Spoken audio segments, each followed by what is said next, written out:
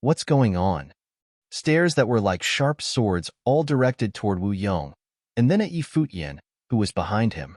Above the sky, heaven was branded crimson red, flowing toward the distance, trying to envelop all of Qinya City. The sun above the sky seemed to become one with Yi Futian and Wu Yong, shining straight upon them. Boom! Wu Yong's body continued to grow taller, more and more powerful, wanting to shelter the sky. Zhonglu, the chief of the Zhong tribe, stared at the scene playing out in front of him. He couldn't be more familiar with this method. He was named after this method. Zhonglu battle form. Zhonglu battle form had 13 phases, and each was stronger than the one before. If it reached the 13th phase, it could be considered the battle form of Renhuang and even become the War Emperor of the Sun. By now, he had reached the realm of Nirvana, but out of the 13 phases of the Zhonglu battle form, he had still only reached the 11th level, and it was only accomplished a few years ago. But at this time, Wu Yong's body continued to rise, becoming stronger and stronger. His aura was so imposing. It was as if he was a Ren Huang reincarnate, and the battle form of Zhonglu was transformed and sublimated. Soon, Wu Yong's battle form had reached the 10th level. This was the level that Nirvana levels could enter. Although Wu Yong entered Nirvana not long ago, he never practiced heavy building battles before. The body, perhaps in the relics, would have to be passed on that day. At this moment, it broke through the 10th phase. Alas, Wu Yong did not stop there. He was still getting stronger. Yi Futian seemed to be transformed into a sun that had devoured heaven and earth. All the fires were surging toward Wu Yong, lending all power to Wu Yong. Boom! Wu Yong's body pulled taller again, and the Zhonglu battle form now reached the 11th phase, the same level as that of Zhonglu, the leader of the Zhong clan. But what shocked Zhonglu was that he did not stop there. Wu Yong was bathed in the infinite flame, and an illusion appeared in his mind. He saw a majestic body standing between heaven and earth. It was Emperor Kwa. At this moment, he truly felt the will of Emperor Kwa. Break! With a thunderous shout, the fire emitted by the sun above the sky turned into a storm. Wu Yong's body rose again. The world roared, and the flames turned into a sea of fire. Many cultivators retreated into the distance. The entire city lord's office was burning, but beyond that, even the sky was burning. In the vast area centered on the city lord's office, countless people looked up at the sky, looking at that tall and immense figure, the flaming god of war. The battles of many cultivators of the Saint Plain were interrupted, and everyone was retreating to evacuate from the battlefield. At the moment, the will upon Wu Yong's body was far too terrible. It seemed intent on burning the sky, and it was difficult to bear the heat in close range. 12th phase.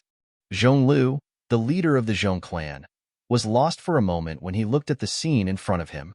The 12th phase could be considered to be at the top of Nirvana Plain, the real peak of the Saint Plain.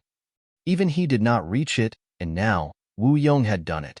However, Wu Yong had achieved it by borrowing the way. Yi Futian had indeed gotten everything left by Emperor Kwa, as they had suspected. No wonder the ruins had disappeared. But what exactly did he get? According to the elders of the Wu clan, it was a terrible sight when Yi Futian devoured the flames throughout the ruins. But it also seemed to corroborate the scene they were witnessing. He was devouring the flames of heaven and earth, and at the same time, releasing the infinite flame into Wu Yong's body to lend him the way. Above the sky, a face appeared. It seemed to be the face of Emperor Kwa that then merged with Wu Yong's body. It was as if Wu Yong, at this moment, represented the will of Emperor Kwa. Not only was the attention of the cultivators of the 7 major tribes fixed on this scene, but many of the cultivators here also stared at Yi Futian and Wu Yong. What a terrible flame! What exactly did Yi Futian inherit? No wonder the major tribes of the western region had gathered here today. They were intending on getting back whatever it was. Even if Emperor Xia's realm should be offended in the process, it was worth it to get back the inheritance left by Emperor Kwa. But now, it seemed that it was not so simple to get it back either. 9 major tribes all belong to Emperor Kwa. Now that the will of Emperor Kwa has made itself visible, the likes of you still have not bowed down in worship. What are you waiting for? Yi Futian stood behind Wu Yong, bathed in the radiance of flames, and said in a clear voice that resounded through the space. To ask the 9 tribes bow down in worship at this moment. The will of Emperor Kwa appeared and descended upon Wu Yong. But no one worshipped. Zhu Kong and the other 7 tribes were here today to arrest people. Even the appearance of Emperor Kwa's will did not have much effect. They were here to recapture, not to worship. The will of Emperor Kwa should be returned to the 9 tribes, Zhu Kong said. Sacrilege, Yi Futian shouted. Today, those who violated the will of Emperor Kwa are to be regarded as traitors. As the heir of Emperor Kwa, I will mete out the punishment later. For now, you still have one last chance to repent. There is still time to obey the last testament of Emperor Kwa. I don't know what you are talking about, Zhu Kong said coldly. His eyes were directed at the others. He said, since he is stubborn and unwilling to follow us back to the west, let's make him. Obviously, he still decided to fight Yi Futian. As the situation had deteriorated to this point, how could it be possible to turn back now? The leaders of each tribe belonged to the Nirvana plane. They were resilient and would not retreat easily. With the 7 cultivators of the Nirvana plane surrounding Yi Futian, the whole world was burning. Everyone, get back, Yi Futian said to his people. This battle was a battle among those at the peak of Nirvana. For those below Nirvana plane, it would be difficult to intervene. Unless those in the front had no doubt, only Shen Tianzhan was still guarding next to him. He was also an expert at flaming ability. If Wu Yong did not come this time, and someone from the Crimson Dragon realm came to plunder, he might have to fight using Shen Tianzhan. But Wu Yong, who was originally from the Wu clan that belonged to Emperor Kwa, was much more suitable. Zhu Kong looked down, and the sun's divine rays sprinkled downward. He lifted his palms. Suddenly, the flames of heaven and earth condensed into a terrible vortex which directly condensed into a solar fireball and burned all existence. Go! Zhu Kong waved his palms downward, and suddenly, the sun dropped. It chased toward the immense body of the towering flaming god of war, the 12th phase of the Zhonglo battle form achieved by Wu Yong. At the moment Zhu Kong made his move, the 7 cultivators of the Nirvana plane gathered a terrible flame of the Great Path at the same time, all of which had the power to destroy. Zhonglu, head of the Zhong clan, between the opening and closing of his eyes, an extreme might descended between heaven and earth. He stepped into the void, and it seemed that a flaming war god would come from the sky and kill Wu Yong. The cultivators of Raven tribe stepped forward, and suddenly, golden sun birds appeared between heaven and the earth, whistling down and drowning the void. 7 cultivators attacked simultaneously. The attack of each contained a different flame, but they all contained a terrifying force of destruction. Wu Yong lifted his eyes and looked at the sky. Between the sky and the earth, things had changed. The infinite flames in the sky converged and spawned a terrible storm this immense. The 7 characters of the Nirvana plane looked at Wu Yong's eyes and saw that between the blinking of the eyes, a solar storm descended. The suns went toward the people in attacks, colliding in the void as if it was the flame that would destroy the world. Boom! Wu Yong reached the sky in one step. His eyes were terrible. At this moment, he seemed to have been transformed into a god. Those eyes were the divine eyes of the sun that hid the method and ways within them. Looking afar, a solar storm was born. The terrible solar vortex storm swept out toward the 7 Nirvana cultivators, trying to bury them in the solar storm. Witnessing this terrible storm, the 7 Nirvana cultivators looked badly. This was the method of the Zhu clan, divine eyes of the sun. Now, it was blooming on Wu Yong with a power that was extremely scary. Compared with Zhu Kong, it could only be stronger, not weaker. The cultivators in the distance were shocked when they saw this scene before them. Was Wu Yong going to fight the 9 major tribes' 7 Nirvana figures with his own strength? At this moment, Wu Yong's breath climbed almost to the extreme of Nirvana plane. Some other Nirvana figures who were also there stared at the battlefield. Saint King of Gai looked indifferent, focusing ahead. Borrowing the will of Emperor Kwa, he said in his heart. He did not expect Yi Futian to work in tandem with Wu Yong to showcase such combat effectiveness. Zhonglo battle form at the 12th phase was already at the top of the Nirvana plane. Wu Yong himself was of the Nirvana plane. Yi Futian had swallowed the power of heaven and earth in order to lend the power to him, thus making him even stronger. That, combined with the will of Emperor Kwa and his inheritance of the Wei, all contributed to the making of Wu Yong at this moment. Wu Yong, under such circumstances, was stronger than any one of the 7 great nirvana figures, and was much stronger. Therefore, even if the 7 great nirvana figures joined forces, it would be difficult to kill Wu Yong. But to take down Yi Futian, it was necessary to pass over Wu Yong. Zhu Kong and the others naturally understood this as well. Zhonglu Raven, we will be the main attack. The others can take down Yi Futian, Zhu Kong said.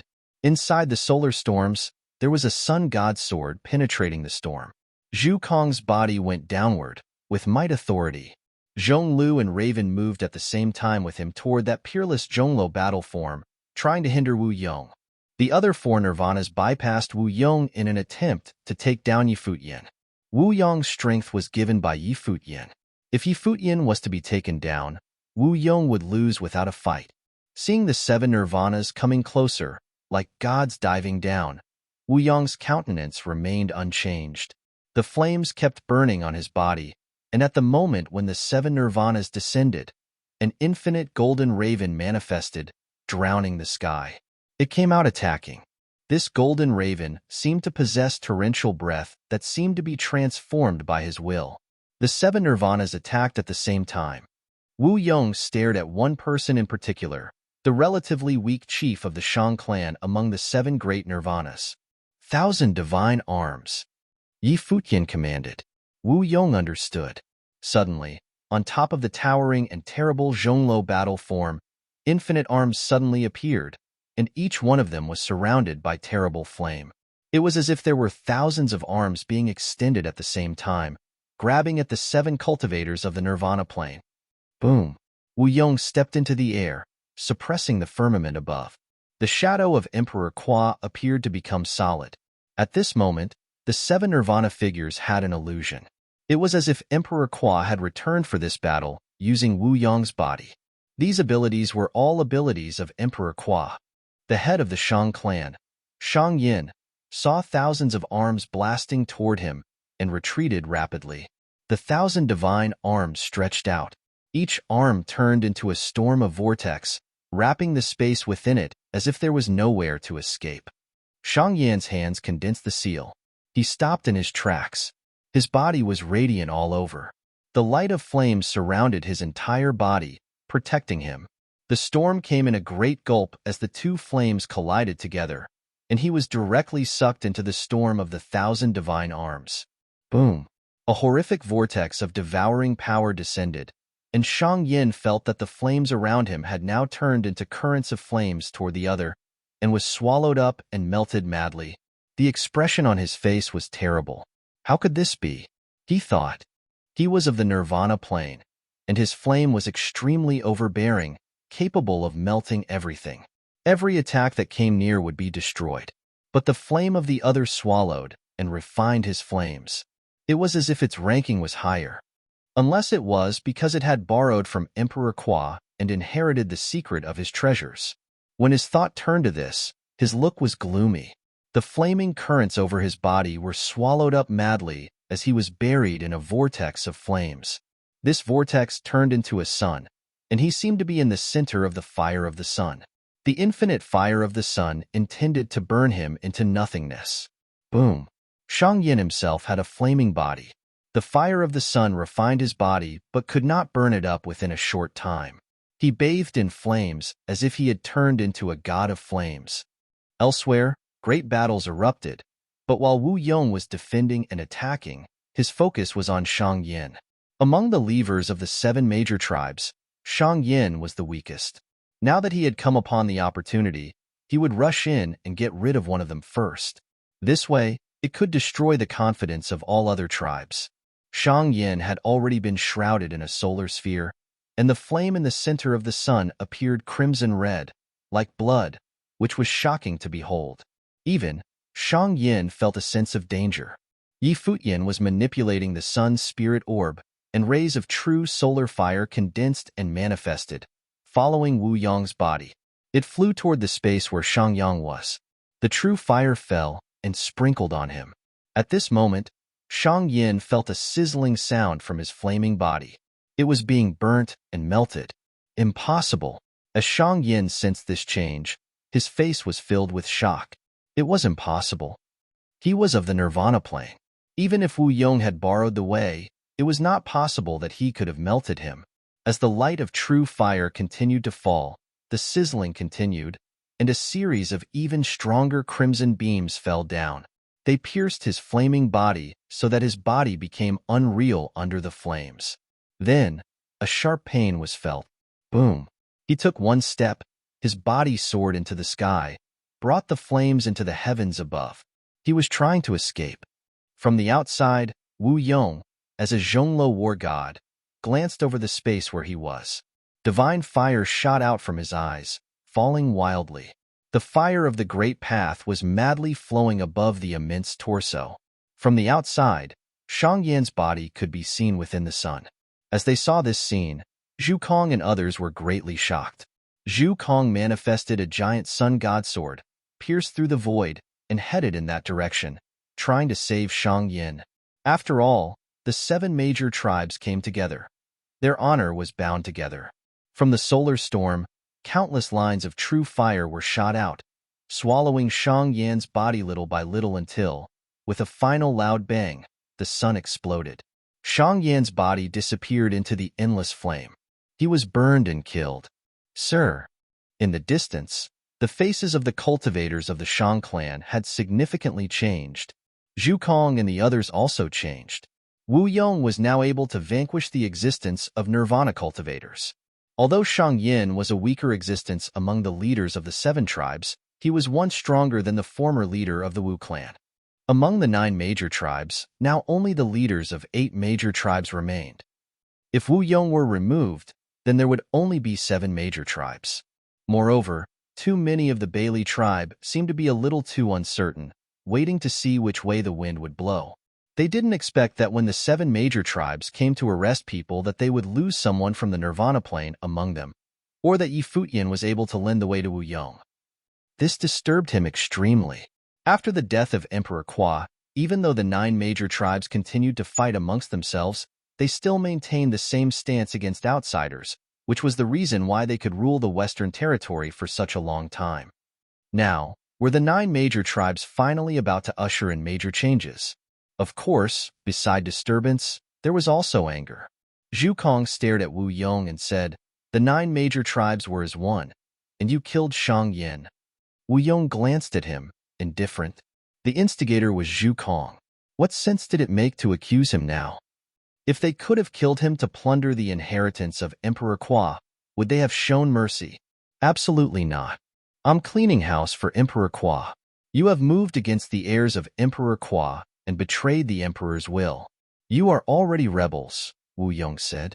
Since both sides had already chosen different positions, the only way was to keep going. Zhu Kong's body soared into the sky, and the bright sunlight above the firmament showered on his body. An endless sun god sword was suddenly created between heaven and earth, covering the vast and immense space in it, sheltering the sky and shielding the sun. Chinya City, countless many looked up, and all were able to witness this shocking scene. Many continued to retreat away from this battlefield. It had become too dangerous here. Zhu Kong, it seemed, was not intending to approach but attacked toward the distance and along the borders. Not only him, but the other 6 Nirvana figures had all released their power. With Zhu Kong's finger pointed downward, the infinite sun god sword fell down, destroying everything. In the distance, a sacred flaming dragon came roaring. These magnificent dragons appeared as true dragons that had descended upon the world and rushed toward those sun god swords. Along with the great roars, a figure came along. The man was holding a scepter. It was Bailey Chiu, the leader of the Bailey tribe. Zhu Kong, are you still so obstinate? Bailey Chiu said to Zhu Kong, who was in the void. Are you also on his side? Zhu Kong stared at Bailey Chiu and said, previously, Bailey Chiu's attitude was ambiguous. He had helped Futian when Futian and his party came out of the ancestral lands. Now, seeing that Futian could lend the way to Wu Yong, had he come out and chosen his position?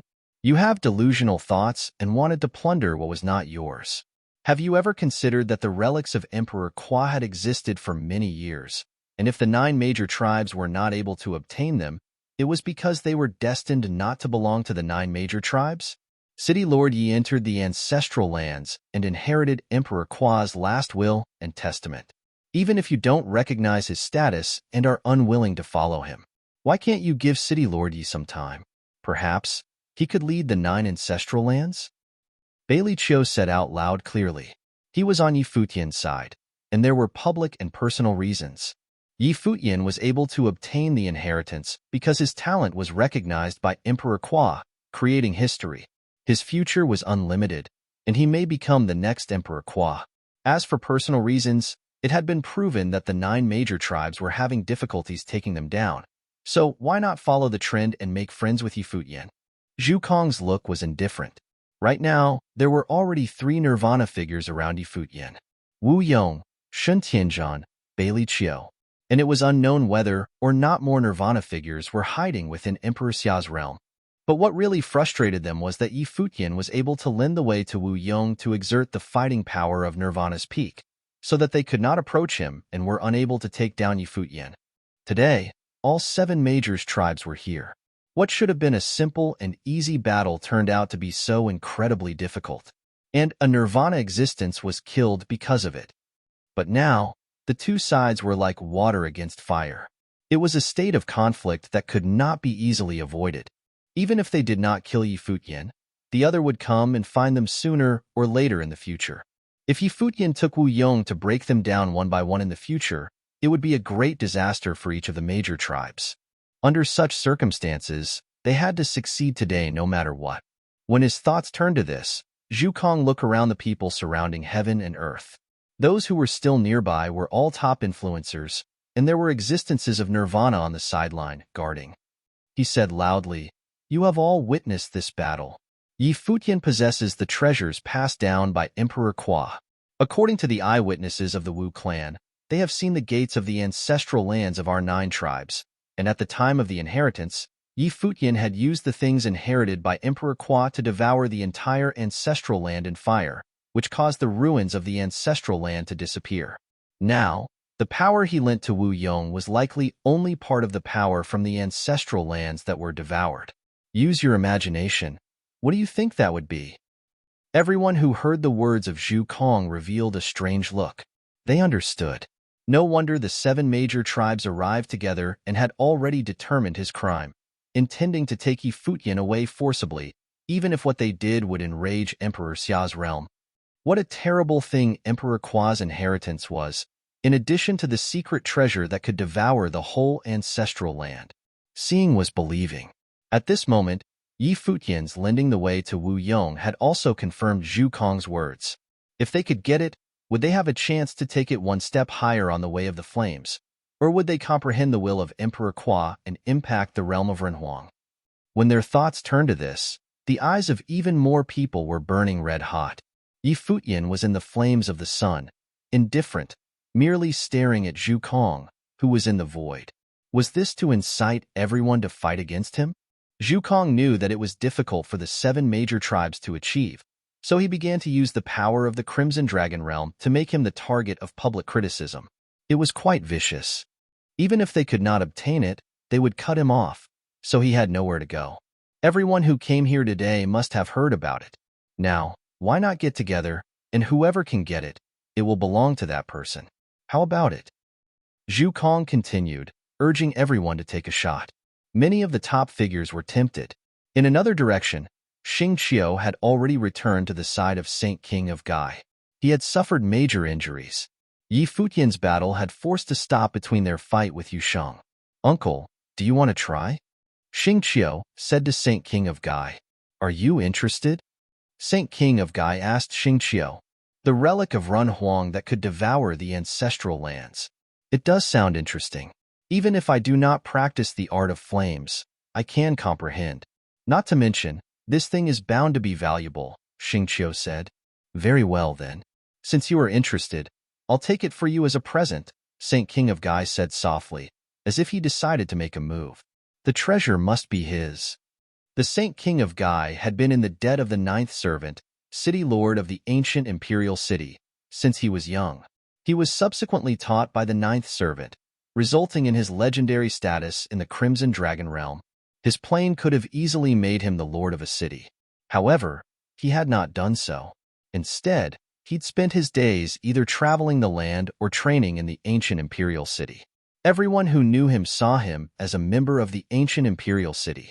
Due to his close relationship with the ninth servant and the others, even though they were not related by blood, Xing Kai and Xing Qiu called him their uncle. The Saint King of Gai nonetheless valued Xing Kai and Xing Qiu very much. Everyone in Crimson Dragon Realm knew that to be true. The Saint King of Gai did not have any descendants, so he nurtured the Xing brothers as if they were his own. The ninth servant, who was known as the number one holiness of Nirvana, hardly needed his help with anything. As such, he was still unable to repay his debt to the ninth servant. Furthermore, he had not worried about the 9 tribes of Emperor Qua coming after him when he'd taken it. The Saint King of Gai naturally knew that Zhu Kong had instigated others to take out Yi Futian because he was unable to do so himself. This would get rid of Yi Futian and give them all the chance to take the secret treasures of Emperor Qua once Yi Futian was dead. However, only 6 of the 9 tribes stood together at the moment. Their allegiances were divided. But then again, he would not have to concern himself with those western tribes once he got his hands on the treasure. Even if the 9 tribes stood together as one, there would still be nothing for him to fear. In the eras that followed Emperor Qua's passing, the 9 tribes lost their former glory. The 9 tribes, which still reigned over the western region nonetheless, hardly concerned him. He saw the 9 tribes as nothing compared to the ancient imperial city. If the ninth servant made a move, not even holiness of Nirvanas would be able to stand in his way. The Saint King of Gai stepped forward, bursting with dazzling golden light. Many pairs of eyes turned to him in an instant. All those looking shuddered intensely. No one had anticipated that the first to act would be the Saint King of Gai. There were many top-notch figures present that day. No one knew if they would act against Chenya City. They all waited to see what would happen. Someone would make a move after Zhu Kong spoke. What surprised them all was that the first to make a move was the fearsome Saint King of Gai. All of them wondered what would happen to Chenya City and Yi Futian after that. Would they be able to escape this ordeal? Yi Futian shot a glance at the Saint King of Gai. Many people behind him made severe expressions at the sight. Shen Tianzhan's pupils contracted somewhat as he said, "Be careful. The Saint King of Gai is an extremely renowned holiness of Nirvana. His art at manipulating space is second to none. He is an extremely dangerous threat." Yi Futian, who was basking in the light of the sun, looked coldly at the Saint King of Gai and Xing Qiu as they walked toward him. Was this the Saint King of Gai's will, or Xing Qiu's? But then again, that hardly mattered. The Saint King of Gai stepped forward. Frightening storms of space whipped up around them as he threw his palm forward. Terrifying whirlpools appeared near Wu Yong and Yi Futian in an instant. Wu Yong, who had taken the form of a god of war and fire, shot a look at the Saint King of Gai, feeling extremely threatened. The will of the great path wielded by the Saint King of Gai was indeed second to none. His eyes turned into the divine eyes of the sun, terrifying will of the flames transformed into the sun, shrouding the Saint King of Gai. The Saint King of Gai responded by grabbing them with his hand. The space around them was twisted until the will of the great path was crushed. One wave of his hand was all it had taken to destroy it all. The Saint King of Gai continued to walk forward. It took only a single step to close in on Wu Yong and the others. The surrounding mighty beings were all shocked by the move.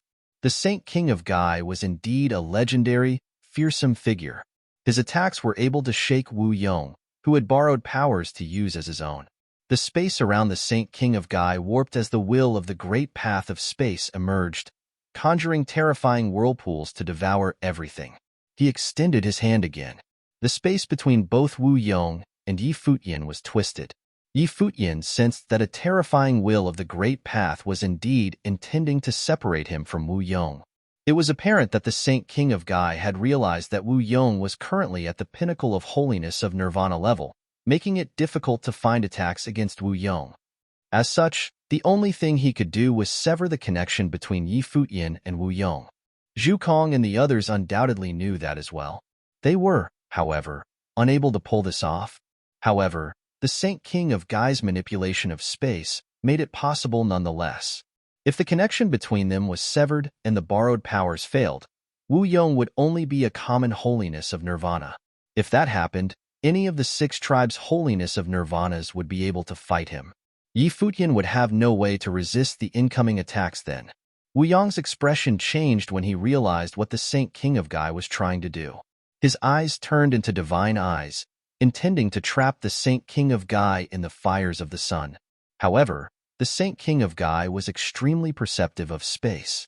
He simply took one step forward and blitzed through space at blinding speeds. It was as if he was trying to tear space itself apart. The attack was unable to even touch his body. The 1,000 divine arms burst out and covered out the sky in an instant, blocking out the sky. Countless flaming hands shot forth, burying the space with a flurry of attacks. A warped storm of space appeared right before the Saint King of Gai. He stepped into the air and extended his hand forward. The devastating storm twisted and tore the incoming hands of the Great Path. Will of the Great Path of Space then shrouded Wu Yong's Chonglu battle form at the same time, separating him from Yi Futian. A twisted storm of space shot at Yi Futian at the same time. Look out! Shen Tianzhan stood before Yi Futian and launched a palm attack, sending the incoming attack reeling backward. The aura around Wu Yong dwindled rapidly. His boundless flames of the way seemed to have been extinguished. The space whirlpool caught his humongous body and severed the connection between him and Yi Futian. Terrifying tearing powers of space appeared between the two men, preventing Yi Futian from borrowing Wu Yong's powers. The Saint King of Gai sent a palm attack forward. It turned into boundless blades of space that tore through the air before him, clashing with the attacks from Wu Yong. Wu Yong's battle form was being wrecked bit by bit and rapidly reducing back to its original form.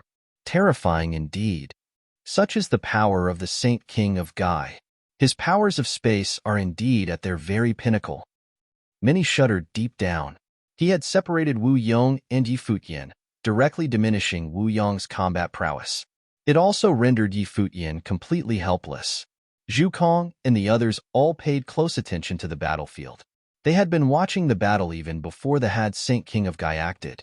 However, at the exact second when Wu Yong and Yi Futian were forcibly separated, they finally stepped out. 6 holiness of nirvanas emerged instantaneously. Their bodies descended from the sky and headed straight for Yi Futian. All 6 of them had terrifying powers. Their pressure permeated the space around them. Yi Futian sensed stifling pressure and nothing else. Shen Tianzhan, who was by his side, felt their intense, looming pressure as well. Bailey Qiu, the leader of the Bailey tribe, frowned. The Saint King of Gai was nothing short of a nightmare when he attacked. The Saint King of Gai shot a cold glance at Zhu Kong and the others when they moved. They had instigated him to make a move. They wanted to take Yi Futian away from him. Did you think that was possible? What are you people taking me for? He stepped forward, zipping through space. The 6 holiness of nirvanas descended within an instant, lashing out at Yi Futian. Boom! Terrifying pulling power grabbed at Yi Futian from below, sending him reeling back. Zhu Kong and the other 5 clashed with Shen Tianzhan and Bailey Qiu, sending the 2 of them flying backward. The 6 went straight for Yi Futian. However, there seemed to be a terrifying matrix of the Great Path lying in wait. A figure appeared behind Yi Futian. He stepped forward and stood before Yi Futian. The image of the matrix continued to grow and become extremely dazzling. Qian. The figure extended their hand and conjured an ancient symbol. It then transformed into a wall of the heavens, blocking out the sky. Boom! The attacks from Zhu Kong and the others bombarded them. The matrix began to crack. They all looked at the handsome figure standing before Yi Futian. They were surprised to find yet another holiness of nirvana on the battlefield.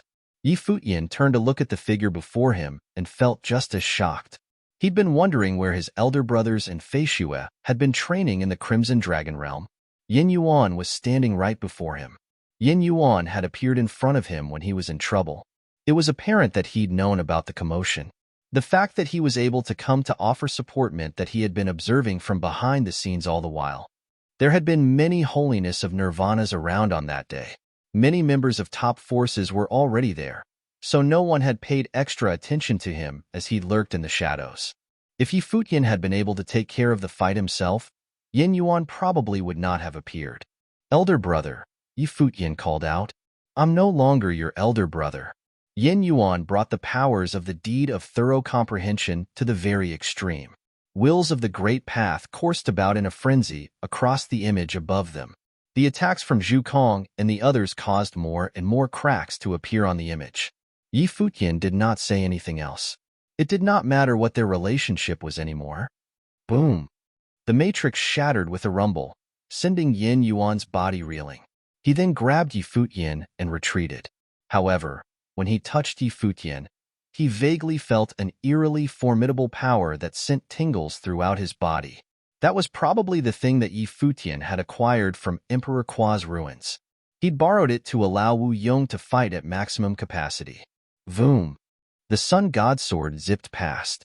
"Run on your own." When Yin Yuan saw several holiness of nirvanas appearing, he knew that his hands were full. They would prevent him from guarding Futian. He struggled to conjure a matrix of the great path again as he moved, but still managed to seal his surroundings for a moment. "Move," a faraway voice said. Someone else appeared. It was yet another holiness of nirvana.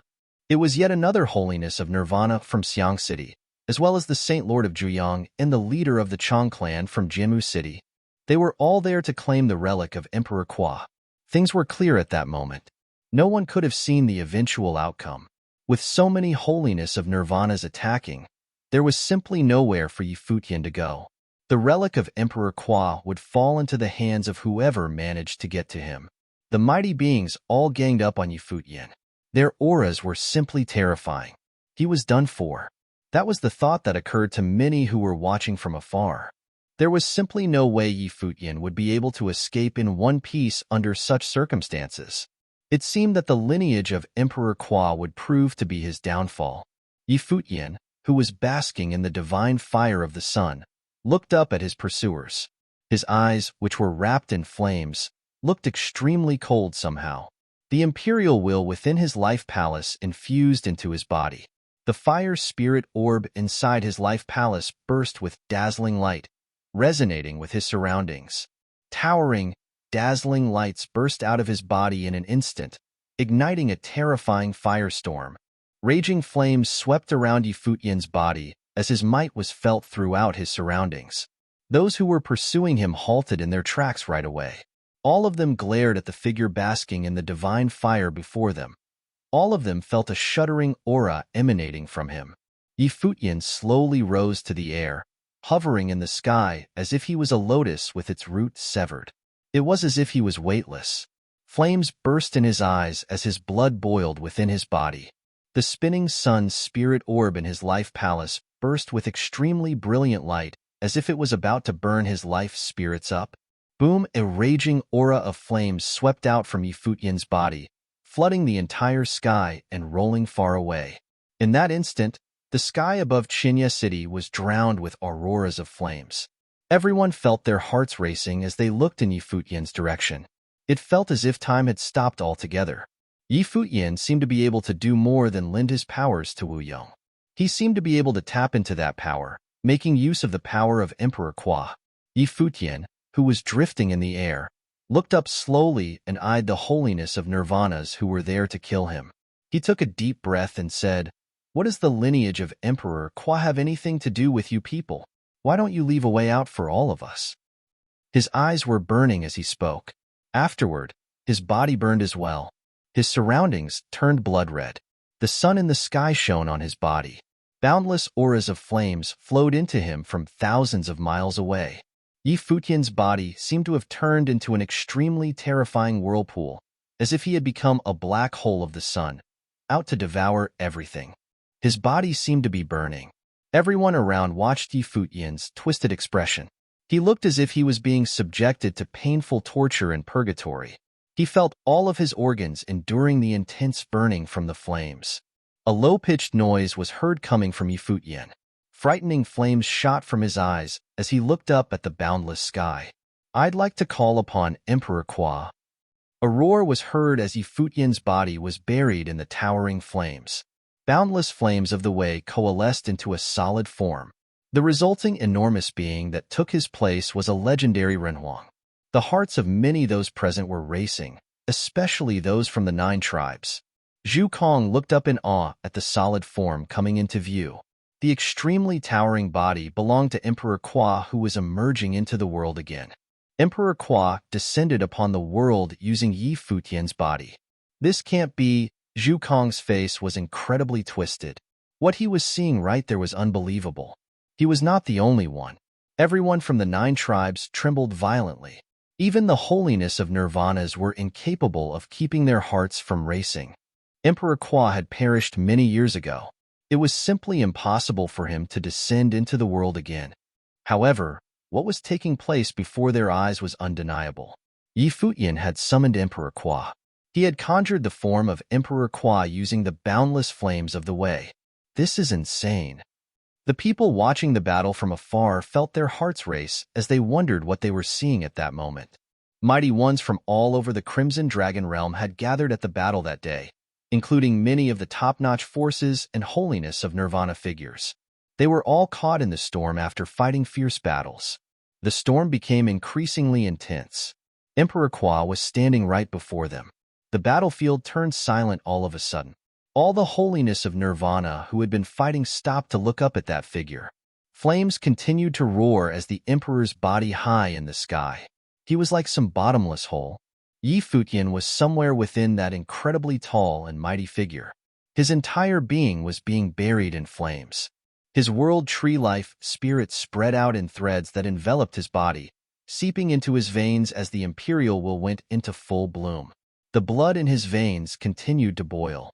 He knew right away that he would have been able to make use of the borrowed powers as soon as he inherited the ruins of Emperor Qua. However, he was simply too weak to do so effectively due to his current plane. As such, he had deliberately lent his powers to Wu Yong when the fighting broke out to let Wu Yong do the fighting.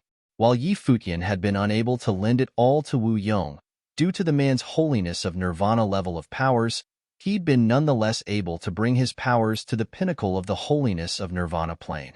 Futian simply had not expected the Saint King of Gai to make a move and sever the connection between the two of them. He'd run out of options and had resorted to summoning Emperor Qua, using the power of the Great Path in his surroundings. His current plane meant that borrowing such terrifying powers would cost him greatly if he wasn't careful. He could die without even knowing how he died.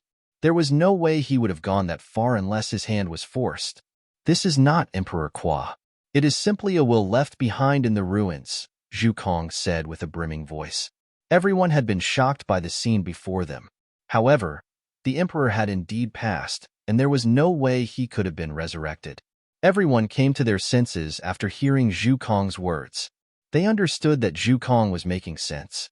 If Emperor Qua had indeed come back to life, he would have been able to tear them to shreds with just one hand. Furthermore, he only has powers at the first level of sainthood. He could suffer from the recoil at any given moment. No one expected that the thing he acquired would allow him to summon the Emperor again, Zhu Kong said as he walked. The greed in his eyes was becoming increasingly apparent. He had to get his hands on it. He deemed it a terrible waste to leave something like that with Futian. If he inherited those powers, he would be able to tap into them during battle.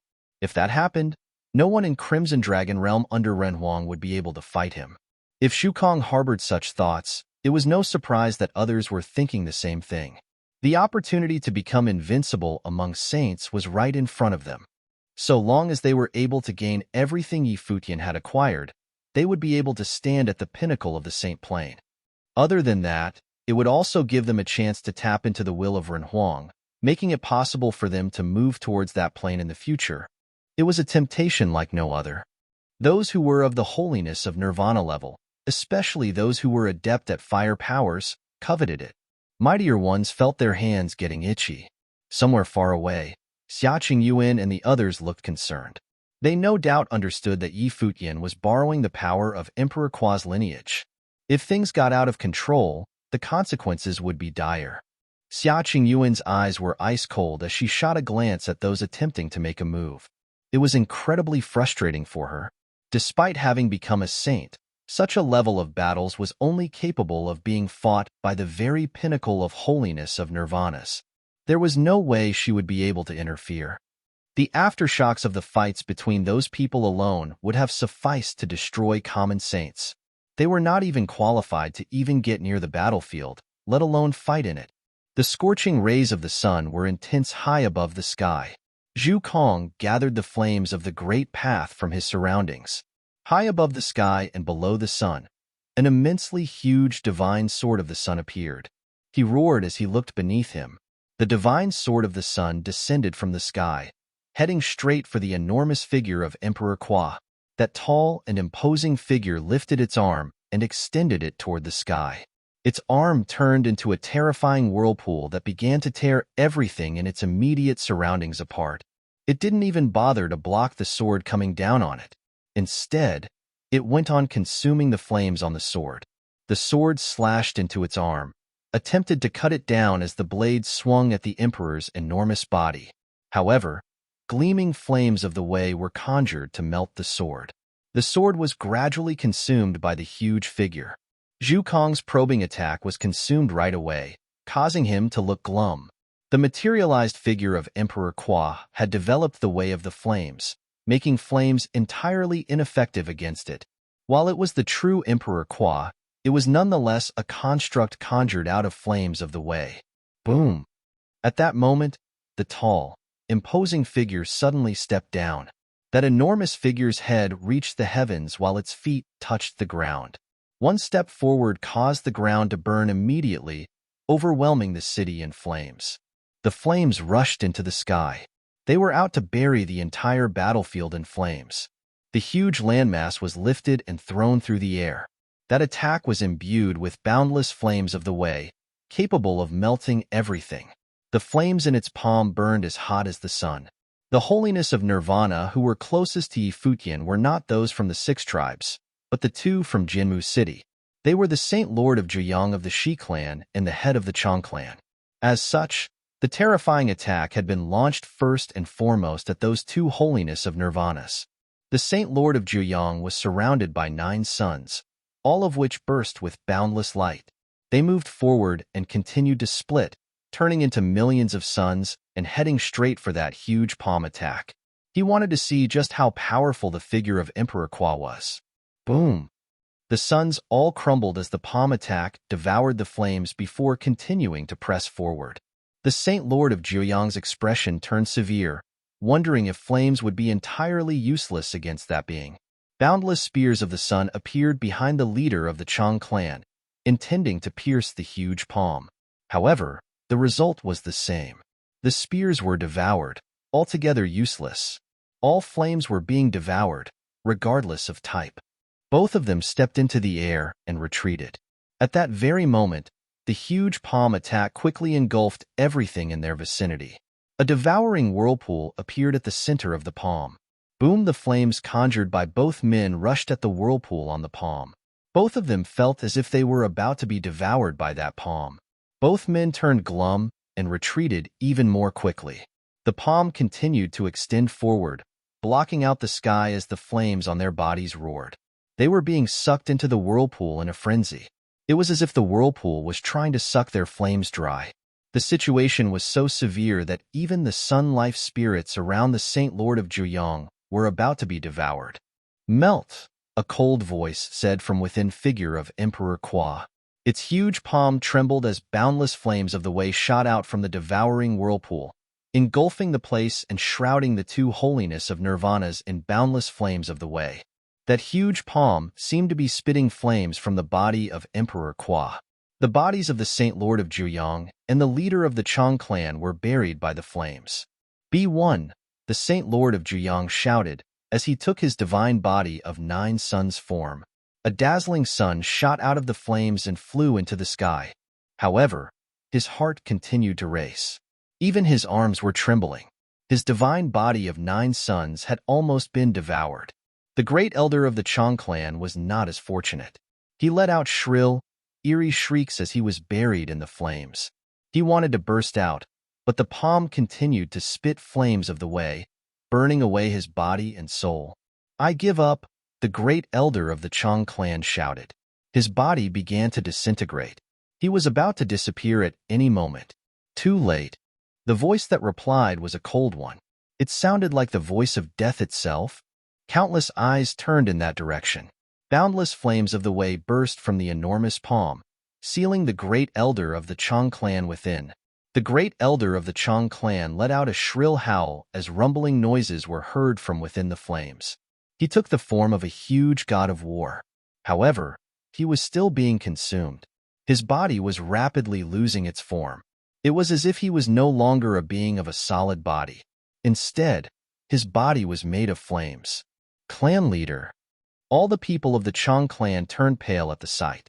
Chang Huai, who had once entered the ruins of Emperor Kwa, was the palest of them all. Their clan leader's body was gradually turning to nothing. Everything around him was on the verge of melting down.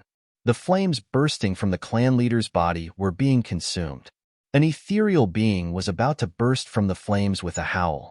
However, bursts of golden divine flames were descending, causing that specter of a being to howl again. No! The great elder of the Chang clan continued to howl. He looked at Futian with a terrified expression. He could only see Emperor Kwa's silhouette, tall and proud. The clan leader was a top-notch figure in Crimson Dragon Realm, as well as a holiness of Nirvana. He was the clan leader of a very renowned clan in Jimu City. He was about to die. A young man on the proving holiness level had tapped into external powers, taking the form of Emperor Kwa to cook him to death. The treasure was left behind by Emperor Kwa, but you nonetheless need to be alive to take it, the tall, imposing figure said in a voice that reverberated throughout the space, causing the hearts of countless people to race. Even the holiness of Nirvanas felt this threat to their lives. Futian was terrifying, even more than when he had been lending his powers to Wu Yong. It was no wonder that he had been so confident before. He was able to lend his powers to Wu Yong, but he was also fully capable of fighting alone. If the leaders of the former 7 tribes, Wu Yong and Shen Tianzhan, had been there would not have been any problems. However, given that so many mighty beings were joining the battle and even the Saint King of Gai making a move, Futian's hands were indeed being forced. Boom! A raging rumble was heard. The body of the great elder of the Chang clan was completely consumed in the frightening flames. His body was reduced to a ball of fire. No! The mighty members of the Chang clan yelled. Their faces were very pale. Their clan's leader had been killed. Their eyes fixed on those flames. They wondered what being a holiness of Nirvana meant to them anymore. Having a holiness of Nirvana in their midst meant that they had the chance to bag a city and become lords. It would have enabled them to create their own clan and establish a top-notch force. The reason why the Chang clan had been able to gain such prestige in Jinmu City was simple. They had the greatest power backing them, a holiness of Nirvana. In the world of cultivation, having top-notch combat prowess meant everything. Their clan leader had been killed. This meant that the Chang clan was now off the list of top-notch forces. All the industries they had in Jinmu City would be taken away by others. There was no way for them to keep control of all their industries. Furthermore, there would be other dire consequences to deal with, such as the many enemies that would be eyeing the wealth of their clan. Every single person and force that they had offended before was waiting to do them harm. The death of their clan leader represented nothing less than a disaster. The Saint Lord of Juyang looked down on the vanishing body in the air and felt a chill running down his spine. He wondered what would have happened if he'd been the one getting cooked to death. The fighting stopped all of a sudden. Yin Yuan turned around to look at where Futian was. He sensed a harrowing aura in Futian when he was near. The power emanating from his now gave him the same feeling. It surprisingly felt like the mysterious power residing within Feishue's body. He wondered if the treasure that Futian had acquired from Emperor Kwa's ruins was something similar to whatever was inside Feishue's body. His teacher had sealed the power in Feishue's body, never letting Feishue use it for training. His teacher had been afraid of the consequences that would result, fearing that it would exceed what Feishue could endure. At present, Futian was cornered enough that he'd had to tap into such powers to do battle. If the recoil was more severe than expected, the consequences would be dire. Read the next chapter on our VIP novel. Com. Yin Yuan wondered how Yi Futian was able to endure using such powers. If Fei Xue tried to pull off what Yi Futian had pulled, he was sure that the likelihood of her death would have been over 90%. He'd been able to deduce that from how Fei Xue tapped into the power of that thing inside her to train. Yi Futian had to be severely cornered by the many holiness of nirvanas to perform such a feat. Things would not have come to this otherwise. An elder appeared in the distant sky. He looked down at the battlefield with a faint smile on his lips. He found it interesting that Yi Futian had succeeded in inheriting Emperor Kua's ruins. However, he found so many holiness of nirvanas ganging up on their junior to be rather unsightly. Even after stepping into the holiness of nirvana level, they still wanted to become invincible on such a plane. If they succeeded in becoming invincible on the holiness of nirvana plane, they would probably want to get to the Renhuang plane next. The further one's journey into cultivation went, the greater their yearning for greater planes would become. It was because they had already seen things that were so beautiful that they wanted to reach higher heights to see more. This is not Emperor Kua. This is just a specter that he conjured using the treasure's power. Do not get near him, Zhukong said. He too felt a tinge of fear and panic inside him. If they gave up them, it would be a catastrophe for the tribes. There was simply no way Yi Futian could just let the 6 tribes go, especially not after all the fighting they had done that day. Their only way forward was to kill Yi Futian. Yi Futian's continued existence would pose a great threat to them. They needed to take him out. Yi Futian glanced at the leaders of the 6 tribes. The eyes of Emperor Kua turned to the leader of the Vermilion Bird tribe. A terrifying aura of sharpness emanated from him. You wretched beast! You see your emperor in front of you, and you refuse to submit? The huge figure shouted. He fired a terrifying will into the mind of the being. The clan leader felt a chill run through him, making him balk. He felt rather dazed at that moment. It was as if he was facing the emperor himself. You once served as my steed. You should have stuck with your mission and aided the one inheriting my powers. I shall give you one more chance. If you're willing to serve me and kill Zhu Kong, all of your crimes of the past shall be absolved, another voice said, reverberating throughout the place. The look in the eyes of the leader of the Vermilion Bird tribe suggested that he was struggling with the decision. He naturally understood that the one speaking was Yi Futian. He realized that Yi Futian was pretending to be the emperor by mimicking the emperor's tone. However, Yi Futian was attempting to spare him as well. If he changed his stance right there and then, it might be possible for him to come out in one piece. He hesitated. Can't you see that he is playing you for a fool? Zhu Kong asked, looking at the Vermilion Bird tribe leader. He was surprised to see that the other tribe leader was hesitating. The Vermilion Bird tribe leader was still hesitating. Wu Yong had been the first one to submit to Yi Futian, and Wu Yong had become a holiness of nirvana. The Bailey tribe decided to do the same and stand together with Yi Futian. Why were they all doing this? Yi Futian had been able to inherit the ruins of Emperor Kua. After the battle they had fought that day, there was no doubt that Yi Futian's talents were immense. He would probably become the next Emperor Kua. The reason that they had all thought only of taking the power from him instead of submitting was that he was believed to be too weak to be the new emperor. However, that thought seemed to be changing. Furthermore, Yi Futian was giving him a chance to change his mind. While he was able to tap into Emperor Kua's powers and bring this much combat prowess to bear at the moment, it is obvious that he is duping you because he is not confident in his ability to fight any further. Don't fall into his trap, Zhu Kong said to everyone with a brimming voice. The power of Yi Futian's side continued to grow. If the Vermilion Bird tribe leader decided to balk and switch sides, then the 9 tribes would have only 5 left. Yi Futian would have 3 tribes on his side. You now have a chance.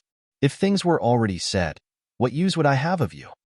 Emperor Kua said yet again. The eyes of the Vermilion Bird tribe leader kept shifting. If he were truly able to take Yi Futian down in such a situation, would he be able to get anything left behind by Emperor Kua? That wasn't certain.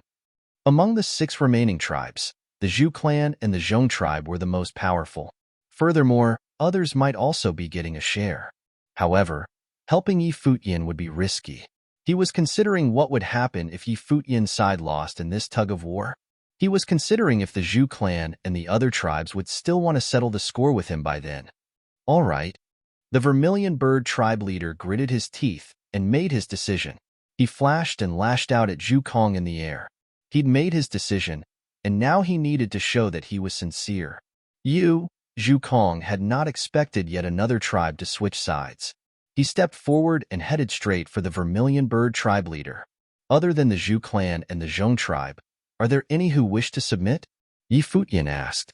If any tribe wishes to submit, each side will have 4 tribes each. Regardless of how the battle ends, there will always be 4 tribes standing on one side. If that were the case, there wouldn't be any need for further concerns. After the Vermilion Bird tribe, there were still the Nanli tribe, the Raven tribe, and the Zhu tribe left. There is still one place left. Any tribe that decides to submit to me will receive the powers of Emperor Kwa to aid their training, Futian said. Despite having killed a holiness of nirvana to shock everyone, there were still too many enemies for him to take on at once. The situation was still dangerous for him. Even if he could defeat all of his enemies, it would be impossible for him to kill all of them.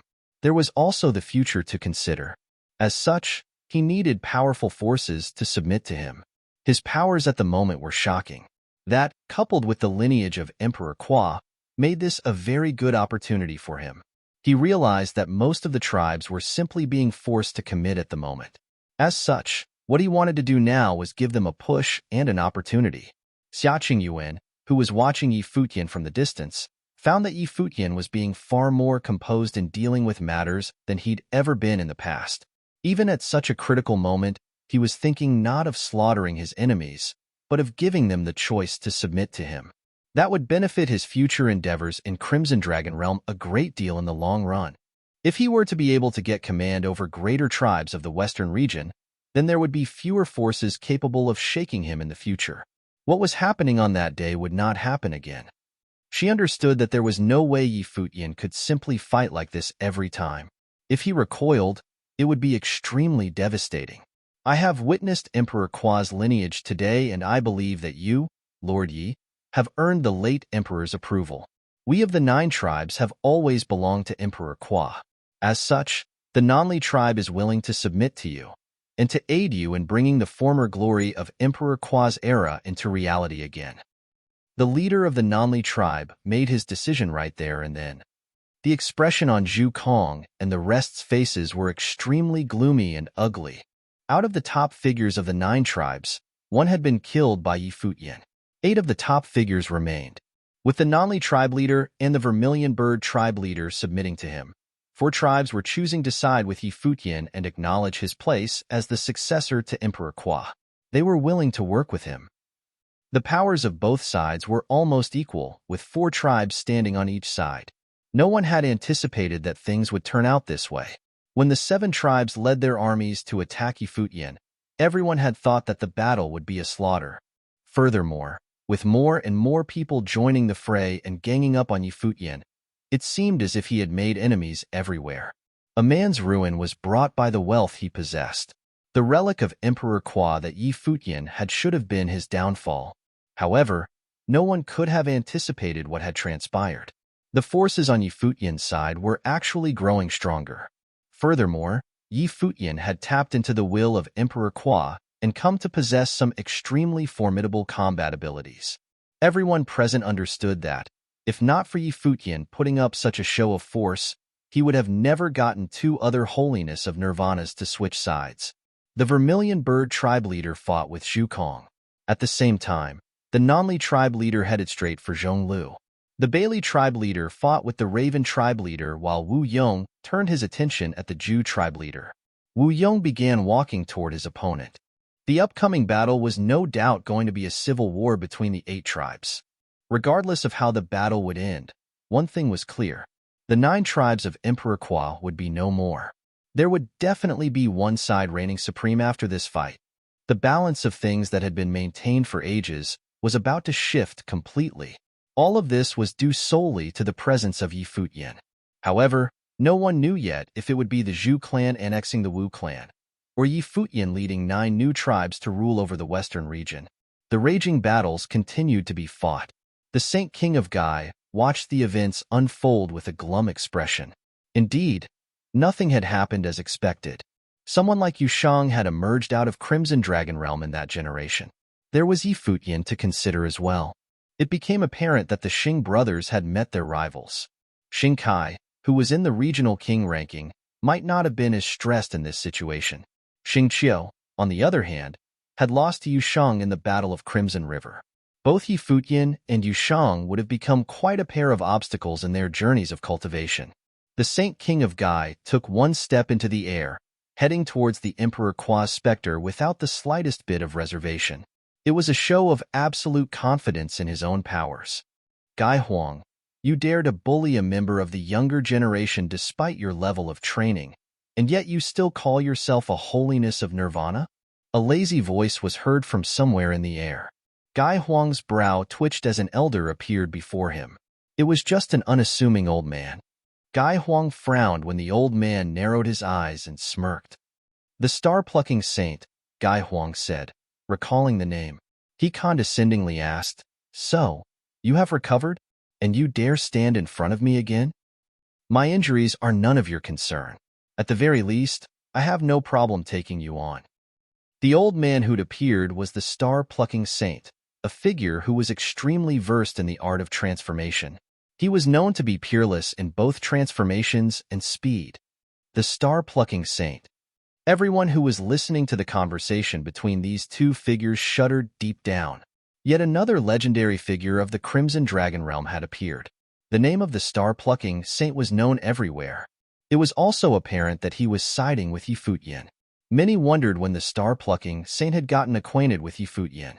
The Saint Lord of Jiuyang and Xichuan, who was watching from afar, sported glum expressions. They knew that the flames of the way belonging to the Shi clan had been stolen by the star-plucking saint. Furthermore, he'd then given the flames to Futian. That act led to the scene taking place.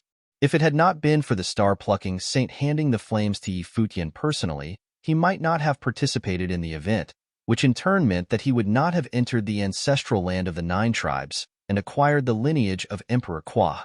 As such, it could be said that the star-plucking saint was the one who had single-handedly brought forth what was happening. First, he handed the flames of the way to Futian. Then, he showed up on the battlefield again. Many wondered what was he up to by doing all of that. Furthermore, what the Saint King of Gai said meant that the star-plucking saint had sustained injuries before. That probably had a lot to do with the ancient imperial city. They were wondering if the rumors had been true, if the star-plucking saint had fought with the ninth servant, the city lord of the ancient imperial city, and was injured in the fight. Read the next chapter on our VIP novel. Calm. That's so? Gai Huang said condescendingly. He stepped forth and grabbed at the air. An enormous golden handprint shot forward, heading straight for the star-plucking saint. The handprint shrouded the entire place, filled with terrifying shredding powers. It was as if the entire space was about to be torn to pieces. Boom! A loud rumble was heard as the star-plucking turned into a body of stars. A holy ring of the great path glittered. Dazzling lights of the stars coursed about and merged with his body. Terrifying space-shredding powers tore away, crushing the external shell of stars and tearing at the star-plucking saint. It was still unable to crush all the stars in one go. As holiness of nirvanas, their plane had long ago melded with the great path. Death could come with only a single thought. Both attacks and defenses were done at harrowing magnitudes. Stars burst out around the star-plucking saint all of a sudden. All of them were of great size. The place seemed to have turned into a world on its own. Rumbling noises were heard as extremely harrowing powers were born, causing even people standing quite far away to tremble. As implied by his name, the star-plucking saint was able to pluck stars with his hands. Voom! Gai Huang zipped past in the air, ready to escape the place right there and then. The star-plucking saint extended his hand and grabbed at the air. The entire vast area seemed to be literally within his grasp. His body disappeared unbelievably quickly. It was worth noting that the star-plucking saint was peerless when it came to speed. Voom! Both figures moved at extreme speeds, arriving high above the sky right from the ground within the blink of an eye. The Saint King of Gai's plane made it so that he was able to traverse extremely vast distances within a moment. However, when he reached his destination, he still found the stars all around him. Gai Huang glared at the star-plucking saint and said, "So, by plucking the stars with your hands, you can get the world in your palm. Not bad. You've apparently heard of what I'm capable of. If you're interested in becoming my student, I could teach you," the old man said with a smile, sounding unbridled. "You lost at the hands of the renowned ninth servant, yet you are offering to be my teacher," Gai Huang jabbed sarcastically. Boundless golden lights burst through the air, shooting all around his surroundings. "Why are you bullying a kid?" The old man smirked without care. He waved his hand around and an enormous star appeared, seemingly conjured by the great path itself. It charged straight at Gai Huang. Their surroundings rattled. The extremely huge star wanted to kill everything. Countless people in Qinya City looked up and saw the star falling from the sky. All of them were extremely shocked. The star-plucking saint and the Saint King of Gai were both top-notch figures known throughout the Crimson Dragon realm. The battle between them was nothing short of horrifying. The storm in Qinya City was also getting increasingly frightening. Humph! Gai Huang smirked coldly. He stood tall and proud as dazzling light coursed over his body. The will of the great path of space shrouded their surroundings. Even though that huge star was about to crash down on him, he stood his ground without any intention of evading or blocking. He lifted his arm and pointed just as the star was about to fall on him. Boundless dazzling wills of the great path of space enveloped their surroundings, slowing the star down. The body of the star seemed to be engulfed by the light of space. Gai Huang stepped out again and pointed at the star directly. The will of the great path burst into the star immediately. Boundless dazzling lights caused the star to emit a blinding brilliance, crumbling apart with a loud rumble. The star-plucking saint was unfettered as he looked on calmly. He then waved his hand, causing all the stars to fall toward Gai Huang like comets. Gai Huang's body looked quite puny and insignificant when compared to the vastness of the area of stars around him. That attack, the hearts of the people watching raced. The aura of both men fighting high above in the air felt stifling to all of them. There was hardly anyone paying to the other battles happening below by then. Yushang and many others who were not fighting were ignoring everything else. However, at that moment, Yushang turned to look in another direction. Xingqiu sensed something from far away. He frowned when he noticed Yushang glaring at him. Yushang's stout frame burst into the air at the very next moment. Rumbling noises were heard all over the place. On the chaotic battlefield where holiness of nirvanas fought, Yushang charged straight at Xingqiu. The outcome of the Battle of Crimson River was final. Still, Xingqiu instigated Gai Huang to participate in the battle. Furthermore, Xingqiu had fought in that battle in the past. As such, Yushang saw no need to hold back against Yushang. Xingqiu's expression changed slightly. He was there for the Saint King of Gai that day. His status and the Saint King of Gai's strength meant that no one dared to make a move against him. However, at that very moment, someone was making a move against him. Boom! Raging auras burst forward in an instant. Xingqiu resonated with the Great Path as rings of the Great Path dazzled above him, generating extremely potent power. Boom! Another rumble was heard. Yushang moved like a devil of unparalleled strength as he traversed the space. A huge shadow of the devil appeared behind him, looking imposing and brimming with energy. He then threw a punch that could tear through space itself. Countless wills of the fist burst from the huge, imposing devil, tearing through space and landing on Xingqiu's body. Yushang's fights had always been straightforward and overwhelming, lacking the slightest hint of flourish and fluff. All there was to him was power and overwhelming strength. He burst forward with raging strength. He was about to tear through anyone who dared to stand in his way. Xingqiu roared and brought his will of the fist down on Yushang. He threw a palm attack at the same time, feeling a god of war, attempting to block Yushang's advance. Boom! Raging rumbles were heard. The defense crumbled altogether as Yushang's raging body continued to burst forward like a bolt of lightning. Everyone saw Xingqiu's body go flying away a moment later. Xingqiu rose from the ground and wiped the blood off of the corner of his mouth, looking at Yushang, who continued to press forward. A ritual implement was seen in his hand, emanating a brilliant ring of light that melded with his arm. Rings of light swept through his surroundings in an instant. will of the great path of an even greater magnitude descended. A stifling pressure permeated throughout the space with Xingqiu's body as the center. Even though he had been defeated by Yushang before, he had never used ritual implements to do battle with him. However, he deemed Yushang to simply be too much to handle, what with the other party targeting him specifically. The way Yushang came at him suggested that Yushang wanted him dead. Xingqiu was born and raised in ancient imperial city. Few in the Crimson Dragon realm would dare to try to take his life. There was a handful who dared to get on the bad side of the city lord of ancient imperial city, the #1 city outside of Crimson Dragon City. However, Xingqiu could feel that Yushang was simply a lunatic and an absolute exception. He had trained in the regional palace and was ranked in the regional king ranking.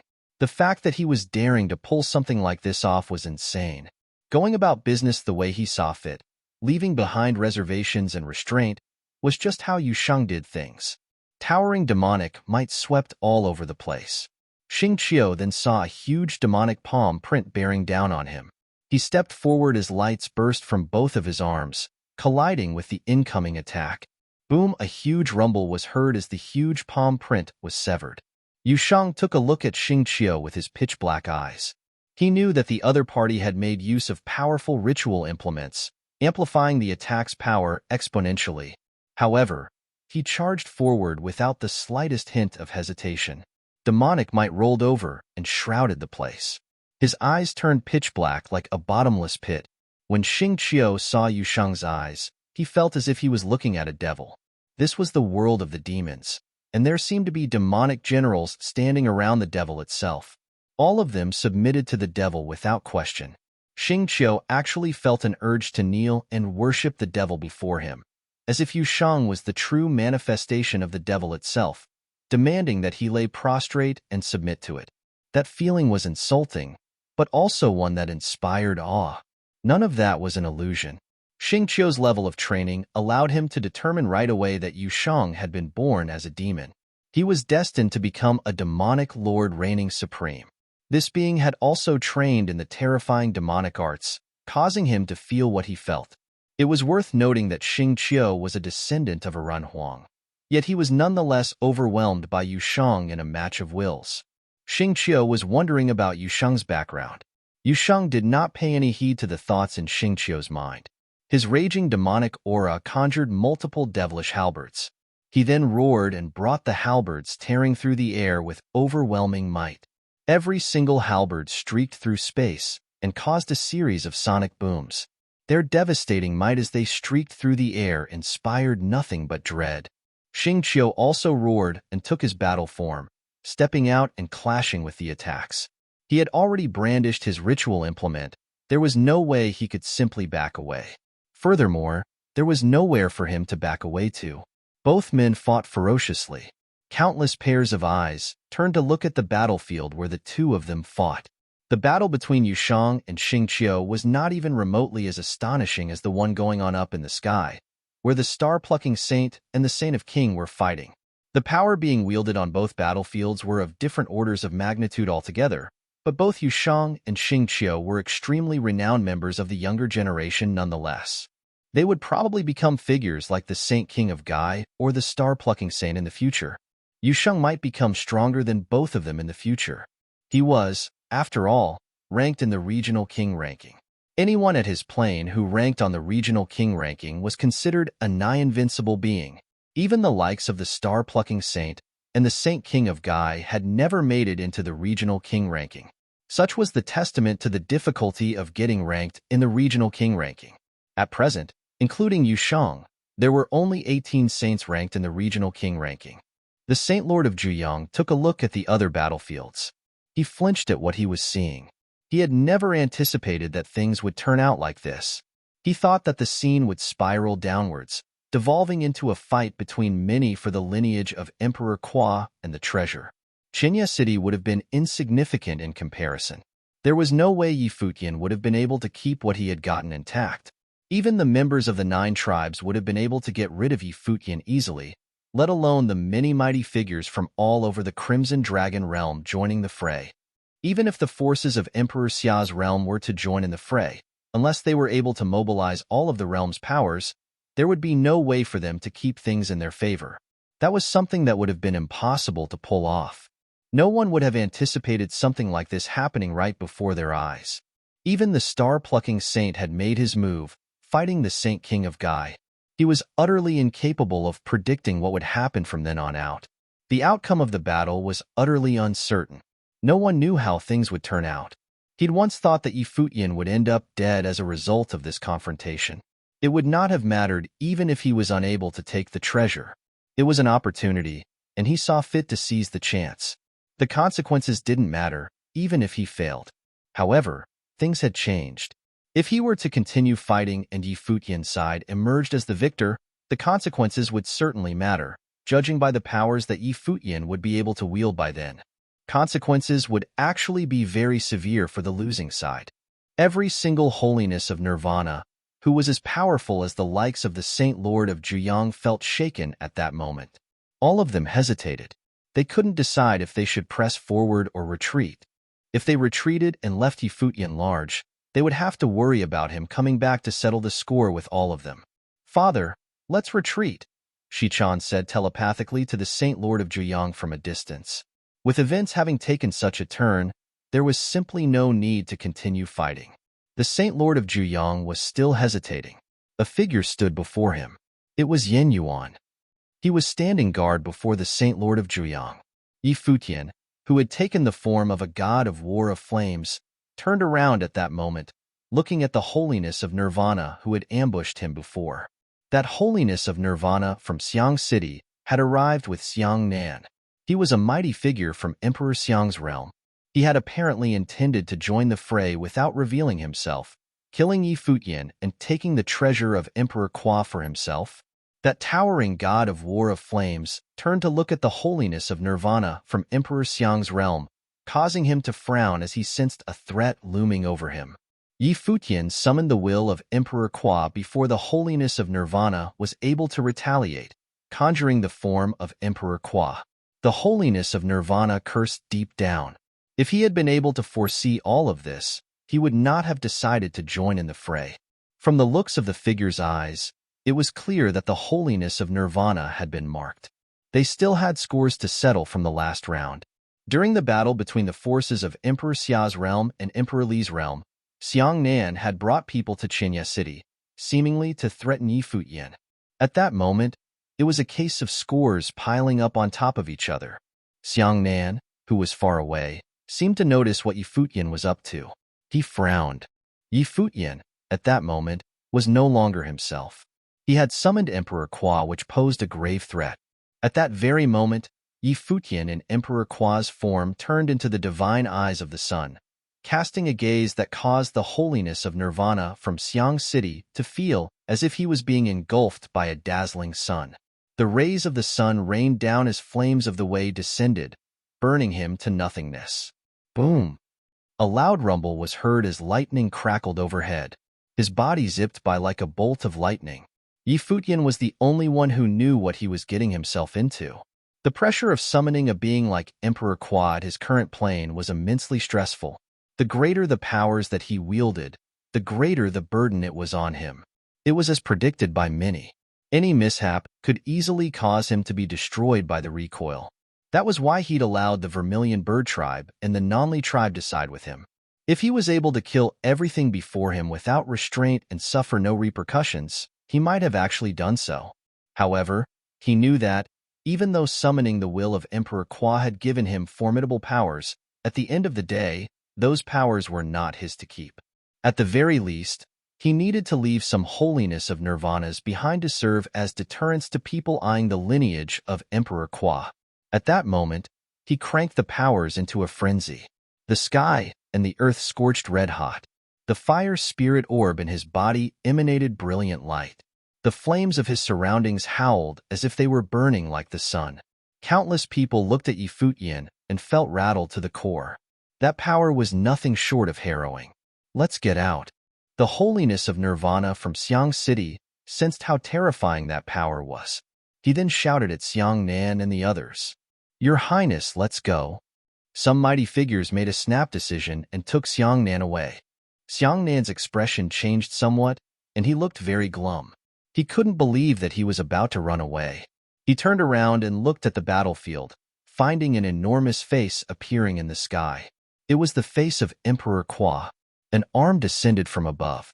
The boundlessly huge arm seemed to be a manifestation of flames of the way. It blocked out the sky and swatted at the holiness of Nirvana. That mighty being roared. His entire body was clad in lightning as he burst through the clouds. Brilliant light burst from his body as he moved faster than a bolt of lightning.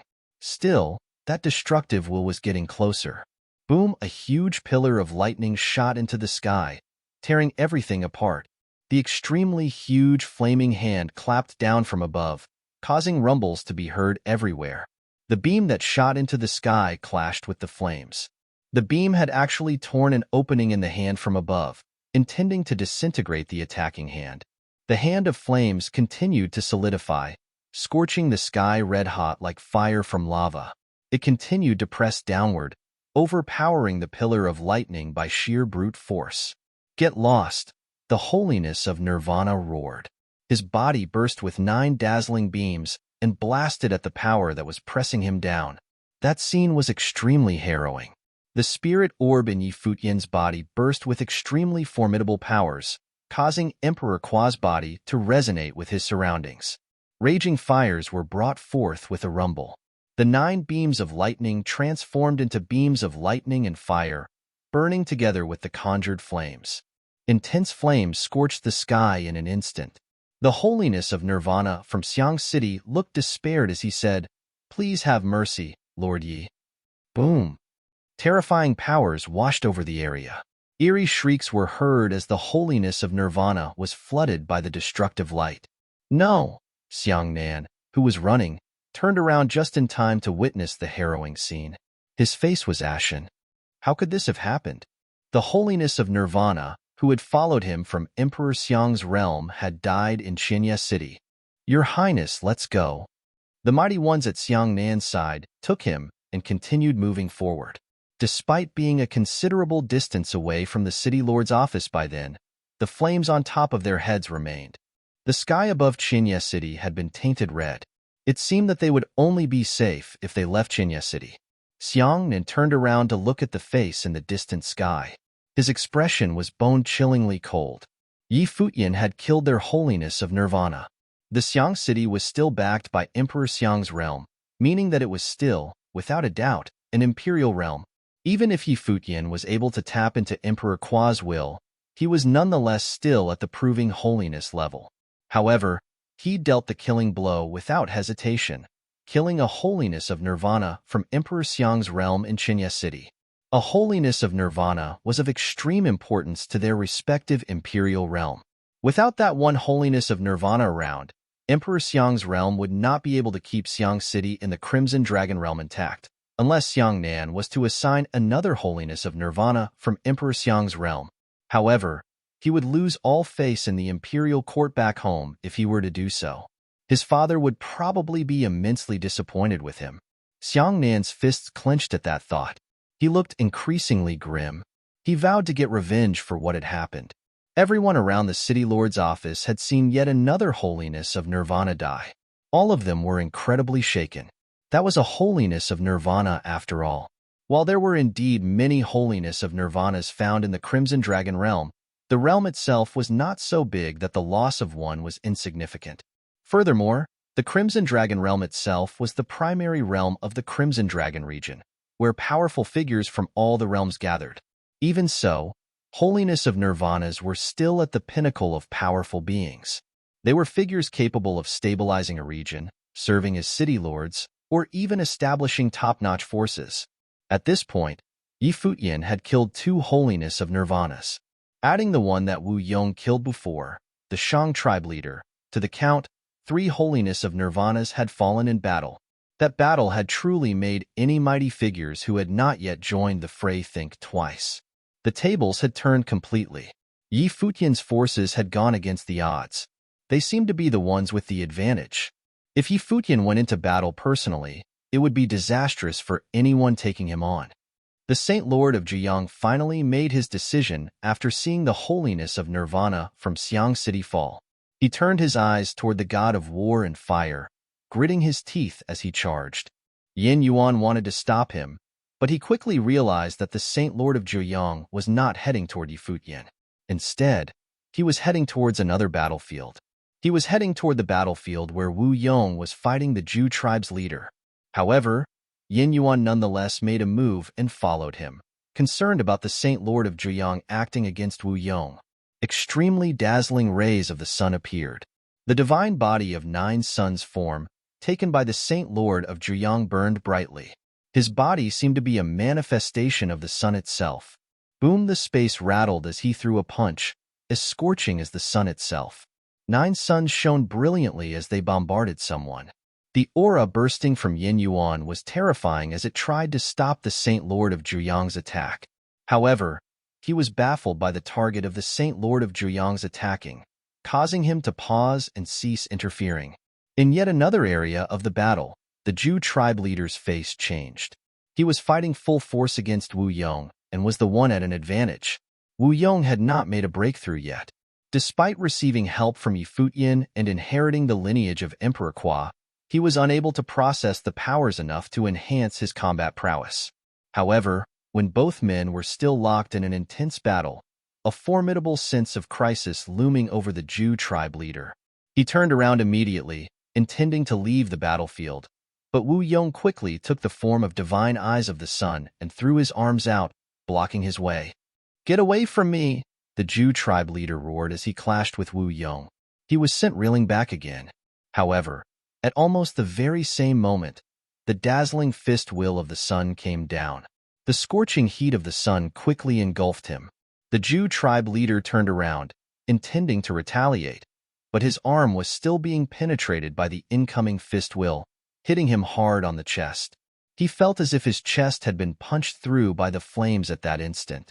At that very moment, he sensed another looming danger behind him. Wu Yong saw no sense in letting the opportunity slip through his fingers.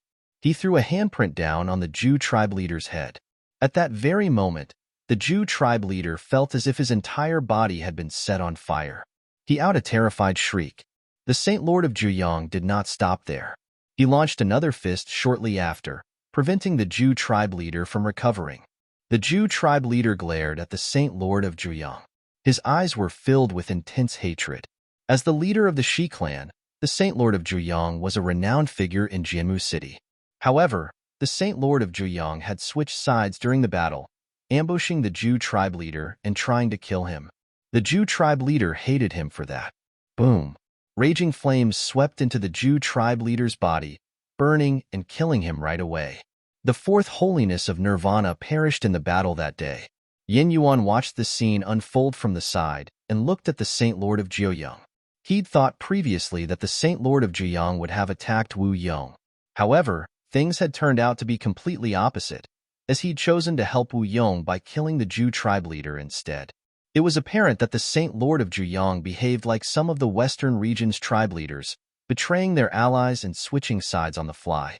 Furthermore, he did not simply give up and leave. He'd opted instead to land a killing blow out of nowhere, thereby adding yet another holiness of Nirvana to Futian's kill list. He was extremely decisive. His method was extremely brutal. Countless people who were watching from far away were shocked by the scene. What the Saint Lord of Zhejiang had just pulled would probably be used against him in the future. However, the decisiveness and brutality he'd shown had no doubt served as the best way for him to get out. He did not want to get involved in the mess any further.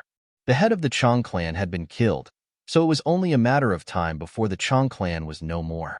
He did not want to see the same thing happen to the Shi clan. City Lord Yi, I participated in today's battle out of greed, and I have atoned for my mistakes by killing a holiness of Nirvana for you. I hope you will forgive what I did today.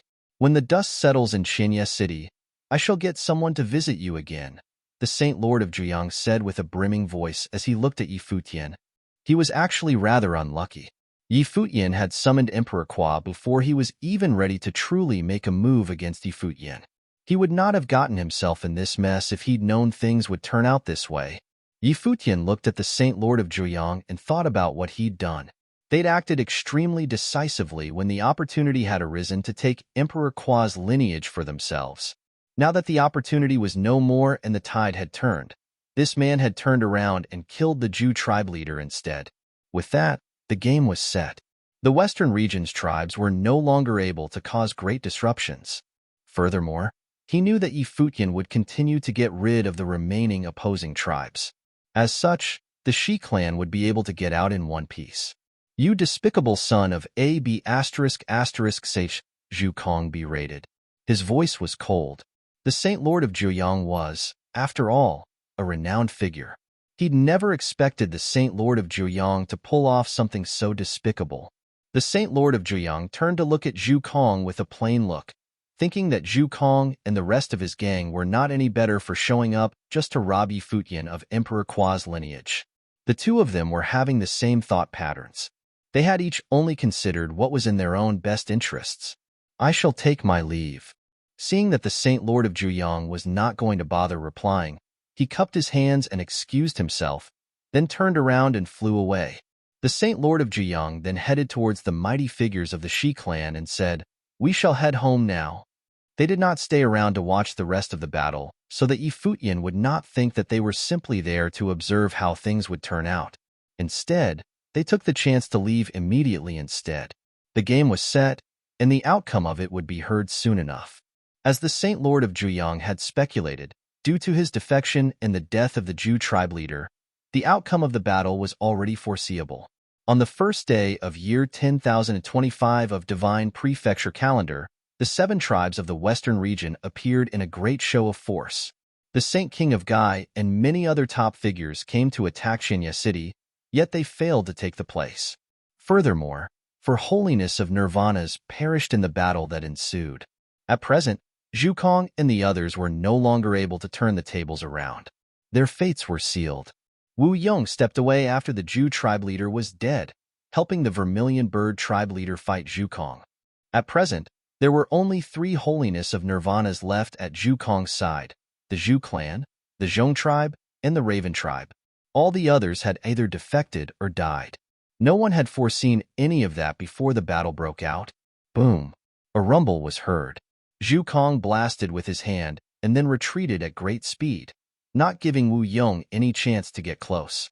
He then yelled, "Retreat." He understood that the game was set by then.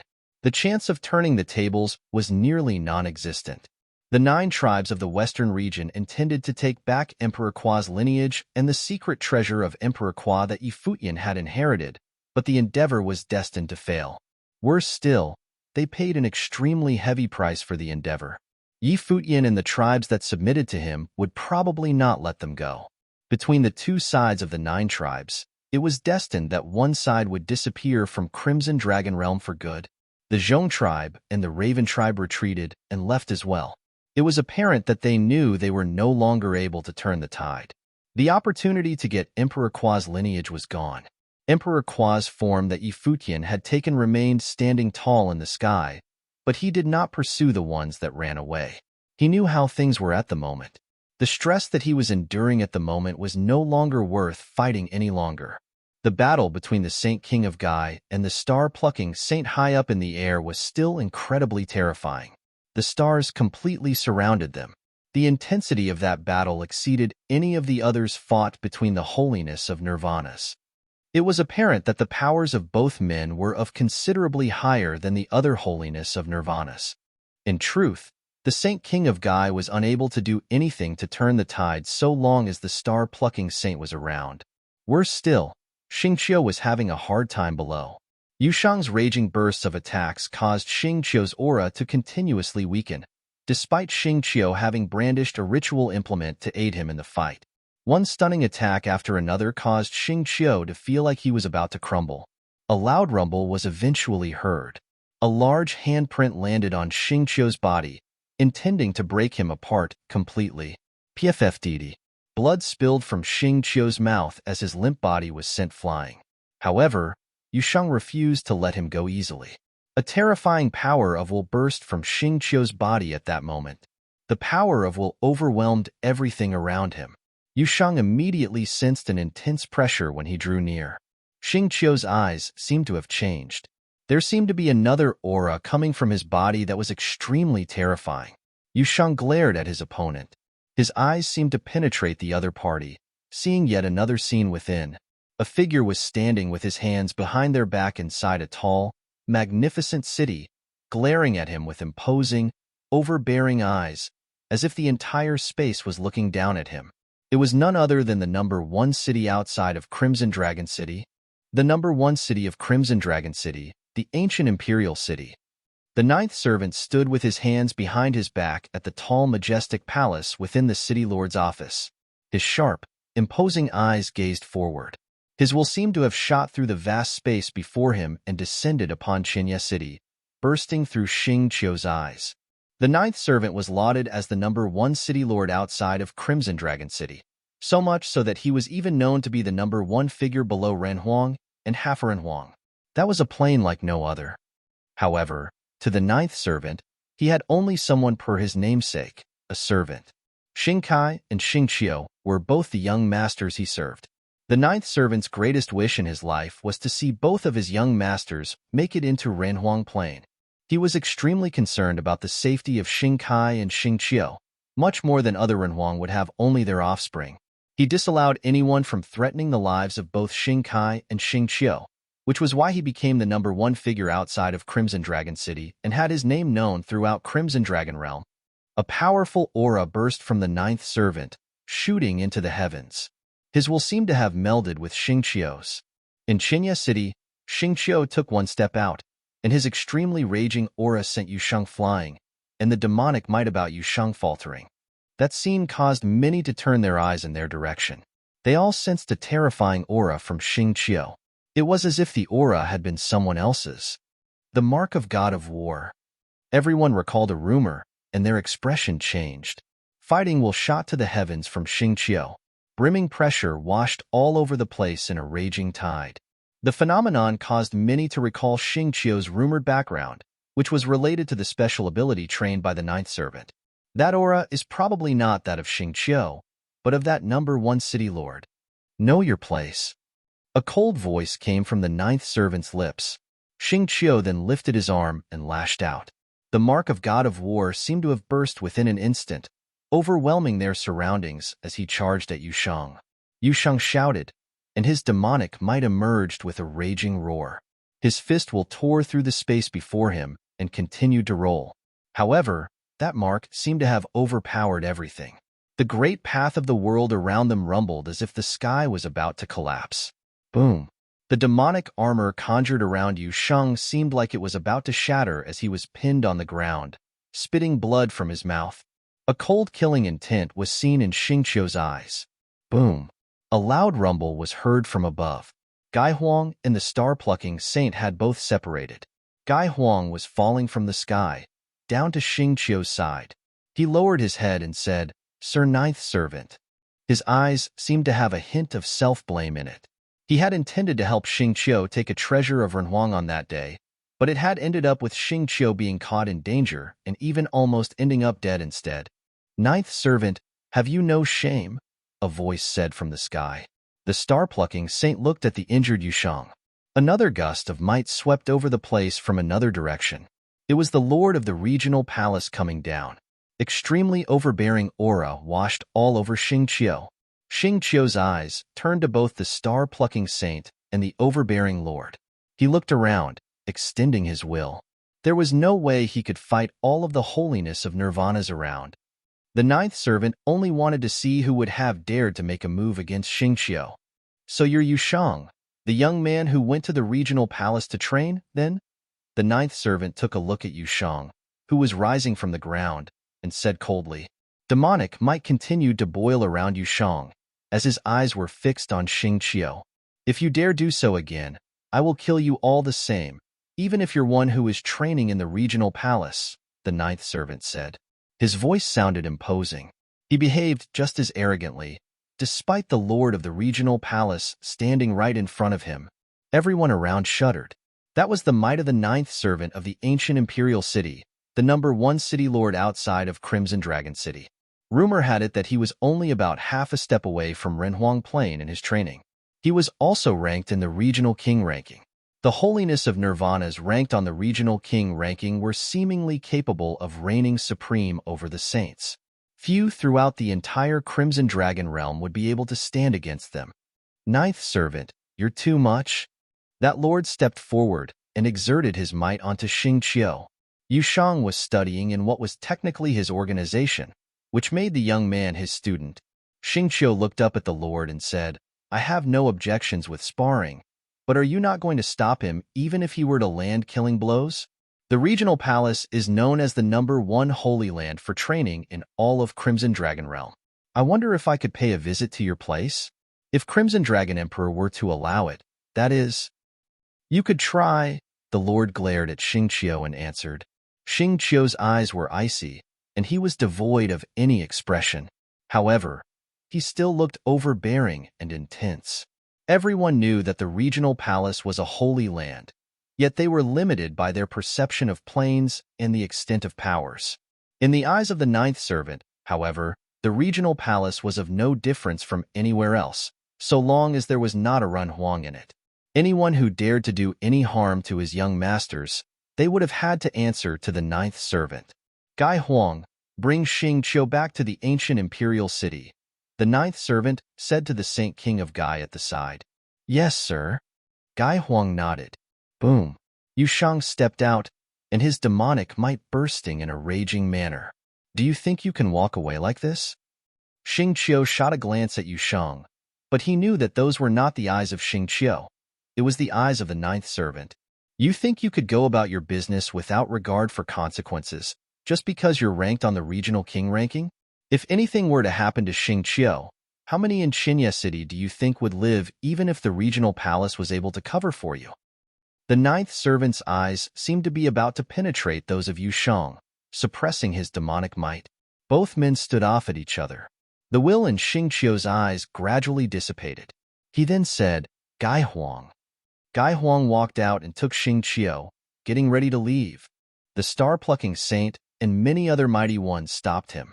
Yushang clenched his fists as his demonic might burst in a frenzy. He looked up at Gai Huang and Xingqiu, never saying a word the whole time. Futian stared at his front. The mighty ones then watched Gai Huang took Xingqiu and left. Countless watched at the battlefield and shuddered deep down. So that is the ninth servant, the city lord of the imperial city. One top-notch figure had been more than enough to stun all mighty ones around him. The lord of the regional palace came before Yushang, seeing that the demonic might around Yushang had yet to dissipate, showing that he was incredibly frustrated. However, Yushang did not make a move the entire time and watched those two leave. There would be a day where you will step into the ancient imperial city, but on your journey to get there, there is still Xing Kai, who is training in the regional palace as well, the lord said to Yushang. He had high hopes for Yushang's future. While Xing Kai was also in the ranking, he was under the charge of another lord. The lord before Yushang came to believe in Yushang when he saw him. Yushang's future achievements would eclipse those of Xing Kai. With the ninth servant taking Xingqiu away, he hoped that there would be a day where Yushang could step into the #1 city outside of Crimson Dragon City himself. That ancient imperial city, which had never been touched by any other. As Gai Huang left, the battle finally came to an end. Zhu Kong and his men were all holiness of nirvanas. No one would have been able to stop them if they were to insist on leaving. However, the mighty ones from their respective tribes remained. City Lord Yi, could we head back to the tribes and sort things out first? The few tribe leaders then said to Yi Futian. Very well. Yi Futian nodded. The 9 tribes were in a mess at present, and there was a need for those people to sort out the mess. Everyone flashed and left. The mighty ones from the Zhu clan were closely monitored to prevent Zhu Kong and his men from going home and throwing their weight around in the tribes. The commotion had to be sorted out. There were already 2 tribe leaders out of the 9 perished and eliminated early. Things with the remaining tribes depended on how things played out. The mighty ones left one after another while the sky was still red as if it was on fire. Vast tracts of land had been burned down. It was as if a firestorm had attacked the city. The whole place was brimming with a fiery aura. An earth-shattering battle had been fought, and things came to a close. It had been a while since a city, or even the entire Crimson Dragon realm per se, had seen a battle of such scale. Over a dozen holiness of nirvanas participated in the battles. One mighty one after another revealed what they were capable of. All of that happened due to the lineage left behind by Emperor Kwa. Qinya City survived. Not only had Yi Futian managed to stay alive, but he had also even been able to maintain his possession of Emperor Kwa's lineage. For holiness of Nirvanas died on the battlefield on that day. It was believed there probably was not anyone who dared to make a move against him without at least thinking twice. Furthermore, that was the result of the mighty ones from Emperor Xia's realm being involved. It was the strength of Qinya City alone that repelled such powerful enemies. That massive battle at Qinya City changed the place. Several leaders out of the 9 tribes submitted to Yi Futian. The strength of Qinya City reached a different level altogether right there and then. At that moment, the flames all around them disappeared in a frenzy, flowing somewhere else. Everyone looked at Yi Futian's direction. That huge, imposing form of Emperor Kwa's specter shrunk and dissipated quickly. The boundless flames seemed to have been swallowed by a terrifying whirlpool. The phenomenon persisted until Yi Futian was seen again, swallowing all remaining flames himself. Yi Futian continued to bask within the boundless flames. One mighty one after another came to his side. Yin Yuan did not leave. He, too, came to Yi Futian's side. Begin reconstruction of the City Lord's office immediately, Shan Tianzhan ordered.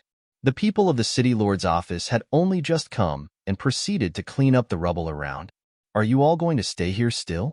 He turned around and looked at the mighty ones around who came to watch. There were quite a number of people there, but none of them had participated in the battles.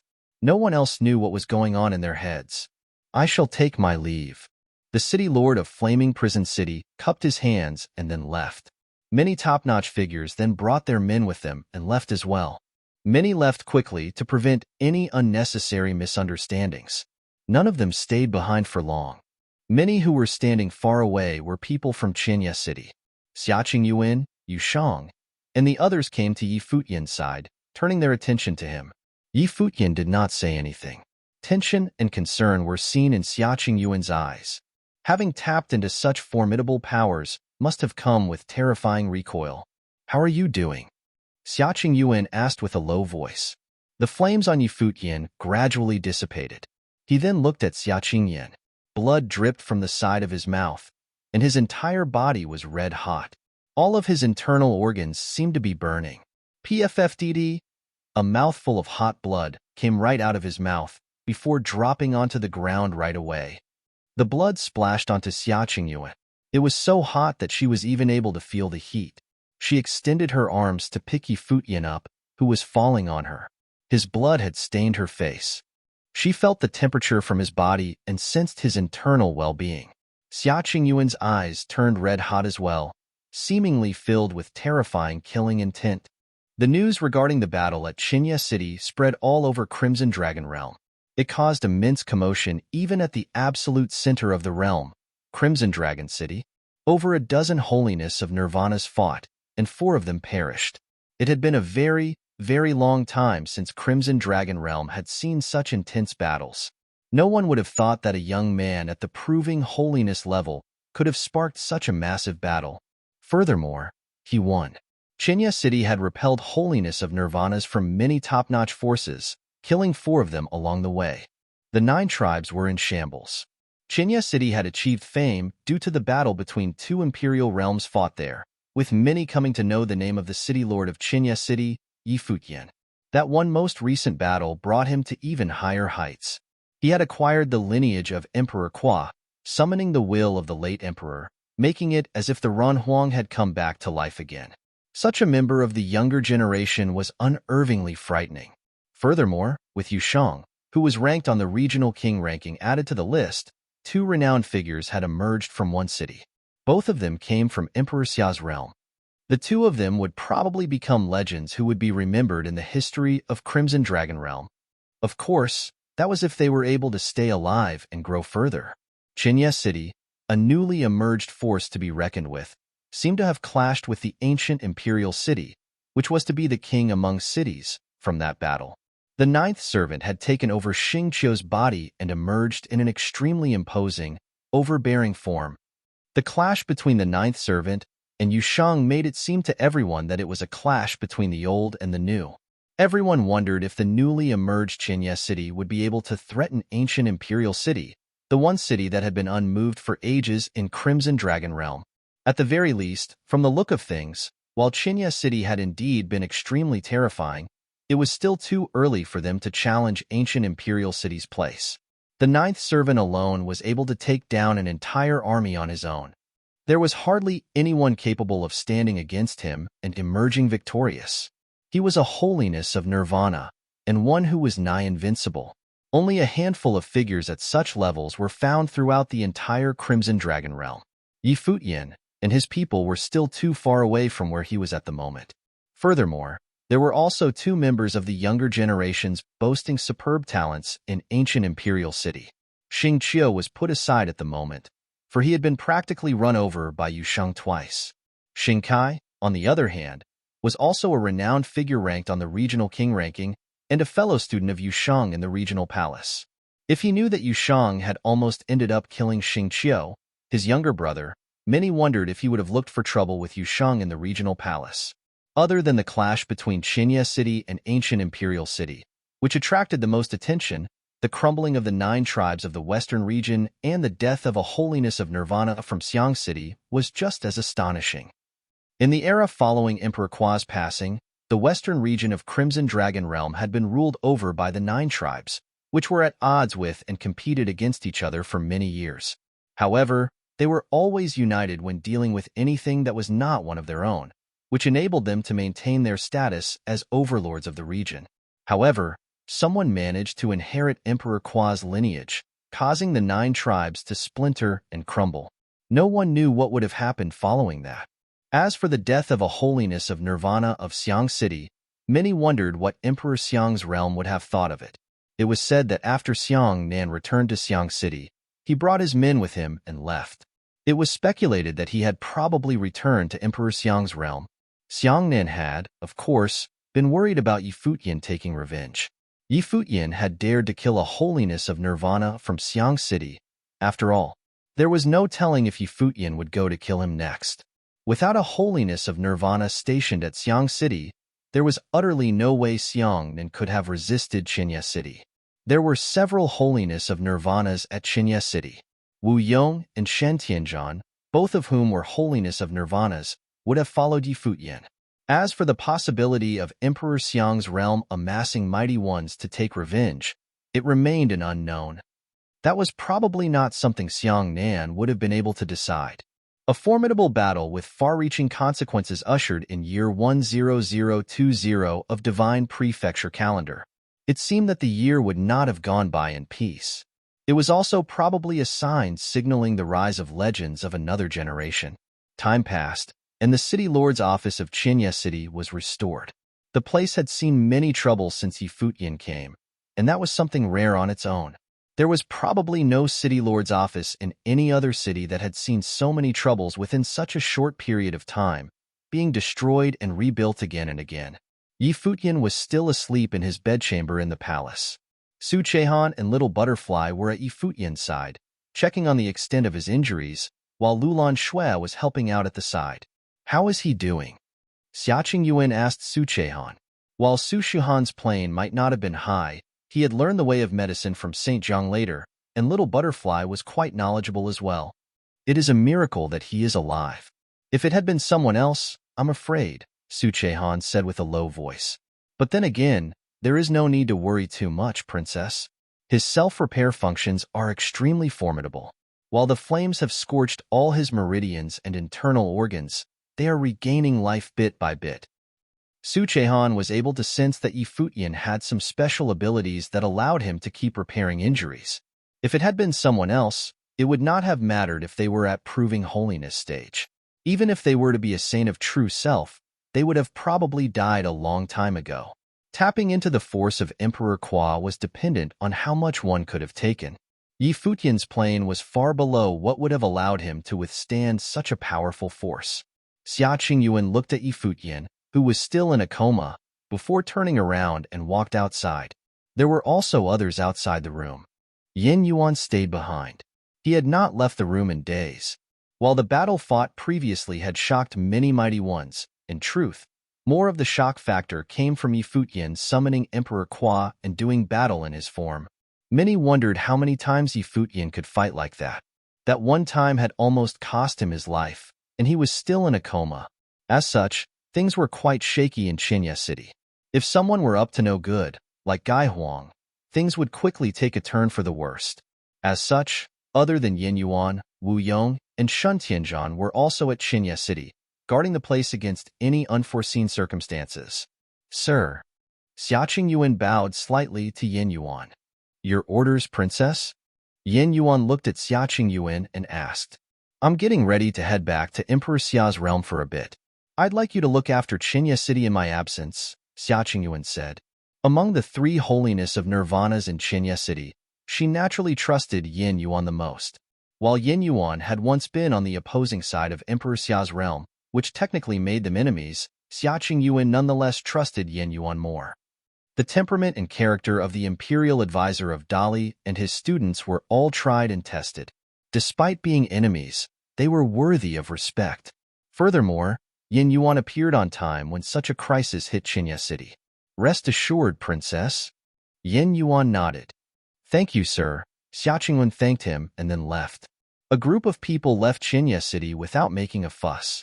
Few knew that they were even gone. Time passed, and many throughout Crimson Dragon Realm continued to pay close attention to Qinya City's affairs. There were rumors that Futian suffered severe recoil after that battle, with his state of life and death remaining unknown. He had yet to make it through. Xiaqing Yuan had probably returned to Emperor Xia's realm to get someone to treat him. Some claimed that Futian would never rise again. Recoil from a feat as formidable as tapping into the will of Emperor Kwa and bringing such levels of combat prowess to bear would have terrifying consequences. Futian might have even paid the price with his life. Countless continued to keep a close eye on Futian despite the rumors. If Futian were to perish, there would be yet another storm waiting to come. Everyone saw how things would turn out at the moment. The western region was anything but peaceful throughout the entire period. The Zhu clan, the Zhong tribe, and the Raven tribe were allied, fighting against the Nanli tribe, the Vermilion Bird tribe, and the Bailey tribe, which had joined hands. Several battles had been fought between both sides. There had been many casualties, and yet, none had been able to best the other. The Zhu clan was waiting for news as well, hoping that Futian would never come to this time. The alliance would have naturally come apart in that case. With Futian still around, the three tribes allied with him still had hope in the future. If Futian were to emerge fine, Zhu Kong and the rest knew that it would spell disaster for them. However, none of them escaped. All three tribes were huge, and their industries vast. There was no way they could have all just migrated elsewhere. While Crimson Dragon Realm was a huge place, it would still be near impossible to move three tribes of such massive sizes elsewhere. That was unless all of them were to leave Crimson Dragon Realm and move to other realms. The option was not one they deemed acceptable, however. At present, all they were able to do was to continue to pressure the other three tribes, trying to take the other side down as soon as possible. The alliance of the three tribes around the Zhu clan remained an advantage. The powers of Zhu Kong and Zhonglu were more powerful, after all. As long as they were able to defeat the other three, Futian could have hardly posed a threat to them, even if he were to awaken. On that day at the Nanli tribe, massive numbers of mighty ones were in the air. Castles were everywhere below, and members of all 6 tribes were fighting there. We of the 9 tribes have always been of one entity, yet you people choose to submit to an outsider and forsake the alliance of the 9 tribes. Zhu Kong stood tall in the sky, and a brilliant light burst from his body. He then added, "If you remain headstrong and foolish, then this battle will never cease.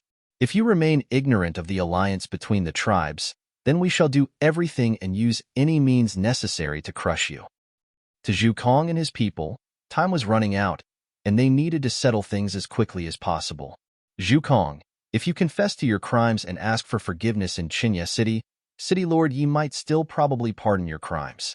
The Bailey tribe leader then added, "We of the 9 tribes invited people all over Crimson Dragon Realm to enter the ruins. It was fate that Futian inherited the lineage. It is also the will of Emperor Kwa. From how he performed in Qinya City, he might just become yet another Emperor Kwa in the future. Why stick to the old ways and succumb? I, Zhu Kong, shall never submit to another, Zhu Kong said proudly, his voice reverberating throughout the entire area.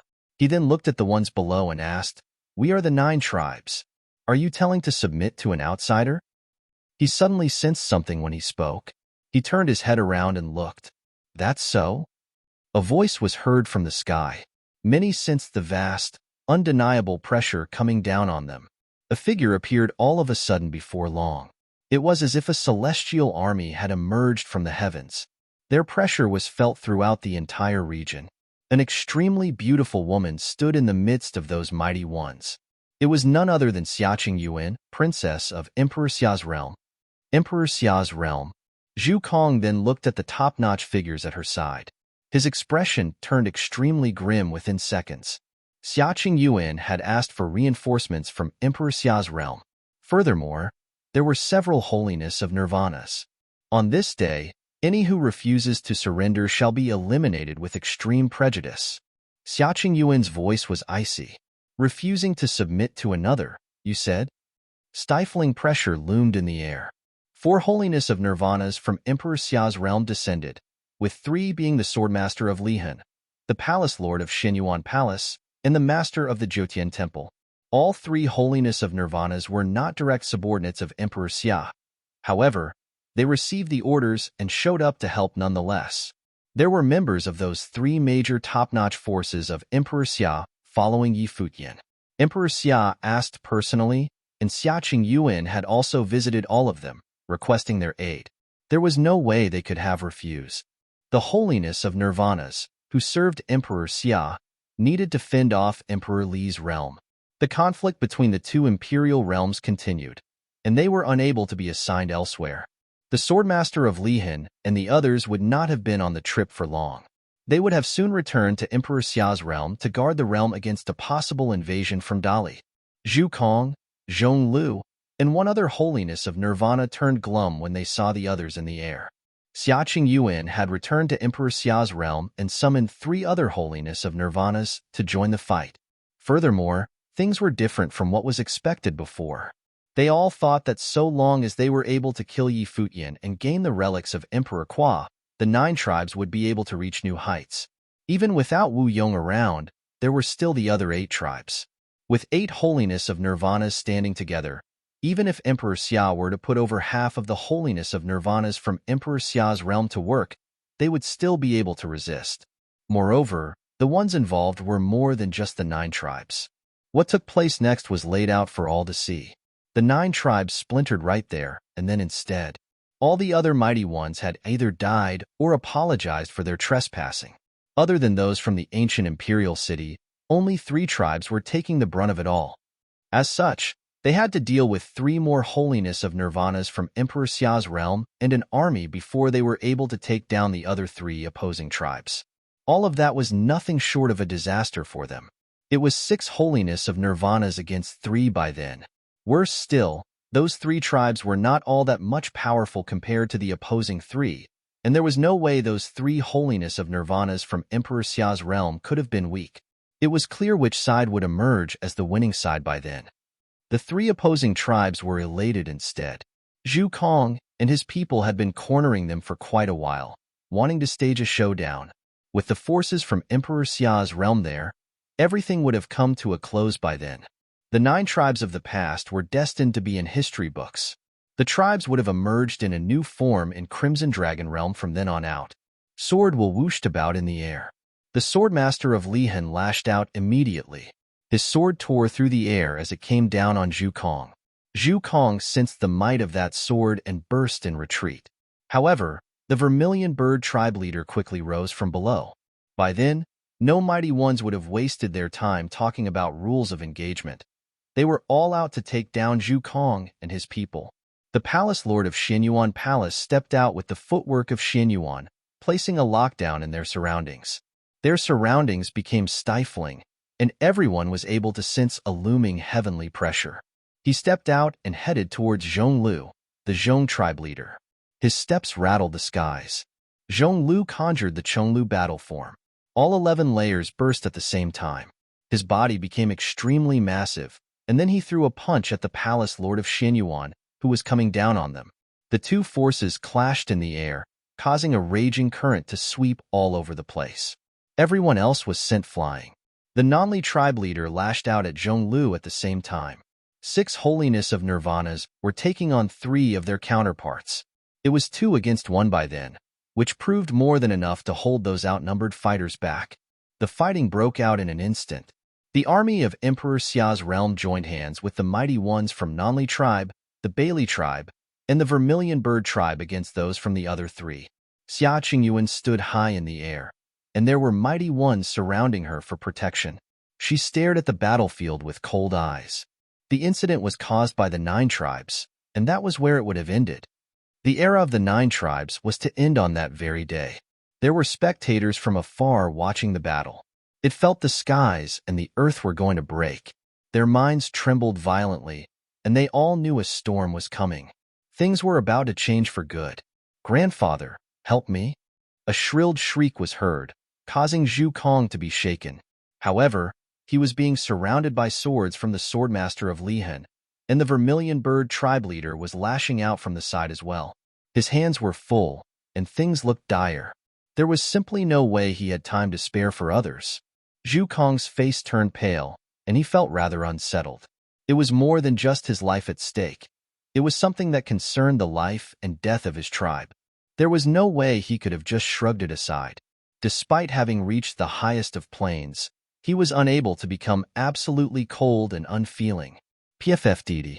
A sword streaked by, making a gash on Zhu Kong's body. He felt as if his soul had been cut. His face turned even paler as he found that his arm had almost been cut off. "You dare ally with outsiders and treat your fellow members of the 9 tribes like that," Zhu Kong shouted as he lashed out at the Vermilion Bird tribe leader. "If you still have the interests of the 9 tribes in mind, then you shall heed the final orders of Emperor Qua," the Vermilion Bird tribe leader replied. Zhu Kong was rendered speechless. He was not the only one in a predicament. The other 2 who allied with him were also having a hard time.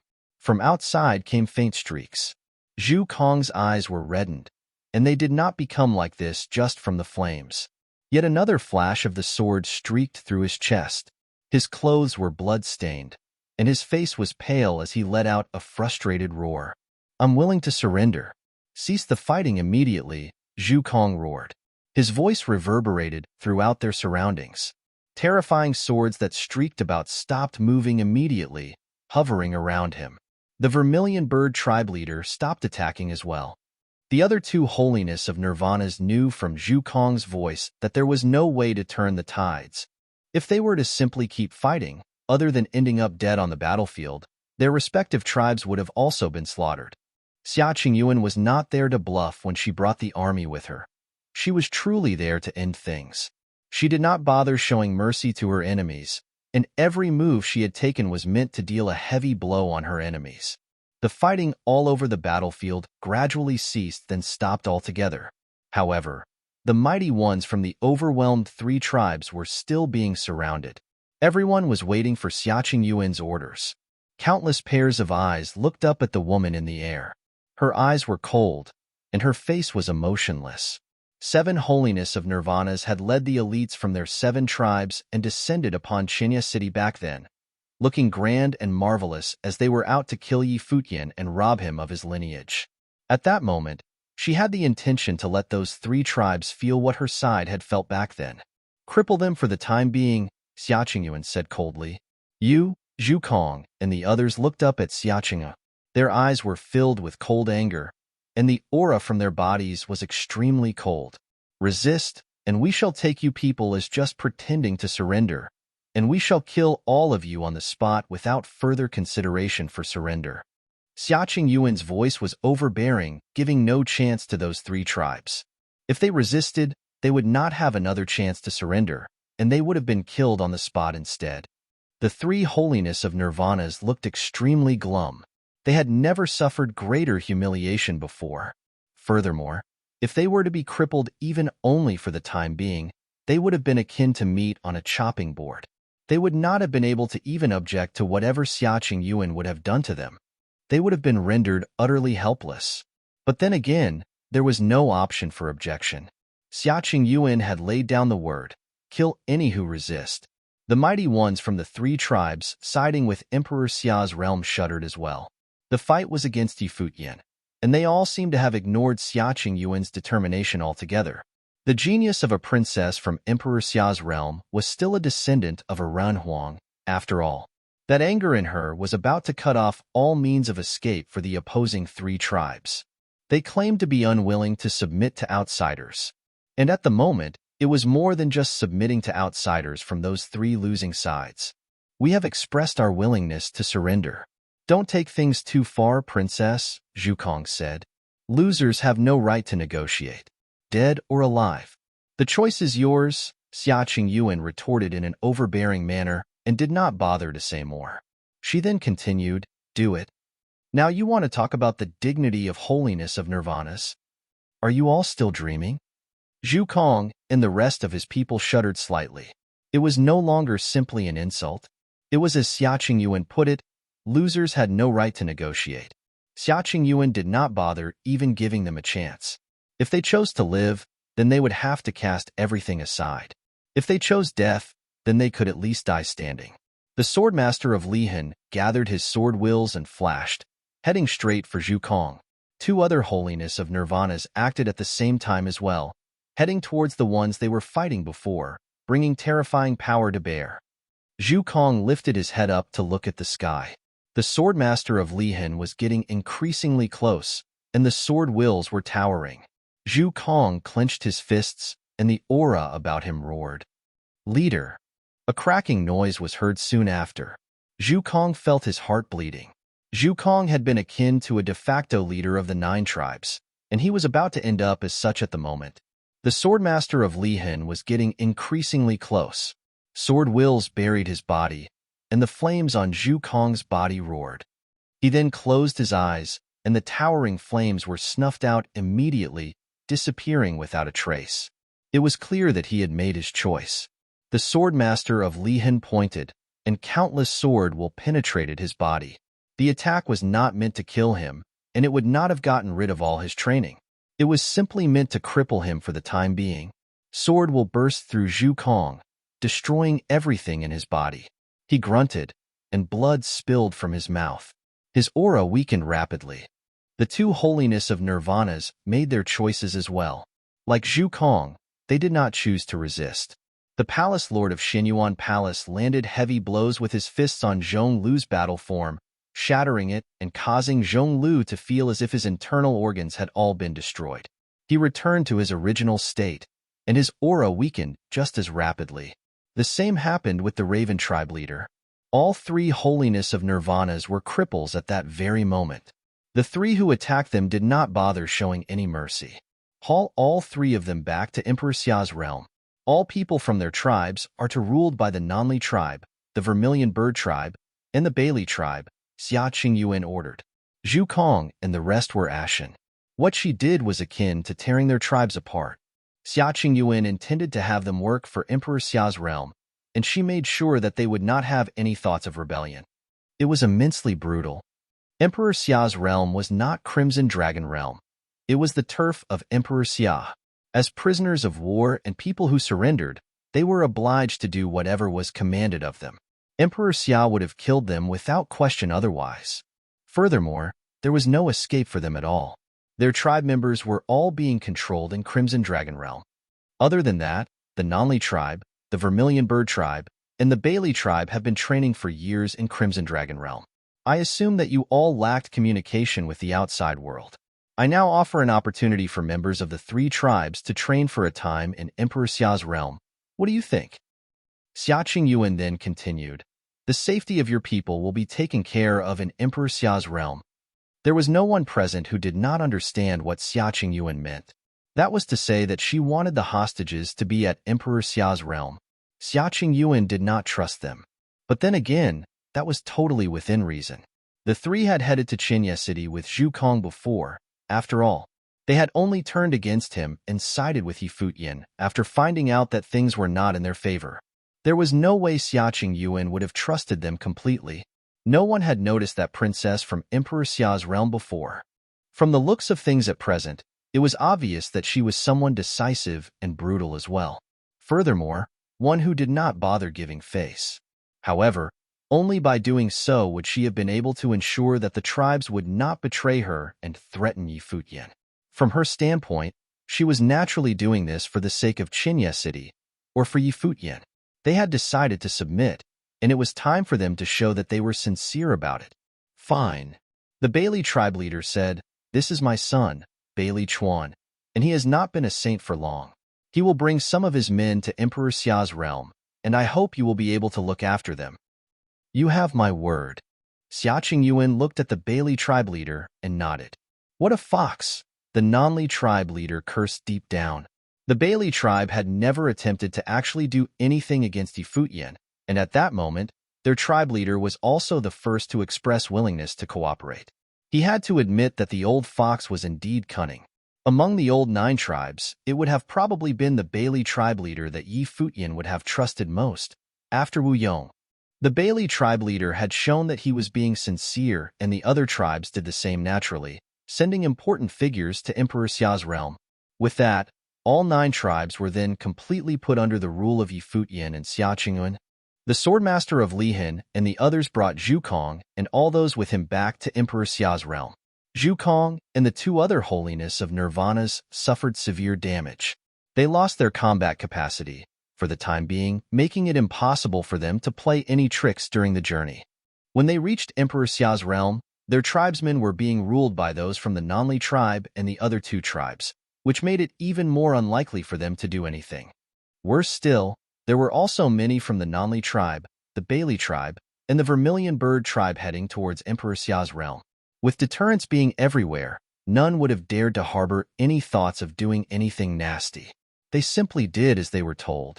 The trip was more than enough to bolster the top-notch combat prowess of Emperor Xia's realm, as they were able to force Zhu Kong and the other 2 holiness of Nirvanas to participate in the conflict with Dali.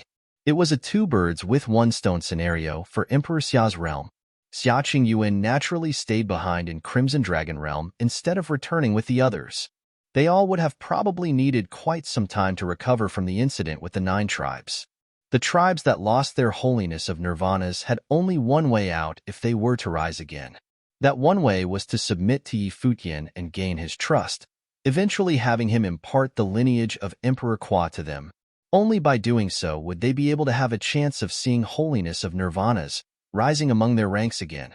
If they were to continue resenting him, those tribes would probably never be able to see their past glory return and would entirely fall apart until they were absorbed and assimilated into tribes that Futian came to trust.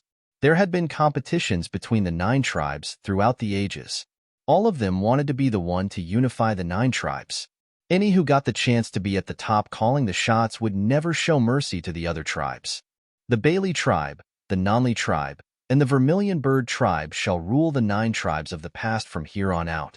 You all shall be responsible for restoring order, and when you're done, core members shall be given direct access to Emperor Kwa's city and restore the Emperor Kwa's hall. Futian, city lord of Qinya City, shall impart the powers of Emperor Kwa as the lord of Emperor Kwa's hall. The 9 tribes shall then follow orders issued within the hall. Xia Qingyuan spoke to the mighty ones from the 3 tribes after sending off the ones heading off to Emperor Xia's realm. "Yes, princess." Everyone nodded and did not object. They all submitted to Futian, and it was only natural that he be made the lord of the Emperor Kwa's hall when the place was restored. The 9 tribes were, in a certain sense of the word, united as a single entity again. However, it was not through having one of the tribes absorbing and assimilating all the others. Still, that one person was inheriting Emperor Kwa's lineage and passing it all down the generations from that on out. It was as if everything was as fate ordained. The 3 of you shall be the first generation of elders of Emperor Kwa's hall. Any within the 9 tribes whom you find to be insubordinate, you're permitted to enforce the law and execute them, Xia Qingyuan continued. She was concerned with rebellions in the tribes, and under such circumstances, a heavy-handed approach was necessary. The 3 holiness of Nirvanas naturally understood and nodded. They, too, were not merciful people. They would not have decided right away to submit to Futian when things were not in their favor otherwise. All of them were very decisive and action-oriented people. Keep a close eye on those from the Wu clan who rebelled. Leave them be and let their leader deal with them, Xia Qingyuan added. Those who rebelled and chose to follow Zhu Kongbak then turned pale when they heard what she said. Wu Yong had become an absolute member of Yi Futian's inner circle then. They wondered what their leader would have done with rebels like them. Even if Wu Yong chose to spare them, there was no way they would have been placed in prominent positions and given important tasks from then on out. They would have been marginalized, standing at the sidelines as they no longer had a leader. They would probably be reduced to serve at the very bottom of the hierarchy among the tribes. Xia Qingyuan then departed right away after she was done with affairs over there. Returning to Qinya City, she believed that the three holiness of nirvanas of those three tribes would be able to handle things well there. With all 9 tribes united again, they would not pose a looming threat anymore. Among those who worked against them, some died, and some chose to switch sides. The only problem then was the ancient imperial city. With the city lord of ancient imperial city, the 9th servant, being lauded as the #1 city lord and a supreme being among the holiness of nirvanas, it would be challenging to deal with him at the moment. If he were to be sufficiently angered, he might have simply gone on a killing spree in Qinya City, and no one would have been able to stop a holiness of nirvana like him, who was at the pinnacle of the plane. There were times where numbers did not matter before one who had overwhelmingly powerful training. For instance, people like Yushang and Yi Futian could not be dealt with by having more people gang up on them. Xia Qingyuan would not make a move against ancient imperial city. That part was left to Yi Futian. When the news about things regarding the 9 tribes at the western region of Crimson Dragon Realm spread, countless were astonished. The princess from Emperor Xia's realm was, without a doubt, a tough character in her own right. Not only had she been able to take out all 9 tribes and dealt with them once and for all, but she had even managed to dismantle any lurking threats on the spot, putting all 9 tribes securely in control and making sure everyone would play nice. She ensured that everyone would take Yi Futian's orders obediently. Many came to wonder if Yi Futian was the son-in-law of Emperor Xia's realm.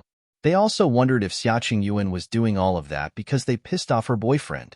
The rebuilding of the city lord's offices area in Qinya City was underway, making the place look even more magnificent and grand than it used to be, especially the city lord's office itself. A grand matrix was even laid in the place. It was as if the city lord's office had to be more magnificent than it had last been after the destruction it suffered. It was like Qinya City itself, where after destruction suffered, the rebuilt city lord's office would be even more powerful than before. It was no exception at that time as well. Without including forces from Emperor Xia's realm, there had only been one holiness of nirvana guarding the place before, Shen Tianzhan, the former city lord. At present, other than Shen Tianzhan, there was also Wu Yong. Furthermore, among the 9 tribes that Qinya City came to rule, there were also 3 holiness of nirvanas and many more unblemished saints. Other than that, Yin Yuan was also present in the city lord's office, and there was also the star-plucking saint, who aided them secretly. It was as if everything was different after fighting a grand battle.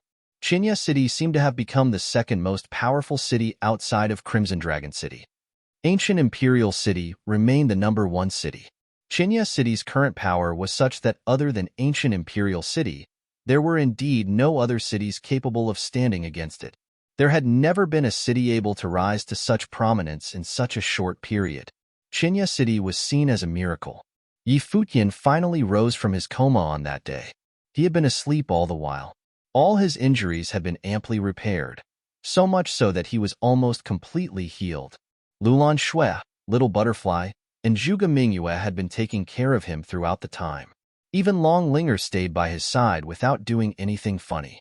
Many smiled when Yi Futian came to. The burden on their shoulders was finally lifted. While Su Chehan had long determined that Yi Futian would be all right, if he were to stay in a coma, no one would have been able to rest easy. "Why the hell are you people looking at me like that?" Yi Futian shrugged when he saw the familiar faces around him, asking with a smile, "I assume you slept well?" Zhuge Mingyue smiled sheepishly at him. "Yeah, right. For some guy who had been sleeping for months, you're the one to talk," she thought. "Yeah, second sister. It's been a while since I slept so well," Yi Futian said in a joking tone. "It'd be weird if you weren't sleeping well when there's so many watching over you," Zhuge Mingyue then quipped. Yi Futian did not say anything else, feeling warm deep down. All of those familiar faces were people he considered family. Other than feeling warm inside, he also felt a sense of responsibility after seeing how nervous they were. He knew that he was the center of everything as far as they were concerned. That meant that he was shouldering the fate of everyone there. There were many people in the world worthy of his protection. They were all looking out for each other. "I'll get some air outside." Futian rose and walked outside. Long Linger came and helped him up, lifting her head and looking at him, asking, "Are you feeling all right, brother?" "Relax, I'm fine," Futian smiled and said, but he swore deep down that he would never pull anything like that again. It would really kill him. If it had not been for the protection afforded by his life spirit and the imperial will, what he pulled would have easily burned through 10 lives. He came to the compound after walking out of the room. Futian looked up at the blinding sun and felt he needed to adjust to things. "How are things out there now?" Futian asked. Xiaqing Yuan came to his side and elaborated on everything that had happened to him. Futian nodded and said, "Thanks a lot." Xiaqing Yuan did not say anything. She then asked after a while, "Do you think there is more to be done with the Shi clan?" The Saint Lord of Zhuyang had wanted to be part of the fight back then, but he switched sides and helped them kill the Zhu tribe leader. Xiaqing Yuan was asking if he would like to settle the score further. "We'll talk about this later," Futian answered. He turned his eyes forward, seeing a figure that stood out of the crowd like a sore thumb, getting ready to leave. "Brother Yin," Futian called. Yin Yuan halted his steps and turned around, saying, "Now that you're awake, things in Qinya City would be fine, and I'd need to head back. I'm sure Fei Xue and the others are waiting for news from me for the past several months. Now that you're in Crimson Dragon Realm, why not stay here at Qinya City instead, brother?" Futian asked. "If you're concerned with the teacher's reputation, there is no need for you to stay in the City Lord's office. It would suffice if you just stayed in the city for training. Fei Xue would be safer here. Things at Dali Dynasty are still a threat. After all, if anything were to happen, we would be able to do something to back you up," Futian said. Yin Yuan felt rather concerned. Dali was indeed a lurking threat. There was no telling who from Dali would act against them. Dali might have gotten into some conflicts with Emperor Xia's realm, with both sides being of equal strength, unable to overwhelm the other. However, there was no telling what would have happened in the future. "I've set up Qinya Academy in the city. You could stay there in seclusion and train. If you run into any decent candidates worthy of your teaching, it would be just like how it was with Dali Academy back then. You'd still be inheriting the will of our teacher," Futian then added. Yin Yuan sported a ponderous look and said, "I'll ask what Fei Xue thinks about this when I return." "Very well," Futian smiled and nodded. Yin Yuan then left for the City Lord's office. "Sir Yin Yuan is indeed someone worthy of respect." Xiaqing Yuan walked up to him and said. It was a pity that there was no way Yin Yuan would join Emperor Xia's realm due to concerns over his teacher's reputation. Despite the regime having permanently crippled the imperial advisor and imprisoning him for treason, his students refused to admit to those charges. They would not allow themselves to confirm that their teacher had been a traitor. The imperial advisor and the students of his are all worthy of respect, Futian added. News came after Futian came too. They were figures from top-notch forces coming to visit him afterward. Shichan, daughter of the Shi clan, came to apologize personally at Qinya City and brought many gifts. Futian saw no reason not to accept them in good faith. He considered the score settled, and that was final. Qinya City regained its usual calm and peace after all the commotion before. Even though everyone came to learn that Futian had acquired Emperor Qua's lineage, they dared not show up and try to take it away by force. The battle on the very first day of year 1002-5 of Divine Prefecture calendar saw 7 tribes laying siege to Qinya City. Several top-notch figures participated in the invasion. Even so, they did not manage to take down Qinya City. The city had become even more powerful than it had been in the past, and no one dared re-challenge them. The rise of Futian was probably unstoppable. Many came to agree among themselves that among the many cities outside of Crimson Dragon City, Ancient Imperial City was number 1 while Qinya City was number 2. In the area where Vice City Lord Shan Tianzhan had taken up residence within the City Lord's office's vicinity, Shun Jun was training especially hard. Other than training on his own to deepen his comprehension and understanding, He had also sparred with the ones from the city lord's office often. Every single session saw him being thoroughly exhausted by the end, and the sessions did not stop until he was injured. At that moment, Sun Tianzhan was standing at the side of the huge platform, watching Sun Jun fight on it. He witnessed personally how Sun Jun was beaten until he spat up blood, yet he continued to fight nonetheless. The sparring stopped after quite a while before he walked towards Sun Tianzhan, bowing and greeting, "Father." Training should always be done in moderation. There is no need to keep wanting to break one's limit, Sun Tianzhan said. He naturally realized that Sun Jun changed. His son's vista changed. Sun Jun, back in the past, had always limited his vista to merely being the lord of a city, wanting to be nothing else, and that his goal was simply to inherit his father's Qinya city. However, one's environment had a profound impact on one's outlook and growth. Yi Futian's emergence broadened Sun Jun's horizons, letting him know what it meant when someone said that there was always something or someone bigger out there. Sun Jun recalled what he had been doing in the past and found that he was ridiculous. He had only wanted to dupe Yi Futian into participating in the Battle of the Sleeping Dragon, allowing him to win the gamble. However, Yi Futian did things in a vastly different manner when he became city lord of Qinya City. What he did and what Yi Futian was were not even of the same level altogether, and that left a profound impact on him. After experiencing the past battles firsthand, he truly realized that the Saint Plain was only the beginning instead of the end. "I understand, Father, but doing battle allows me to keep bringing out my potential and put it to good use." Sun Jun replied, "I shall return to my training." "Very well." Sun Tianzhan nodded. He saw Sun Jun turn around and found his choice to have been sensible back then. He thought that maybe he did not need to state his terms to Yi Futian. Being able to stay at the side of excellent people was the best condition one could have been offered. The man whom the imperial advisor of Dali had been willing to spare at the cost of his career was showing through his feats that he was meant to be legendary. Yu Shang's name became known throughout the Battle of the Crimson River, and he was then ranked in the regional king ranking. While Yi Futian did not have a stage like Yu Shang to show what he was capable of, he was walking his own path and achieving greatness. The brothers, together with Xiaqing Yuan and the others around him, would have become frightening figures in the future. There was one thing that shocked Sun Tianzhan more than anything else. It was the fact that Yi Futian was the absolute center of the group. It was as if all excellent people gathered because of him. The eldest student of the imperial advisor of Dali, Yin Yuan, who had made a breakthrough into holiness of Nirvana Plain, joined Qinya City's ranks not long ago. He was training in seclusion in Qinya Academy. Sun Tianzhan found that he might be witnessing the rise of a legend. Two figures were training at yet another training ground in the city lord's office. One of them was basking in boundless flames and becoming tall and imposing as if he was a god of war of flames, clad all over in terrifying flames of the way. "For layers and no more still," the figure said. He was none other than Yi Futian.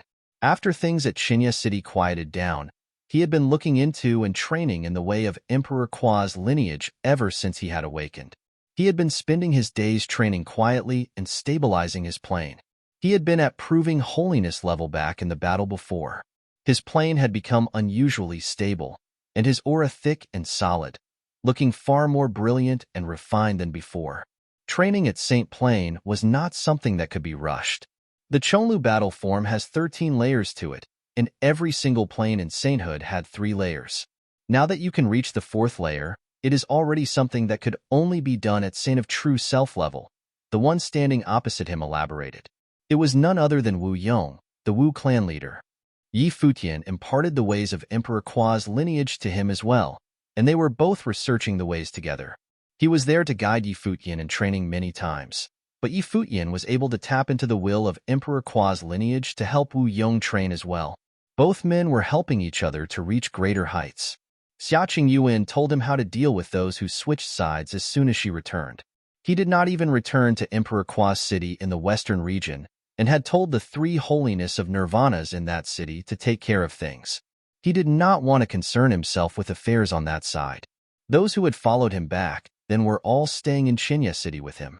Wu Yong knew clearly that Yi Futian intended to make him the number 1 figure among the 9 tribes, helping him rule the 9 tribes that Emperor Kua left behind in the past. As such, His only duty at the moment was to train with Futian and enhance his powers. In the world of cultivators, one's own power served as the basis of everything.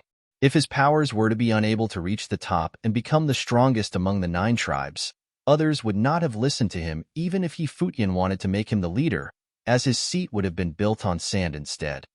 Well, you have experienced what it was like at the 12th layer in the past, senior, Futian smiled and said.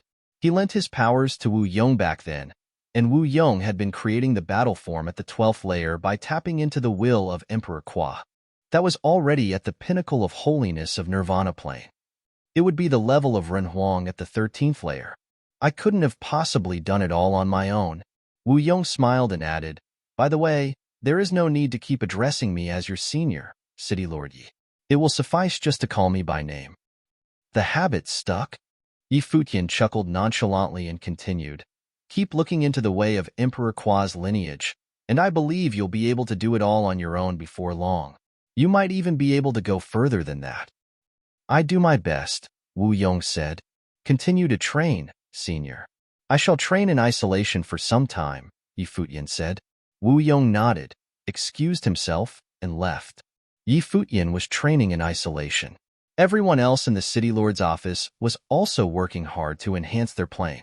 Crimson Dragon City was the absolute center of Crimson Dragon Realm. That city was known as the #1 city in all of Crimson Dragon Realm. There was a divine mountain at Crimson Dragon City, the Crimson Mountain. The mountain was a long and winding one, making it seem like a dragon. There were castles on that dragon of a mountain, covering the entire mountain itself. The castles extended from the foot right to the top, which made it seem like they were connected to the sun in the sky. There were countless standing at the foot of the divine mountain every day, gazing upon the incredibly divine palaces and castles above. That place was the royal palace of Crimson Dragon Realm, where the Crimson Dragon Emperor resided.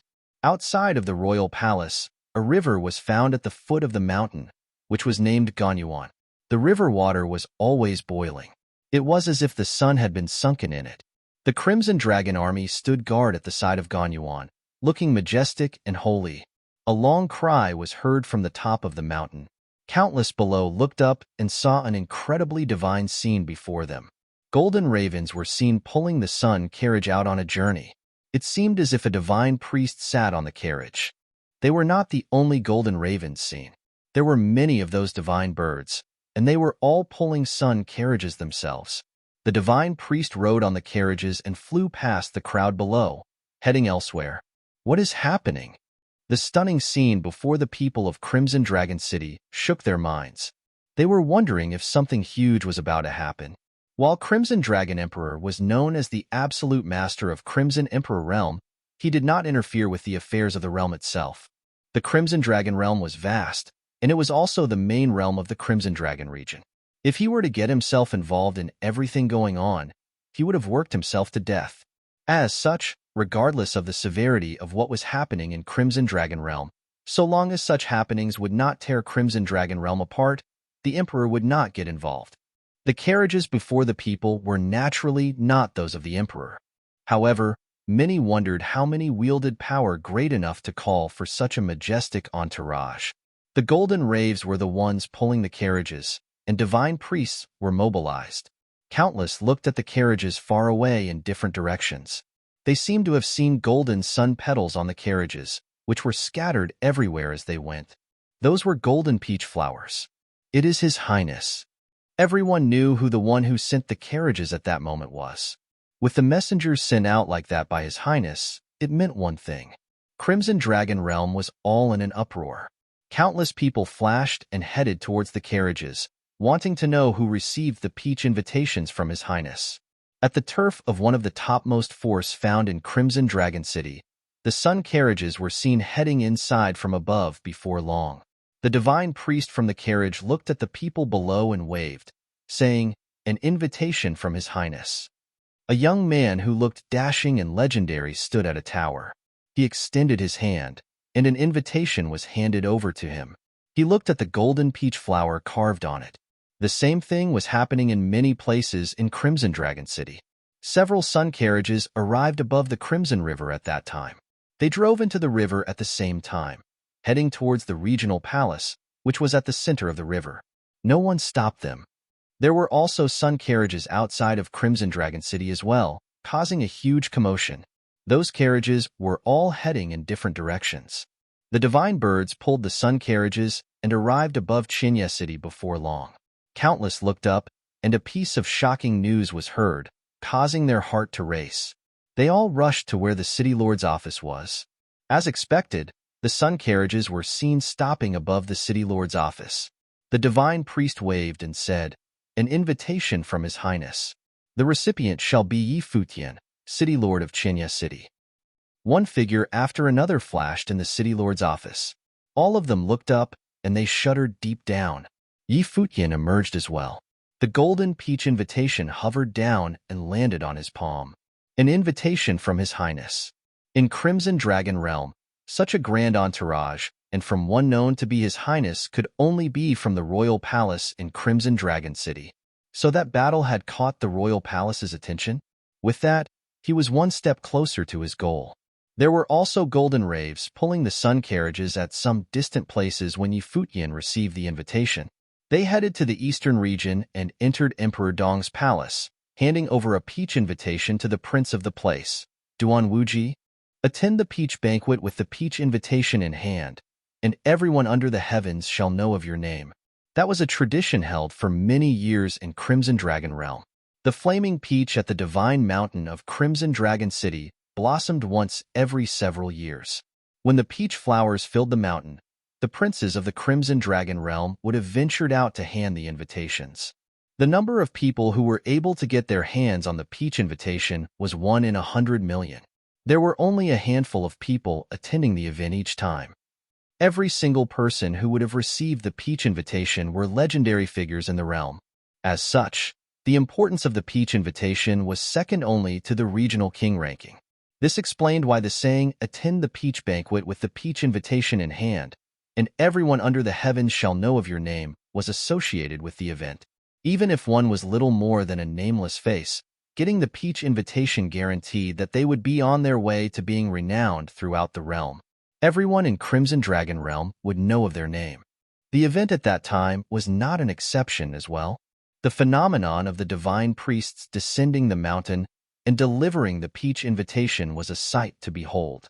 Countless paid close attention to them, as well as those who would receive the peach invitations from the divine priests riding on the sun carriages. Those names were gradually known by all when the invitations were delivered. Some were expected to receive the peach invitations. For instance, Luo Yang of the Luo clan was someone ranked on the regional king ranking, as well as a figure of unparalleled powers among his peers. There was also the virgin of the Yu clan, Yu Shifei, who was a peerless woman known throughout Crimson Dragon City. Many thought her future was obvious. Many were surprised that Yi Futian was able to receive a peach invitation, but then again, it was entirely within reason. Although Yi Futian had to indeed prove his mettle through his powers, he had tapped into the lineage of Emperor Kwa in the battle at Chinya City and borrowed the flames in the ruins of the late emperor. He had yet to indeed prove his worth by fighting the most terrifying of figures armed solely with his powers. But then again, his shining record in the battlefield thus far said that he did not lack such abilities. No one doubted how extraordinary Yi Futian was. All he needed to truly shine was a grand battle. As such, it was deemed entirely within reason that he had received a peach invitation. Two people had received the peach invitation in Chinya City, Yu Shang, who was training in the regional palace, and the city lord, Yi Futian. The future of Chinya City would, without doubt, be glorious. Other than that, the regional palace attracted the attention of many, as it was the only place capable of receiving multiple invitations. The delivery of the invitations caught the attention of Crimson Dragon City in an instant. Everyone was waiting quietly. The peach banquet was thrown on that day. A bridge appeared above Gonyuan outside of the royal palace. It was a bridge permitting entry into the royal palace. Another path was opened up outside of the royal palace, granting access to the western side of the divine mountain. Countless people arrived outside of the royal palace and went through the bridge, stepping into the mountain to witness the event. Peach flowers blossomed throughout the western side of the mountain. Golden flaming peach flowers were dazzling and glittered brilliantly under the sun. making them look even more glorious as their scent permeated the place.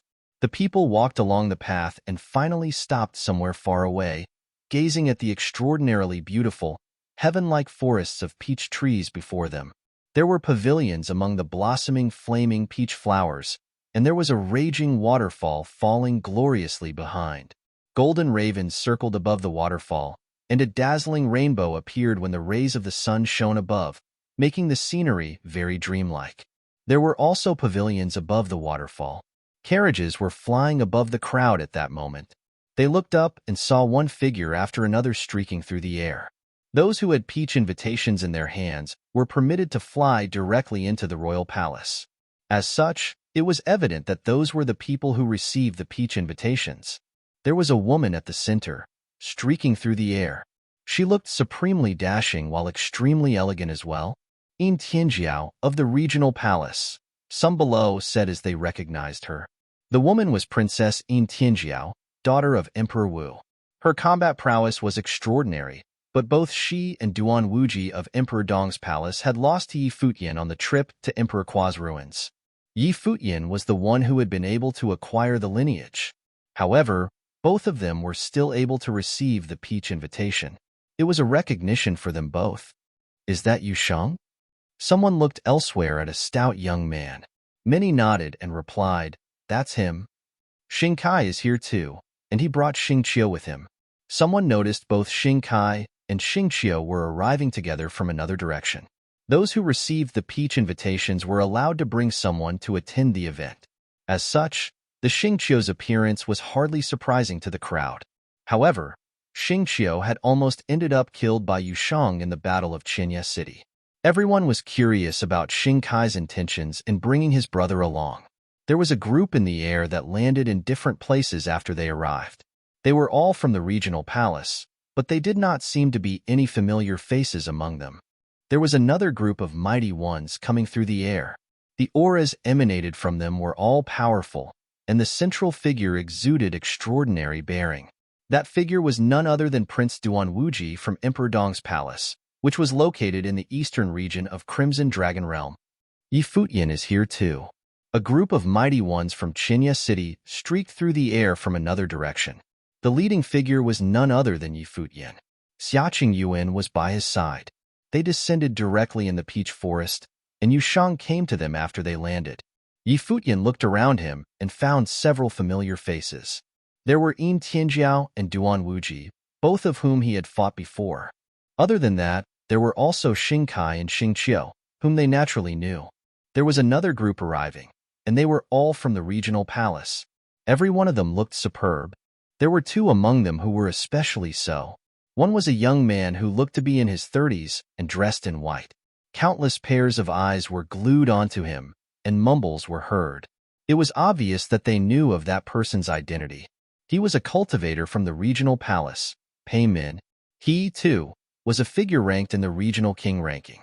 He was not a native resident of Crimson Dragon Realm, but one who came from another imperial realm and from a place called the Sword Emperor Palace. He had traveled far and wide before coming to the primary realm of the Crimson Dragon region, and he was doing it to further his training, as he wanted to see the #1 holy land of cultivation in Crimson Dragon Realm for himself. There was yet another extremely beautiful woman in another direction. She was daughter of a Ranhuang whose appearance was on par with that of In Tianjiao. It was said that 3 women received the peach invitations, and all of them looked stunning. But, of course, their overall powers were quite a distance away from the men who had received the peach invitation. Yi Futian quietly eyed those around him as soon as he arrived. He knew that all who came were considered the most extraordinary of their generation, and many were descendants of Renhuang. Luo Yang of the Luo clan was there as well. He caught a lot of attention and was extremely renowned in Crimson Dragon City due to being ranked on the regional king ranking.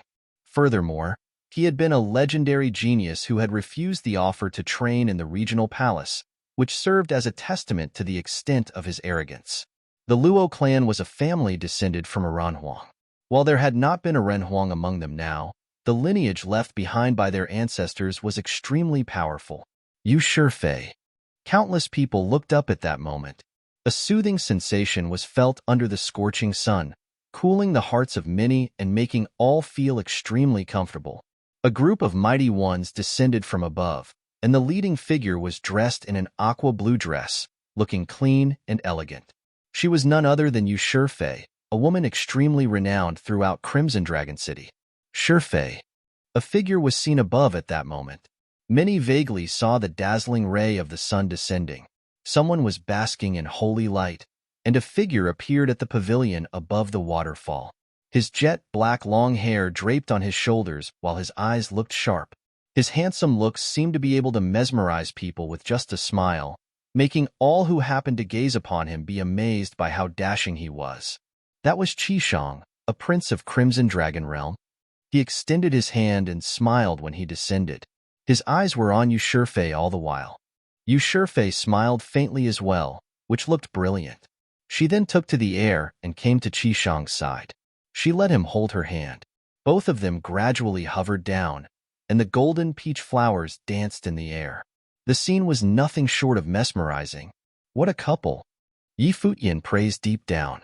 Qishong and Yu Shifei were indeed a couple that was very pleasing to the eye. It was as if they were a match made in heaven. Countless below looked up at the peach forest above and smiled, sending their blessings and regards. But then again, there was no one capable of tearing the couple apart, regardless of if they were blessed by those around them or not. The son of Crimson Dragon Emperor and a virgin of the Yu clan liked each other, and there could not have been a better match for either of them. It was only a matter of time before Yu Shifei became a queen of Crimson Dragon Realm. If Qishong were to inherit the throne in the future, then she would have been the wife of the Emperor of Crimson Dragon Realm. Qishong and Yu Shifei descended before a pavilion, and a Guqin appeared before them. Both of them sat cross-legged and looked at each other before putting their fingers on the strings and began playing. Beautiful tunes danced, and the illustrated scene was stunning. It was as if they were able to sense what the other was thinking. No one bothered them, and everyone listened quietly. Despite Qishong's supreme talents, many wondered if he would be a prince who would forsake the throne for a woman. Yi Futian listened to the tune quietly, and it seemed that the tune tugged at his heartstrings. There seemed to be a tinge of sorrow within the warmth. He looked up in the sky and saw a vague figure appearing, lingering in his mind. Xiaqing Yuan, who was listening to the tune beside Yi Futian, noticed his peculiarity. She turned her eyes to look at him. She seemed to be able to see the faint sorrow and dejection on his face. He must have missed her. She lowered her head somewhat before turning to look at Qishong and Yu Shifei again. Her eyes glimmered with a hint of envy. The peach flowers continued to dance in the air. Xiaqing Yuan extended her hand, and a petal landed on her palm. She wondered if her feelings would remain unrequited. The sound of the tune was beautiful, and it was even more so when the tune was played by them both. Golden peach flowers dropped around both of them. Many saw Qishong and Yu Shifei smile at each other. All who witnessed that moment were able to tell how beautiful the relationship between them was. There were 18 candidates ranked on the regional king ranking in Crimson Dragon Realm, and there were 8 who were proving holiness and saints of true self. All of them were at the event.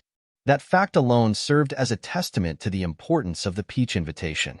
Both Qishong and Yu Shifei were 2 of those people. Yu Shifei stood out even more, given that she was the only woman among those 8 mentioned.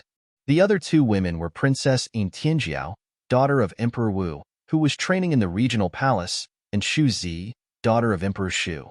Both of them were formidable cultivators in their own right, yet they were not ranked in the regional king ranking. It was easily seen from that fact alone just how exceptional the virgin from the Yu clan was. Her clan was currently placing all of their hope on her. Yu Shifei was the key to the future of her clan. Many were wondering just how wonderful it would be if both Qishong and Yu Shifei both made it into Renhuang Plain. They would probably end up like the current Crimson Dragon Emperor and his queen. Xiaqing Yuan looked at the peach flower that landed on her palm and asked, "Were you 2 been this beautiful at one time?" Yi Futian turned his gaze away from the sky to look at Xiaqing Yuan at his side. He smiled beamingly and nodded, saying, "Probably more beautiful than this. It probably won't take long for you to fulfill your wish on this trip to Crimson Dragon Realm," Xiaqing Yuan said in a low voice. "That would be great." Yi Futian nodded. The beautiful tune gradually stopped. Qishong and Yu Shifei smiled at each other before turning around to look at the crowd. Qi Shang's eyes turned to Yi Futian. It was the first time the prince saw him. Yi Futian had handsome looks yet sported silver hair. The prince wondered what he had been through. "I heard that you're good at playing the guqin, City Lord Yi." Qi Shang smiled and quipped. It was evident that he heard the conversation between him and Xia Qingyuan, despite them having kept their volume down. Qi Shang thought that the princess of Emperor Xia's realm was with Yi Futian, yet he seemed to be able to tell that he was probably wrong from that simple conversation he heard. "I know a thing or two, Your Highness," Yi Futian nodded and said. "Well, we're in such a beautiful place. How about you play a tune for us?" Qi Shang smiled and asked. "Sure." Yi Futian nodded. While Qi Shang was indeed a prince of Crimson Dragon Realm and the favorite prince of the emperor, he lacked any overbearing pressure. On the contrary, he seemed to be like one of those dashing gentlemen who loved flirting around. Yi Futian sat on the ground, and a guqin materialized before him. His entire being seemed to have gotten into the zone, and his aura changed completely. He felt as if he was in a quiet, tranquil place, isolated from the world. An illustration seemed to have been painted as soon as the sound of his tune was heard. Qi Shang and Yu Shifei were both adept at guqin. But then again, they could not have portrayed the scenery painted by the music itself even if they knew little about music in the first place. "This is beautiful," Yu Shifei commented faintly. The tune sounded rather similar to the one they played before. It was as if the tune itself was an embodiment of the concept of beauty itself. What differed was that the beauty in the tune between both of them was that of resonance. The beauty in the tune played by Yi Futian seemed to have stemmed more from remembrance. Everyone turned to look at Yi Futian. He was the most renowned figure in the realm as of late. He finally stood alongside the cutting edge of geniuses in Crimson Dragon Realm. There seemed to be a battle fought below the mountain.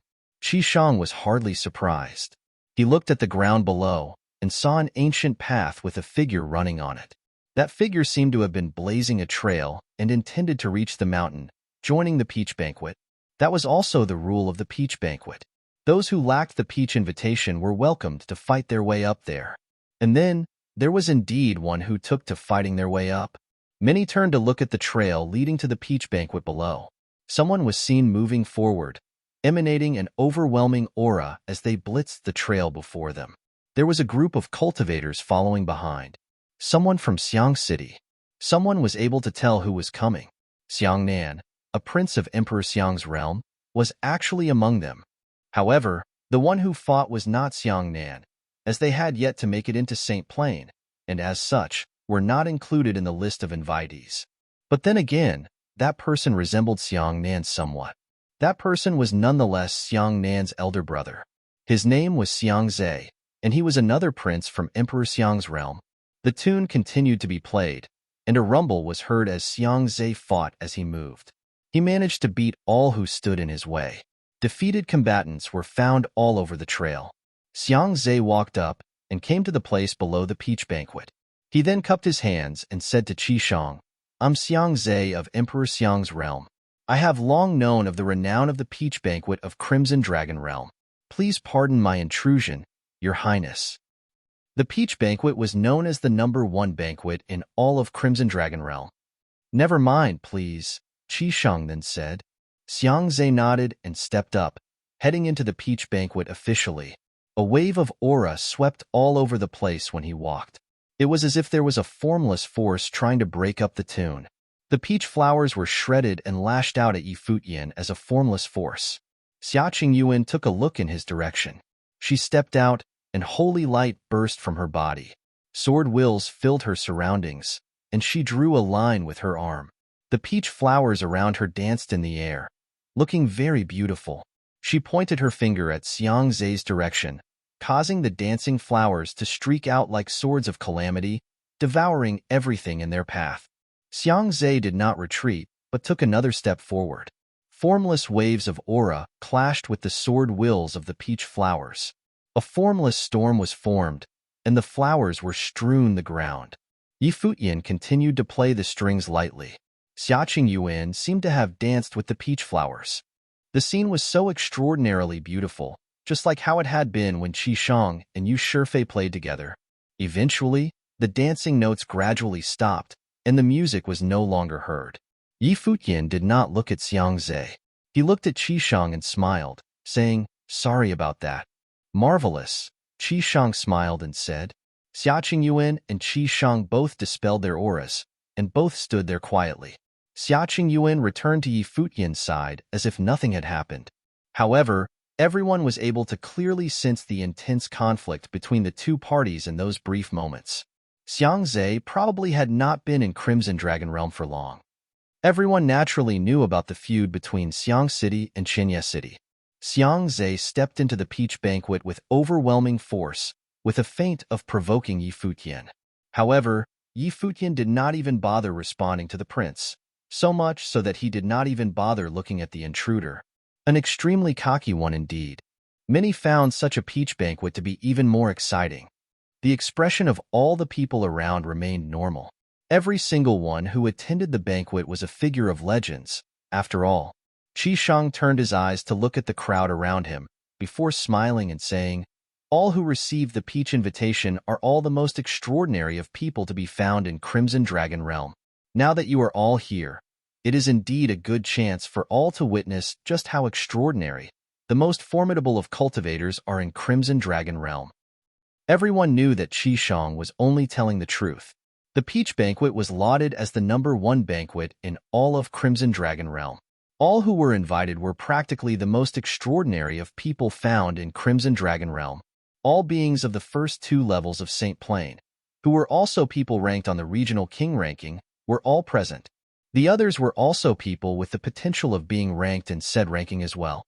Even the entourages that came with those figures were also considered renowned people in Crimson Dragon Realm. For instance, Princess Xiaqing Yuan of Emperor Xia's realm was among Yi Futian's entourage. Xing Qiu came alongside Xing Kai, as well as the personal students of the Saint King of Gai. Other than that, there were also several from the regional palace being invited. Other than those who were invited, there were also many renowned people from the regional palace present. One figure after another appeared in the surrounding areas of the peach banquet. Many of them sported extremely powerful auras, and their powers were unpredictable. They were all standing at faraway corners of the mountain, keeping an eye on the event. All of those people were the topmost ones from the royal palace of Crimson Dragon Realm. Many among them would become legendary figures themselves if they were to venture out on their own. City Lord Yi played a tune right after Shurfei, and I played one. We were only doing it for fun, of course, but I'm sure many of you have heard of the story of a magic zither showing up at Crimson Dragon Realm many years ago. Many years have passed since, yet there are still none in the royal palace capable of playing the instrument. The Guqin appeared in the past several peach banquets, and there were still none capable of playing it. Qishang looked at the crowd and elaborated. Many who had attended past banquets nodded in secret. Countless had heard of the magic zither's rumors in Crimson Dragon City. It was a very famous instrument. It was said that the magic zither came from a demonic emperor and was imbued with the will of the demonic emperor. Many saints were not even able to get near the instrument, let alone play it. It will work the same today as well. Anyone capable of connecting and playing the instrument will be allowed to take it away right away. Qishang smiled and said. The royal palace prepared several treasures for every peach banquet. Every single piece was undoubtedly an imperial-level item. Anyone capable of wielding it would be welcome to take them away. Furthermore, things were different from those treasures acquired at the ruins of Emperor Qua. Those items were things gifted by the royal palace of Crimson Dragon Emperor at the peach banquet. No one would have dared to take them by force afterward. There was also no need to worry about them being reclaimed. They were welcome to be taken away with no strings attached. However, the magic zither had been around for several peach banquets. Despite being the first piece to show in the banquet, its difficulty would probably eclipse all others for historical reasons. Many deemed that it remained impossible for anyone to take the instrument away. There was simply no way of taking away a magic zither that no one in the royal palace was capable of playing. Please.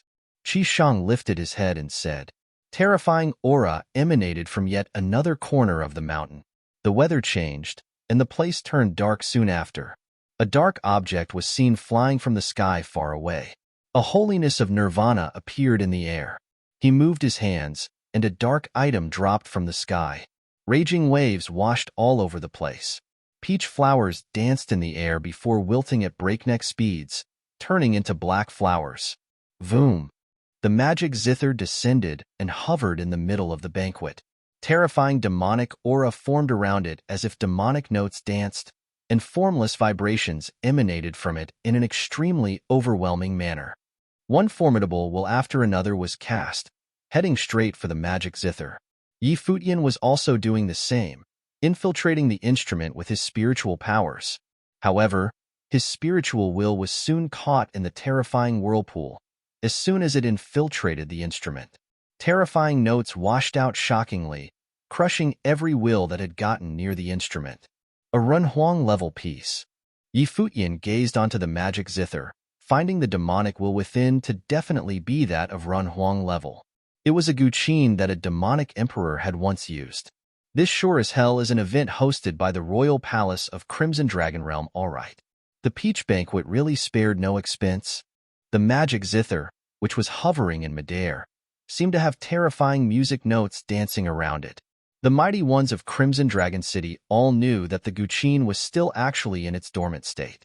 Anyone who dared to pluck the strings on the magic zither would invoke demonic will power that was even more terrifying, bursting with the notes at frightening force. While there had been legendary figures in past peach banquets, none were able to withstand the pulses of the notes for long.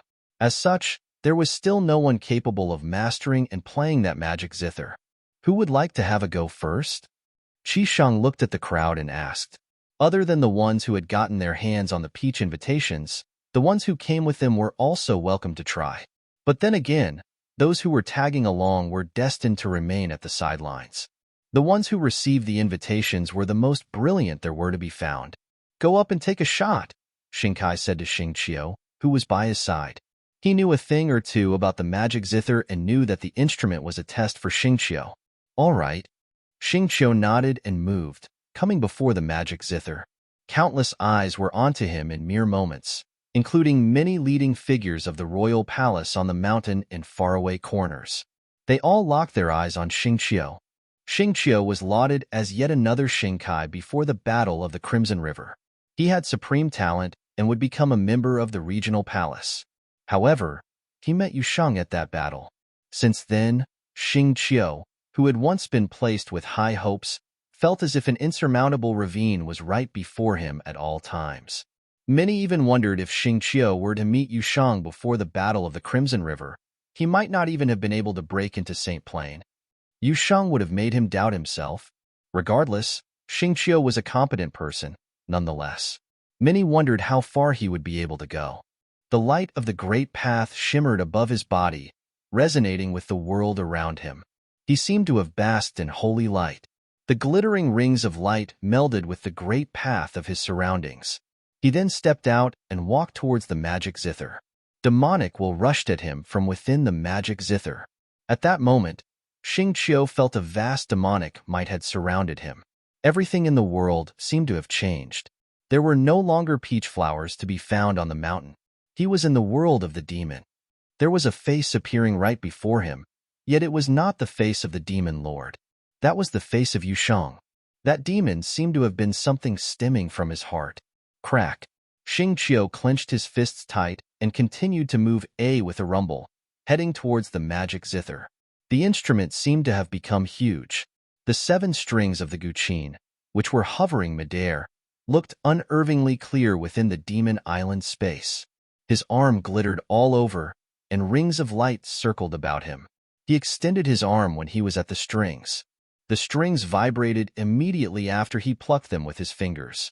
Extremely formidable demonic might washed all over the place instantly, roaring at the image as it moved. Xingqiu seemed to have beheld Yusheng, who had taken the form of an overlord demon king, then threw a fist at him. Its raging demonic might was difficult to defend against. A tinge of coldness was seen in his eyes. He then shouted and stepped out again, keeping his body centered. He then plucked the 2nd string again with his finger. Boom! An even greater, wilder force swept out. Xingqiu's body was sent flying. He rose and kept his eyes forward. That magic zither continued to hover in midair as if nothing happened. It was as if everything that he had been through mere moments ago had been a dream. Twice then, many sported solemn looks. Even someone as strong as Xingqiu had been sent flying with only having plucked 2 strings. The magic zither was more like an instrument best used for testing the strength of one's will instead of one being played. If the goal was to use it to play a tune, no one around was deemed powerful enough to do so. Xingkai looked disappointed when he saw what happened. He knew a little about the past peach banquet somehow, and there was no way the likes of Xingqiu would have gotten further than that. However, the instrument was capable of attacking the will of its player. If the player had a wavering will, they would have suffered worse under the instrument's effects, making one think the attacks were stronger than they were and were very difficult to resist. It seemed that Yu Shang had a profound effect on Xingqiu, as he had become a solid obstacle in Xingqiu's path to cultivation. "Get up there," Xingkai then said to someone beside him, Gai Huang's personal student, Hua Yi. Hua Yi nodded and walked out, coming before the magic zither. Xingqiu turned his eyes to Hua Yi, who became clad in the dazzling will of the great path of space, tearing apart the demonic will power rushing at him. He slowly moved towards the instrument, coming right before the guqin that was hovering in midair. He then pointed at the air and seemed to have grabbed hold of the string on the magic zither remotely before plucking it. The sound of the guqin reverberated in an instant. However, it did not sound pleasing at all. The sound heard was that of a howl, sending rumbles throughout the space. Golden storm of space whipped up around Hua Yi, tearing everything apart. He pointed with yet another finger, plucking the string yet again. A demonic aura that was even more raging swept through the place. Boundless notes danced as if there was a ferocious demon intruding. Hua Yi stepped out again with his outstretched finger plucking the 3rd string. Hua Yi felt as if his spiritual will was being devoured, yet he did not let up. His fingers stirred again, causing the 4th note to be heard. His body was sent flying as he grunted. His steps were faltering, and he skid quite a bit on the ground before stopping, looking rather disheveled. Hua Yi was doing much better compared to Xingqiu. Both of them returned. Xingqiu lowered his head somehow. He knew what his brother was doing. Xingkai was deliberately getting Hua Yi to stir him up. "I reminded you last when you fought in the Battle of the Crimson River. If you're unable to overcome that obstacle of yours on your own, you probably won't be able to move even a step further in your training. You won't even get to the level of true self, let alone Renhuang Plain," Xingkai said to Xingqiu. Talent was not the only thing that mattered in cultivation. After all, mighty ones from all sides tried their hands one after another afterward, with the strongest of them being only able to pluck the strings 5 times before giving in to the pressure. However, those who had received the peach invitation had yet to make their move. Yin Tianjiao was the first among those who received the invitation to try it out. She managed to pluck the strings on the magic zither 6 times, breaking the limit seen before, earning her praises from all sides. Those who received the invitations were indeed different. Xu Zi, daughter of Emperor Xu, basked in an extremely dazzling purple glow of lightning when she stepped out, looking overbearing as she resisted the pressure. The place howled. Devastating aura formed around her. However, she was only able to pluck 6 strings as well. Duan Wuji of Emperor Dong's palace made his move, and he was only able to pluck 6 strings. Xiang Zhe, of Emperor Xiang's realm, made his move after that. The man who had been fighting his way up to the peach banquet dazzled all over when he moved. However, like those before him, he too was only able to pluck 6 strings, earning him the praise of many. It seemed to them that Xiang Zhe was also someone who was of superb talent. He shot a glance at Futian after he was thrown back, looking rather spiteful and provocative. No one from Futian's group made a move. Yu Sheng shot a glance at Xiang Zhe. His eyes were overbearing as he stepped forward. He knew little of the way of the guqin, but if it was only about plucking the strings, he thought he would be able to do the same, given how others before him managed to do so. Boom! Demonic might rolled as he stepped out. Every single step he took caused the ground to shake. His eyes were terrifying. It was as if they had become those of demons. He was affected when he had gotten near the magic zither, entering a mystical demonic space. It was as if many great demons were charging at him. However, as someone who trained in demonic ways, A shadow of a supreme demon seemed to have manifested on him as he stepped out in overwhelming force. He came before the instrument and played. Demonic might rolled, and howls were heard. He continued to pluck the second string as if he felt nothing. Demonic auras roared and howled. His eyes were cold. He then plucked the third and the fourth strings, not flinching even a bit. The fifth string rumbled, and the place was filled with raging roars of the demons. Terrifying waves swept all over the place. Yusheng stood tall like a mountain and plucked the sixth string. He felt an irresistible demonic willpower bombarding him afterward, causing his brain to rattle. However, indomitable, overbearing will seem to appear in those eyes of his. The wind howled, and the peach flowers all over him wilted quickly. A terrifying demonic storm appeared around Yusheng. Clang! The seventh string rattled. There seemed to be a supreme demonic shadow appearing on the magic zither. Yusheng shouted and looked it in the eye, remaining unflinching as he did so. However, his body was nonetheless thrown back afterward, rolling on the ground as rumbles were heard. His body continued to sustain the striking force as skid marks marked the ground. Some power indeed. Many shuddered. Yusheng was the first to have plucked all 7 strings. However, he remained utterly incapable of genuinely mastering and playing the instrument. Mighty ones ranked on the regional king ranking were indeed a cut above the others. There is no way anyone could master the magic zither just by plucking the strings alone. A voice was heard at that moment. Everyone turned around and saw yet another who was ranked on the regional king ranking. Xie Qingshan, a prince from an imperial realm, a descendant of Emperor Xie. Xie Qingshan looked dashing. He had a lithe figure and looked supreme. He said, "That has been the case with the peach banquets in the past. 7 chords have always been the limit. The end was the same, even after that.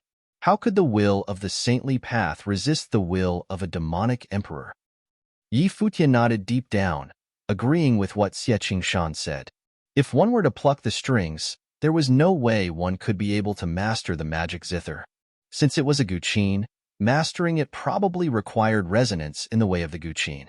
However, it was apparently not easy to be acknowledged by the magic zither. Qi Shang was a good player of the guqin, yet there was no one in the royal palace capable of accomplishing the feat. It was obvious that he was one of those people.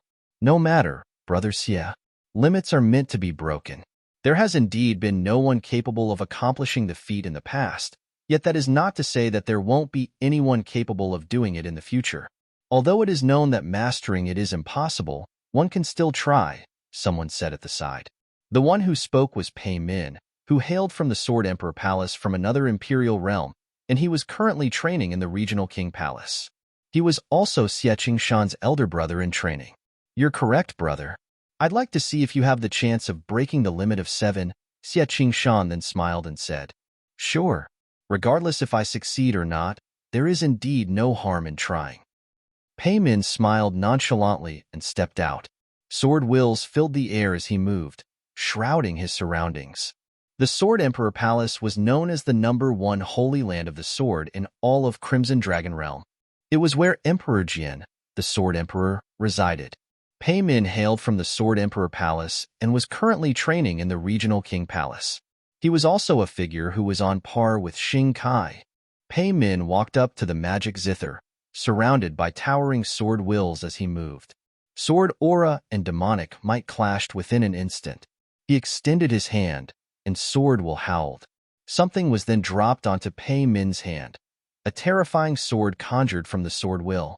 His palm shook, and he pointed his finger. The sword tore through space and broke through the terrifying demonic aura currents, heading straight for the instrument. He did not try to pluck the strings. He tried to stab the instrument with a sword instead. Clang! The sword landed onto the string, and it surprisingly held. Notes that carried terrifying demonic aura rolled about in the space, rushing at Pei Min. Pei Min stepped forward and tore through the space. Sword wills once again coalesced right before him. He flicked his wrist, and yet another sword streaked through midair. That blade was sharper than the one before, bringing about a sonic boom as it moved. The blade hit on second string and rang. Both the sword and string vibrated. There were then 2 swords on the strings. The strings continued to vibrate, and terrifying demonic power gushed out, howling. The swords on them continued to shake and ring.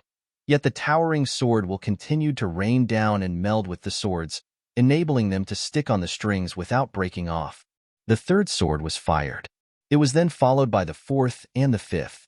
Every single blade was stronger than the one fired previously, getting increasingly powerful. The space seemed to have been drowned by demonic aura, and Pei Min seemed to be trapped within. However, he remained standing like an unbreakable sword. Terrifying demonic shadows appeared and howled, corrupting the swords and making them pitch black. However, Pei Min continued to shoot the sixth sword, which stuck to the string without flinching. Towering notes continued to dance, and the sixth sword stuck on the strings shook with even greater force. Pei Min's aura was incredibly strong, and he then fired the seventh sword.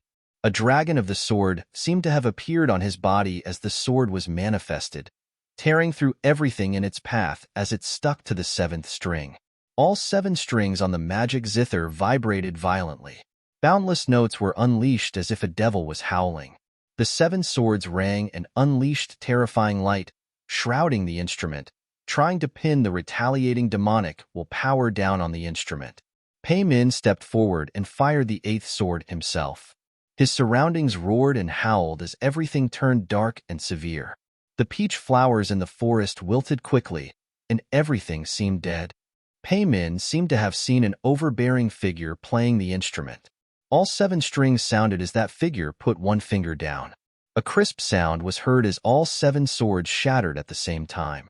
The suppressed demonic will was unleashed within an instant, bursting with harrowing might and banged into Pei Min, who was moving forward. Boom! Pei Min grunted as a rumble was heard.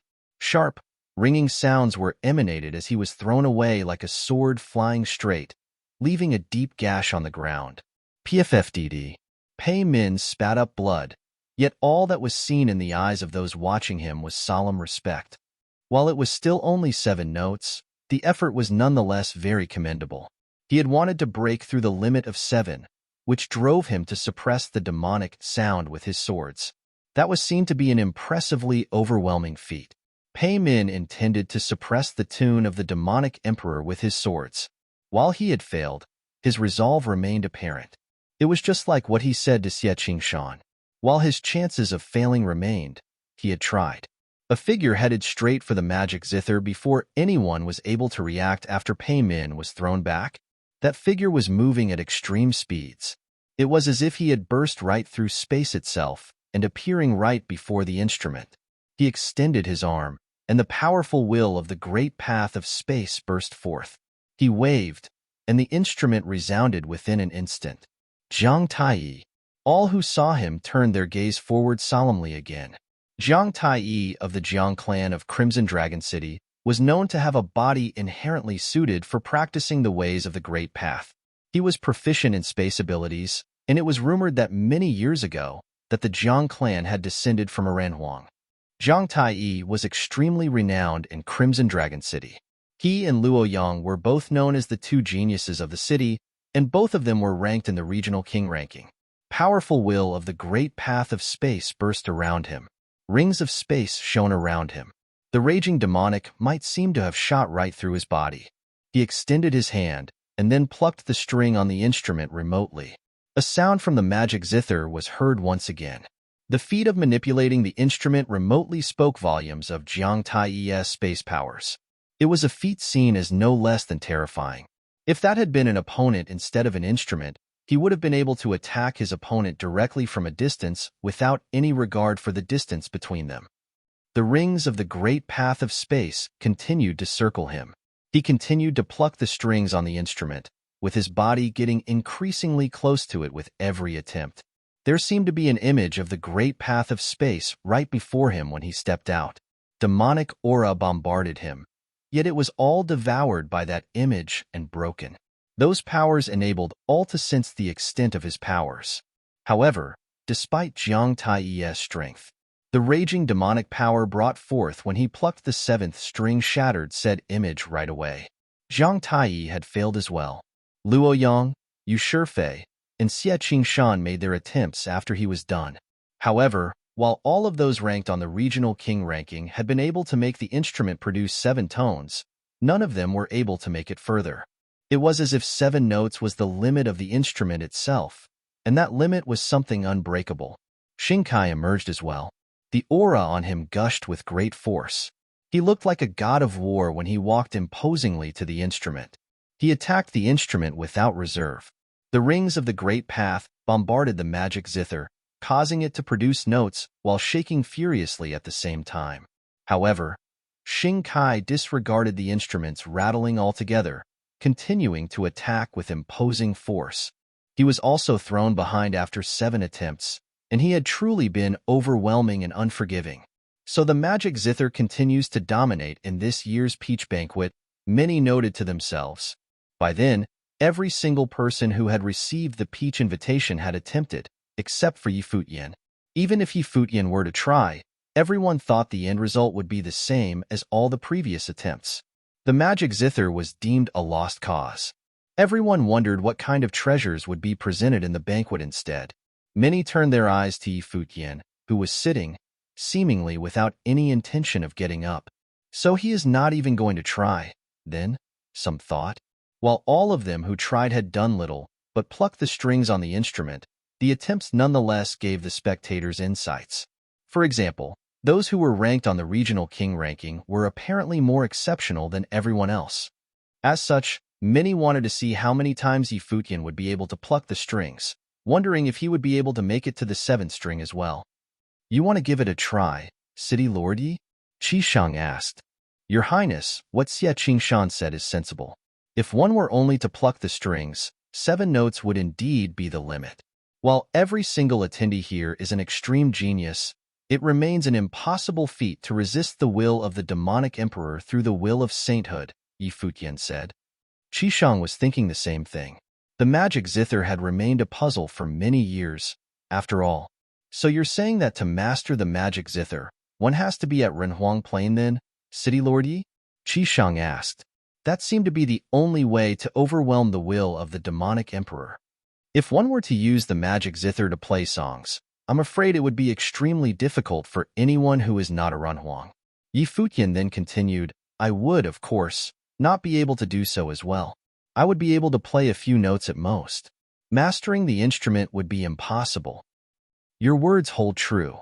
A guqin left behind by a demonic emperor holds the will of said emperor.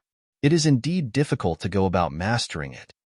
Qishang then added, "However, even if one was unable to truly master the instrument, being able to play a song, even if just a few notes, they would be considered as having solved the puzzle with the magic zither.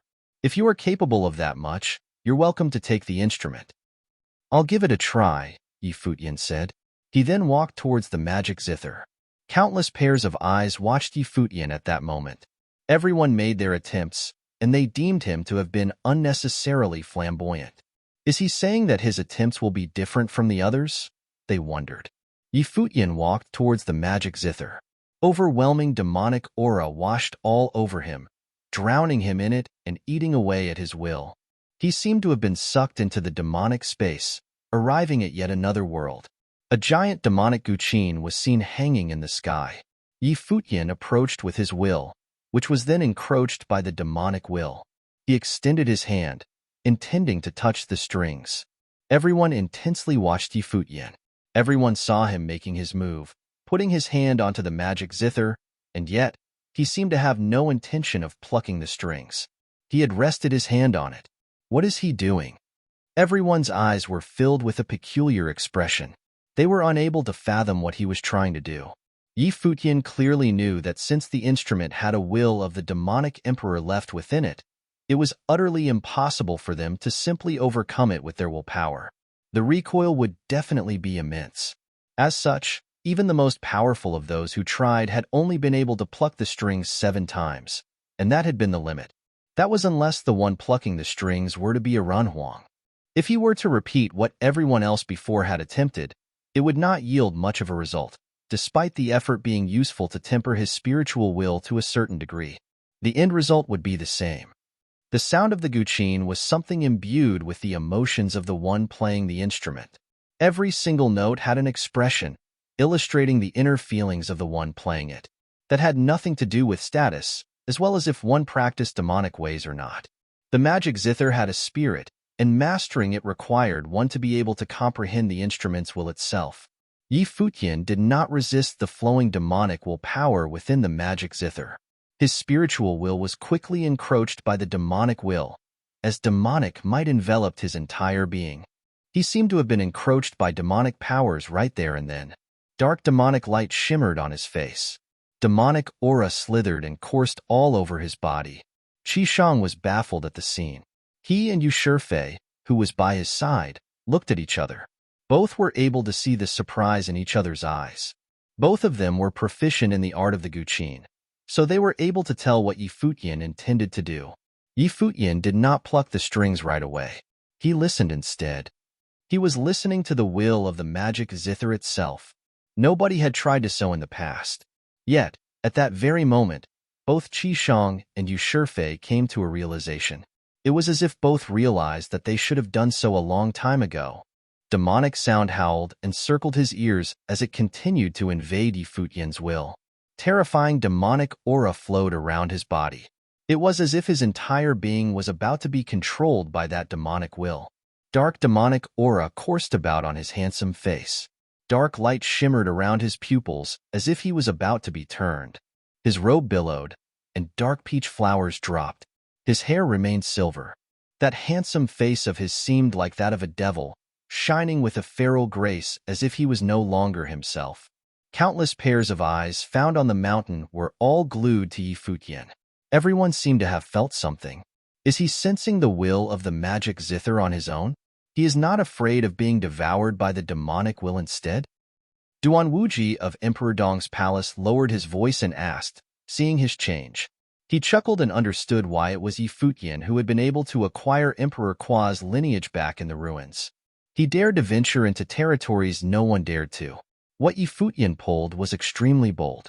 Terrifying demonic will power was imbued within the magic zither, capable of encroaching and even attacking the will of others. Saints, who were all-powerful beings, would not have tolerated the thought of having their will affected and controlled. So their first instinct at facing the magic zither was to fight it, cutting down on the demonic will's influence on them and even suppressing the demonic will to master the instrument. That was the most common method, after all. Even if any wanted to reach out, they would have instinctively shunned such thoughts soon enough. The result of doing such a thing would probably be something out of their control, after all. An example being, what if one's will was encroached so badly that one was left with a permanent, unrecoverable trauma? There was also the concern of recoil from the demonic will affecting them. Such methods of wading against the current were totally against human instincts and extremely risky. However, that was what Futian did. Although many present would not have done so themselves, they nonetheless vaguely felt that he might be doing the right thing when they saw Futian putting such thoughts into action. They, however, wondered if he would be able to bear the will of a demonic emperor. This is interesting, Xie Qingshan said. While Futian had not gone to directly suppress the demonic will and pluck the strings as they had, what he pulled was something that had more thought in it and was more daring. It was no surprise why Futian would emerge to become the most brilliant young man found in Crimson Dragon Realm. Everyone knew that if Futian were to be the same as they were, he would not have succeeded, and he knew that much. As such, he did what he did. However, what enabled him to do so was the backing of his imperial will. If he were to run into any accidents, he was still confident that he was able to shake himself free from the demonic will instead of completely succumbing to it. Demonic will coursed about Futian's body, which was at the central region of the Peach Banquet, held in the vast divine mountain. He looked as if he was turning into a demon himself.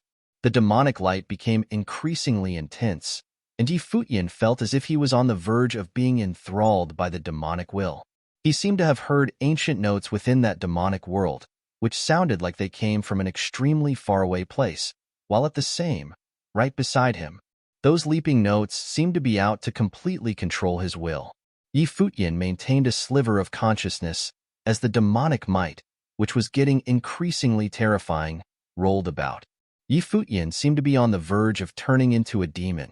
His pitch-black demonic eyes glittered with a hint of comprehension. He lifted his hand and got near the magic zither. His fingers were slightly curved. Terrifying, stifling aura was felt in his surroundings at that moment. Look out! A figure at a faraway corner of the mountain was seen. Everyone seemed to have sensed something, and all gathered their powers to resist. Futian's fingers then struck the strings on the instrument shortly after. When the demonic sound was heard, formless demonic light washed all over the place. It was as if devastating demonic rings shot out all around. Boom! The mighty ones brought their towering auras to bear. The demonic might washed all over the place. Gales swept their vicinity, and the peach forest wilted in mere moments, turning into a pitch-black demonic world. Many were thrown several steps back. Rumbling sounds were heard as they unleashed their own will powers to resist. However, all of that hardly lasted for a single moment. Everyone then turned their gaze back to Futian. His fingers were moving away from the magic zither. He backed away, and the demonic might on him gradually subsided as if nothing had happened. That bit of demonic sound was totally different from the simple notes produced when everyone was attempting to pluck the strings before. That was the true tune of demonic sounds. It was apparent that he did it. Although it lasted for only a brief moment, he had played the magic zither for what it truly was. Furthermore, he was able to make it out in one piece. Everyone turned to look at Futian. If things were to proceed according to the conversation between Qishang and Futian, then the instrument that had been around for many peach banquets would no longer remain. It had finally found its master. The magic zither has been in the royal palace for many years, and there has never been anyone capable of fathoming its workings, or should I say, there had never been anyone capable of such metal. City Lord Yi, you have succeeded in finding out the secret of the instrument and playing it. Per what I've said before, this guqin shall now be yours. Qishang smiled and said. Futian did not refuse. The guqin of a demonic emperor was a Run Huang-level treasure, and there was no way he would have rejected such a precious item. Furthermore, there was not any catch to taking the magic zither. Thank you, Your Highness. Futian cupped his hands and said. A holiness of nirvana dropped from the sky. The guqin case materialized and emitted dazzling light, shrouding the guqin and containing it within. The case itself was a treasure as well, evident from the fact that it was capable of containing the will of the magic zither within. He waved his hand, and the case flew towards Futian. Futian took it over and then stored it within his storage ring, before turning around and going back to where he stood. The magic zither was officially his. The magic zither has been around for several peach banquets, and it finally found its master. I'd call this a case closed one way or another, Qishang smiled and said. It was as if giving away a Run Huang-level treasure was something worth celebrating to him. We shall have the second gift prepared for the very next day.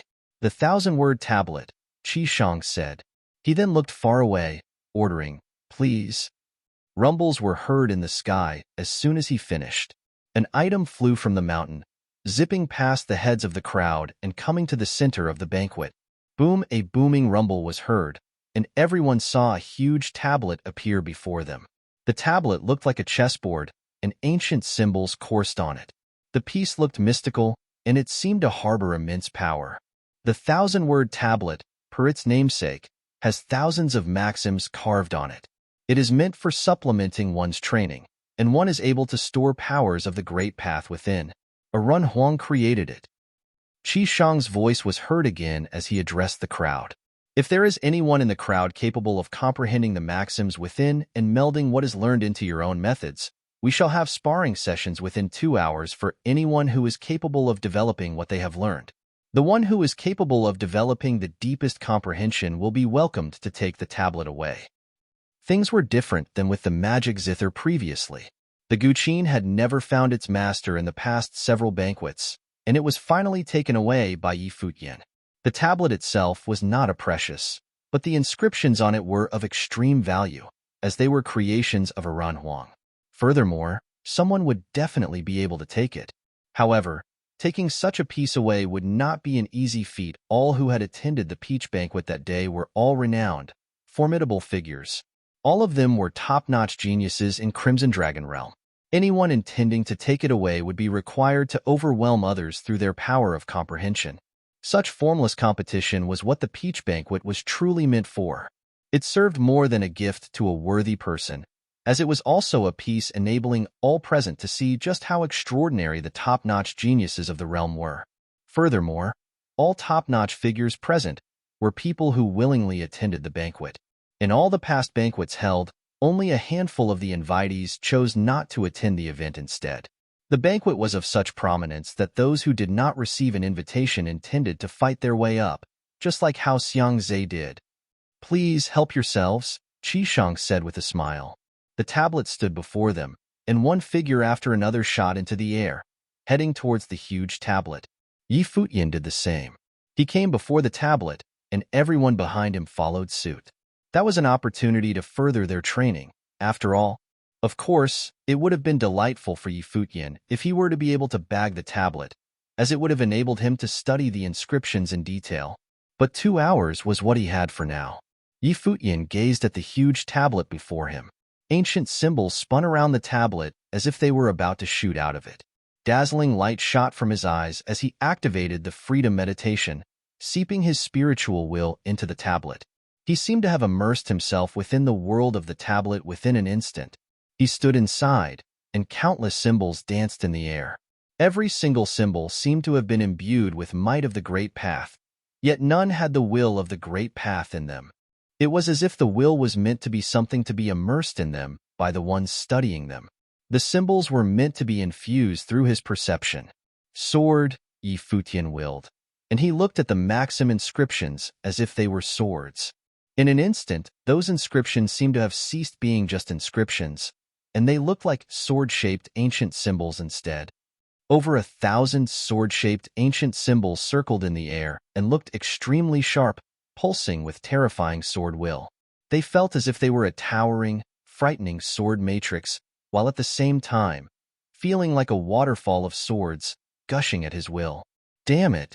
Yi Futian was alerted deep down all of a sudden. The inscriptions of swords dropped vertically and attacked his spiritual willpower within the tablet, shattering it on the spot. It was as if they had torn through the tablet and rushed inside his head. Yi Futian shut his eyes instantly, intending to shake the attack off. However, that scene seemed to have lingered in his mind. He retreated immediately and grunted, finding blood at the side of his mouth. Everyone around him was frightened. Xia Qingyuan and the others flashed and came to his side, asking, what happened? They were not the only ones doing so. Many before the tablet turned their eyes to Yi Futian as well. Their expressions were puzzled. The ones standing far away at the mountain were rather baffled as well. While many were thrown off instantly, Yi Futian was the only one who showed that much of a reaction. It seemed as if he was severely injured. The case did not seem to meld well with his prior performance. He should not have looked that weak. However, none of them knew that the huge reaction from Yi Futian was a result of reaching planes higher and more intense than the others. That had been his advantage over the others, yet that advantage almost ended up injuring him severely. Yi Futian stood firmly and shook his head. "It's nothing." He looked up, and his gaze fell upon the stone steel.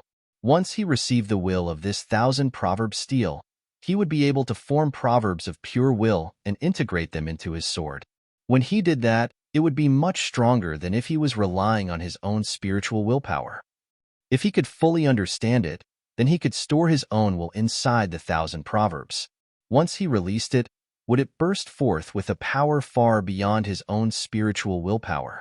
This time, he intended to visualize all of the 1,000 proverbs directly, but he could not withstand such a high-level endeavor. It looked like he would have to go a little bit slower. He walked forward. There were many people around him. Xiangzhe was in front of him. He squinted at Yi Futian, then averted his gaze. He looked back at the huge stone steel and whispered, "You should not be doing this." He was currently a celebrated figure in the Crimson Dragon realm. He had been named Lord of Qinya City, and his name echoed throughout the realm. He had even killed a Nirvana-level figure from Emperor Xiang's realm.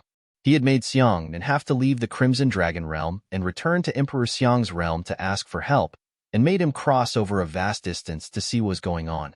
Even given Yi Futian's previous performance, he had not been able to see his true power. But the fact that he was able to obtain the magic zither proved that he was brave and mighty. From what he could see, Futian would be a thorny opponent indeed. And the previous scene had been slightly different than he imagined it would be. Futian looked at Xiangze. He smiled but did not respond. Instead, he continued walking towards the huge stone stele. The ancient words on the stone stele were mysterious and intriguing, and contained fantastic rule power. Futian's spiritual will entered it once again, but this time, he did not receive the will of the words. He only saw the endless characters that they were made up of. Is this a matrix of the Great Path? Futian wondered. Renhuang had probably carved the 1,000-word proverbs on the stone stele. A Renhuang-level figure had carved the stele, and now the power of the Great Path was contained within its characters. It seemed that every character contained a powerful will. There seemed to be some similarity between this and the Sword of Cassipia. But what was different was that he had formed the revolution of the Great Path rule power out of the ancient words. It was extremely frightening. Futian perceived the 1,000-word proverbs and tried to form a Sword of Cassipia. One of the swords did form inside his life palace. Futian felt its will and frowned slightly. Something was wrong. The will that this character contained seemed ordinary, not extraordinary. It seemed kind of like the Three Brothers' 9 seals of spiritual power. But it was a little bit different. Every single ancient character had a special mark on it that could attract will. Thinking of this, Futian did not try and perceive each of the 10,000 words. He just perceived one among them. Renhuang had created the 1,000-word proverbs. When someone reached the Renhuang level, they had already proven themselves before the Great Path and transcended. The Tao begets the heavens, the earth, and all things. In the space of a single thought, the Tao of all things could make a full revolution. The union of humans and Tao created unlimited vitality and endless potential, as vast as the world and as bright as the sun and moon. Since Renhuang had created them, these 1,000-word proverbs contained true will within them. Since they contained endless potential, these ancient characters were suitable for any law power. Futian was completely lost in self-perception, and he forgot everything in the outside world.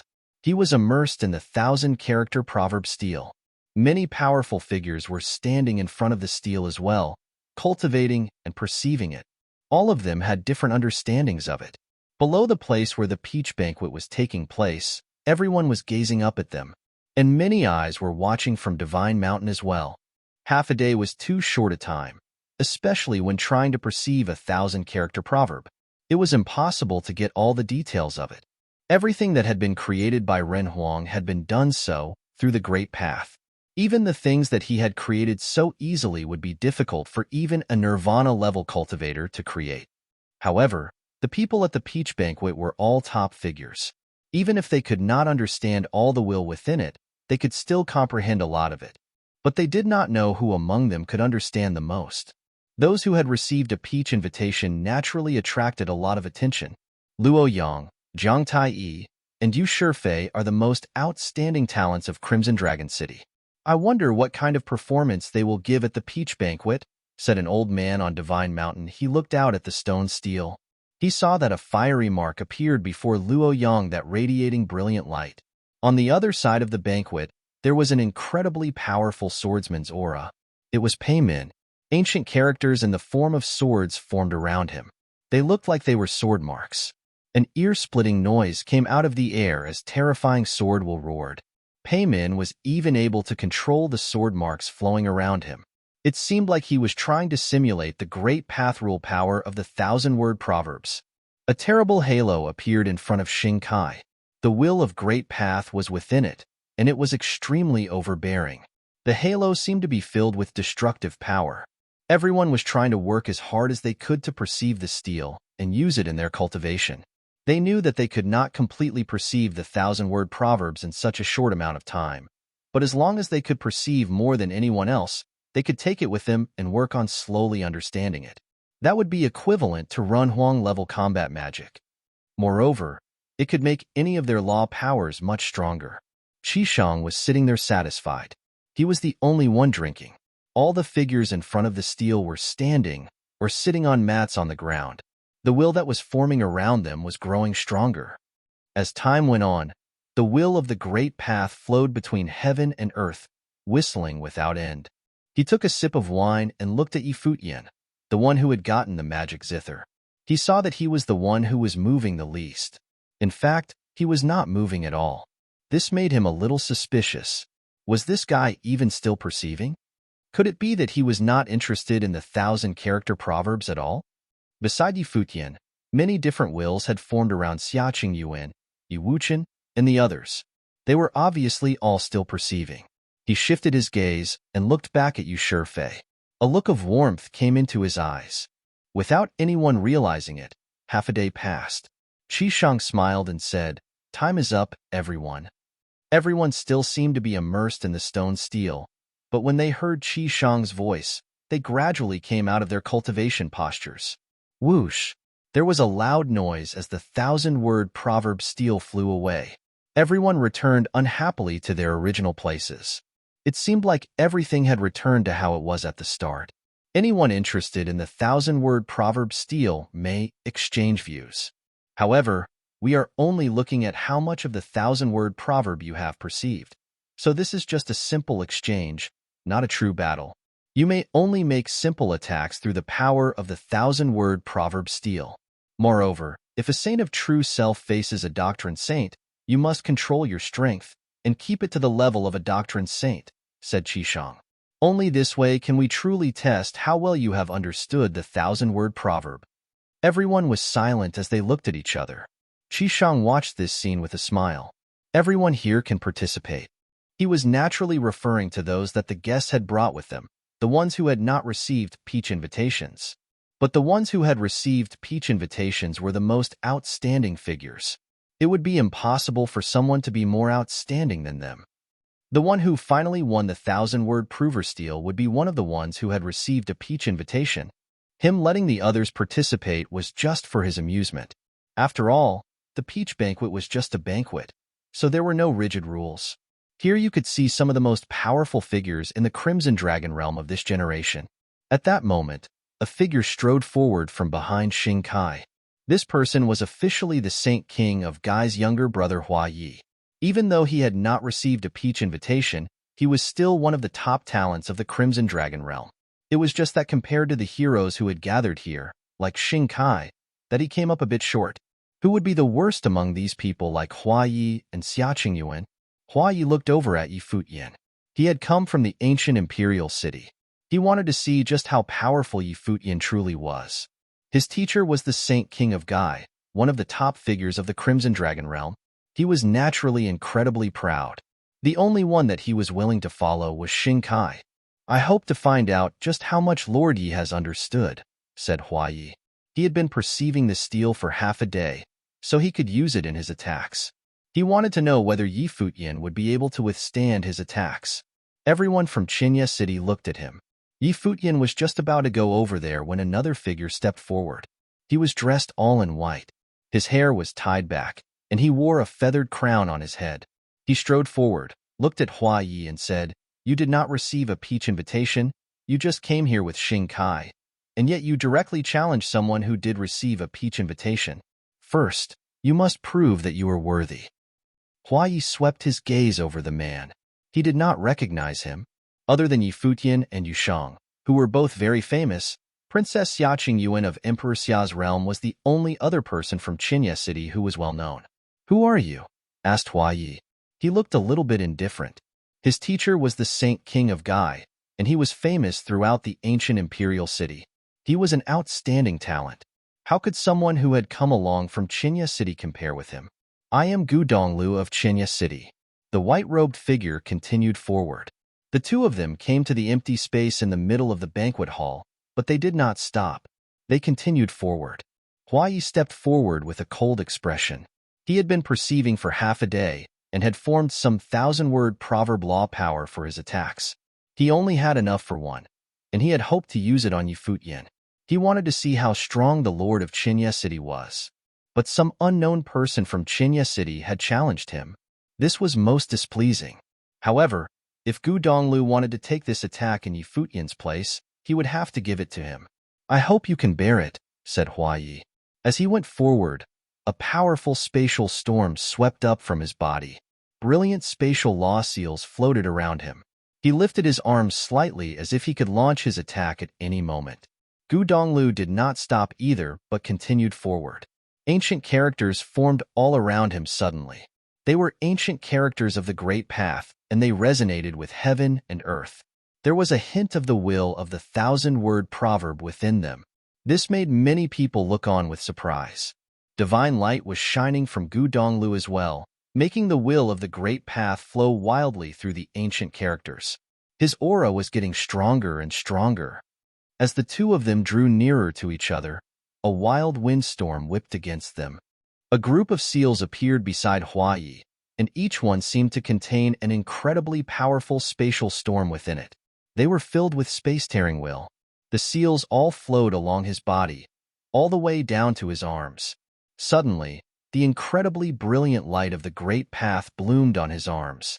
A terrible spatial hurricane swept out from him. He pointed forward, and all the energy that had appeared seemed to gather together on his finger. The people on Divine Mountain could only see a destructive hurricane sweeping out, and the air before it appeared to be utterly destroyed. Gu Donglu was in the very center of the storm. Could the man from Qinya City withstand it? The ancient characters wrapped around Gu Donglu and resonated with the worldly Great Path. His white robes whipped around in the wind. Even facing the destructive storm in front of him, his expression was unchanged. He stepped directly into the storm and clapped his hands together. In a flash, an overwhelmingly loud rumble filled the area. The vortex destroyed the ancient characters, but each character was like a giant palm print. Even when it was shattered, the fingers continued forward. However, the light from the ancient characters that surrounded Gu Donglu continued to shine. A terrible airflow rose around him.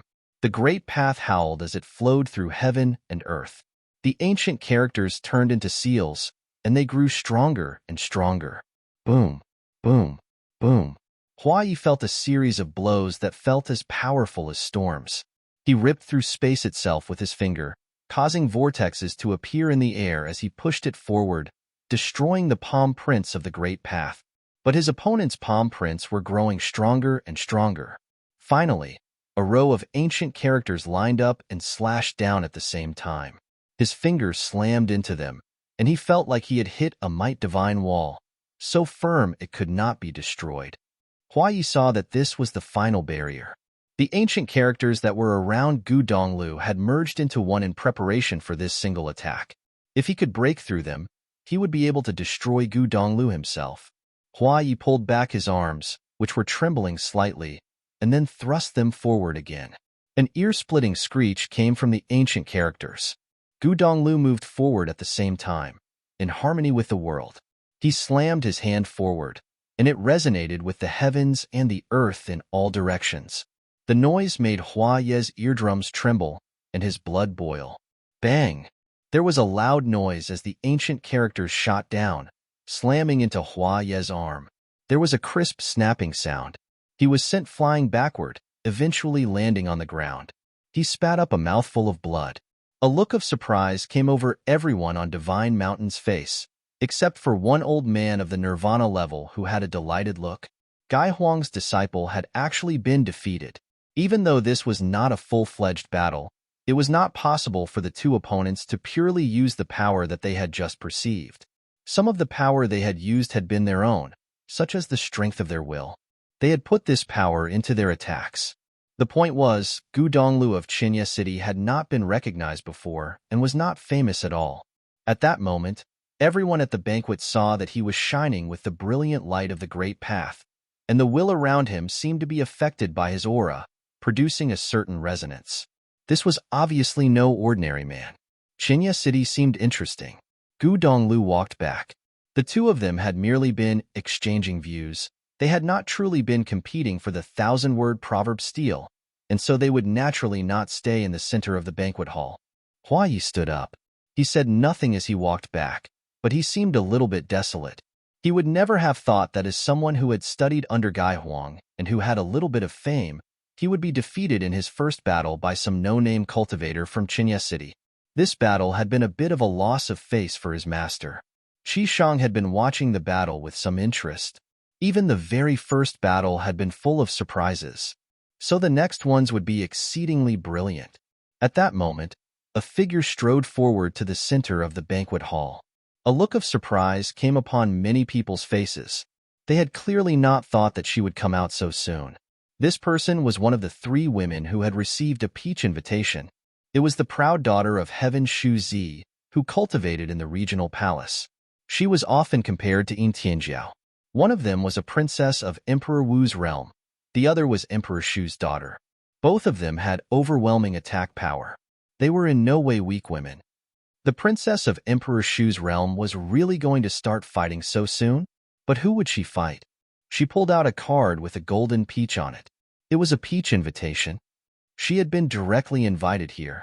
"May I challenge the lord of Qinya City?" said Shu Zi. Hua Yi had tried to challenge Yi Futian, but Gu Donglu had called him out for not having a peach invitation and had stood in his way, finally defeating him. But both Shu Zi and Yi Futian had received peach invitations. Yi Futian looked at her in surprise. This was the first time that he had seen the princess of Emperor Shu's realm. He only knew who she was by reading her name on the peach invitation that she pulled out. Now, why did she want to exchange views with him? Was Qinya City really this famous? Emperor Shu is known as the Thunder Emperor. His accomplishments in the way of thunder are extremely impressive, said someone on Divine Mountain. Ah yes, he is named after his overwhelming style of attack. It is said that the princess has perfectly inherited her father's talent. She may look weak, but when you see her fight, you won't think that at all, said someone else with a smile. But why does Shu Zi want to challenge Yi Futian? I heard that when the princess had just entered the regional palace, she was very arrogant. But she was taught a few lessons by Xing Kai and became much more honest. She threw herself into cultivating and restrained her violent temper a little bit. She even asked Xing Kai to train her, said someone who knew a little bit about the regional palace with a smile. A look of profound interest came over the faces of everyone on Divine Mountain. These noble-born princesses were very high-spirited and would normally not deign to notice ordinary people. They had cultivated themselves to be very powerful and had outstanding talent, so the only people who could make them notice them were people who were stronger than them. But some of the people who had been cultivating at the regional palace for longer than Shu Zi did not think this was strange. It all seemed straightforward to them. Payment smiled. Shu Zi had directly challenged Yi Futian. There was a high likelihood that she would be humiliated. Yi Futian may not have really gotten involved up to this point, but everyone still had high expectations for him. Yi Futian was about to step out, but at that moment, someone stepped out in front of him, looked at Shu Zi, and said, "I will fight you." Shu Zi looked at the one who had stepped out and frowned slightly. "Yi Futian is the one I want to challenge," said Shu Zi coldly. The one who had stepped out was Xia Qingyuan. Everyone looked on with interest. Shu Zi had challenged Yi Futian, but Xia Qingyuan had been the one to come out. Shu Zi may have just emphasized that the one she wanted to challenge was Yi Futian, but based on their status, these two were much more suitable to fight each other. The daughter of Emperor Shu and the daughter of Emperor Xia, 2 princesses of great Renhuang realms. Xia Qingyuan did not get involved in much in Qinya City. Yu Shang and Yi Futian were so famous that the princess of Emperor Xia's realm did not get many chances to display her abilities. That was until Xia Qingyuan took over the 9 great tribes. Then people all saw how decisive she could be. He does not know how to go easy on women. He won't show you any mercy, said Xia Qingyuan coldly. Yi Futian's face was dark. What did she mean by that? Shu Zi frowned as she watched Xia Qingyuan come closer to her without the least bit of propriety. She did not keep asking, but instead, a terrible airflow erupted around her. A roaring sound exploded all around, and the light of purple lightning seemed to be everywhere. It seemed like it would cover the entire area.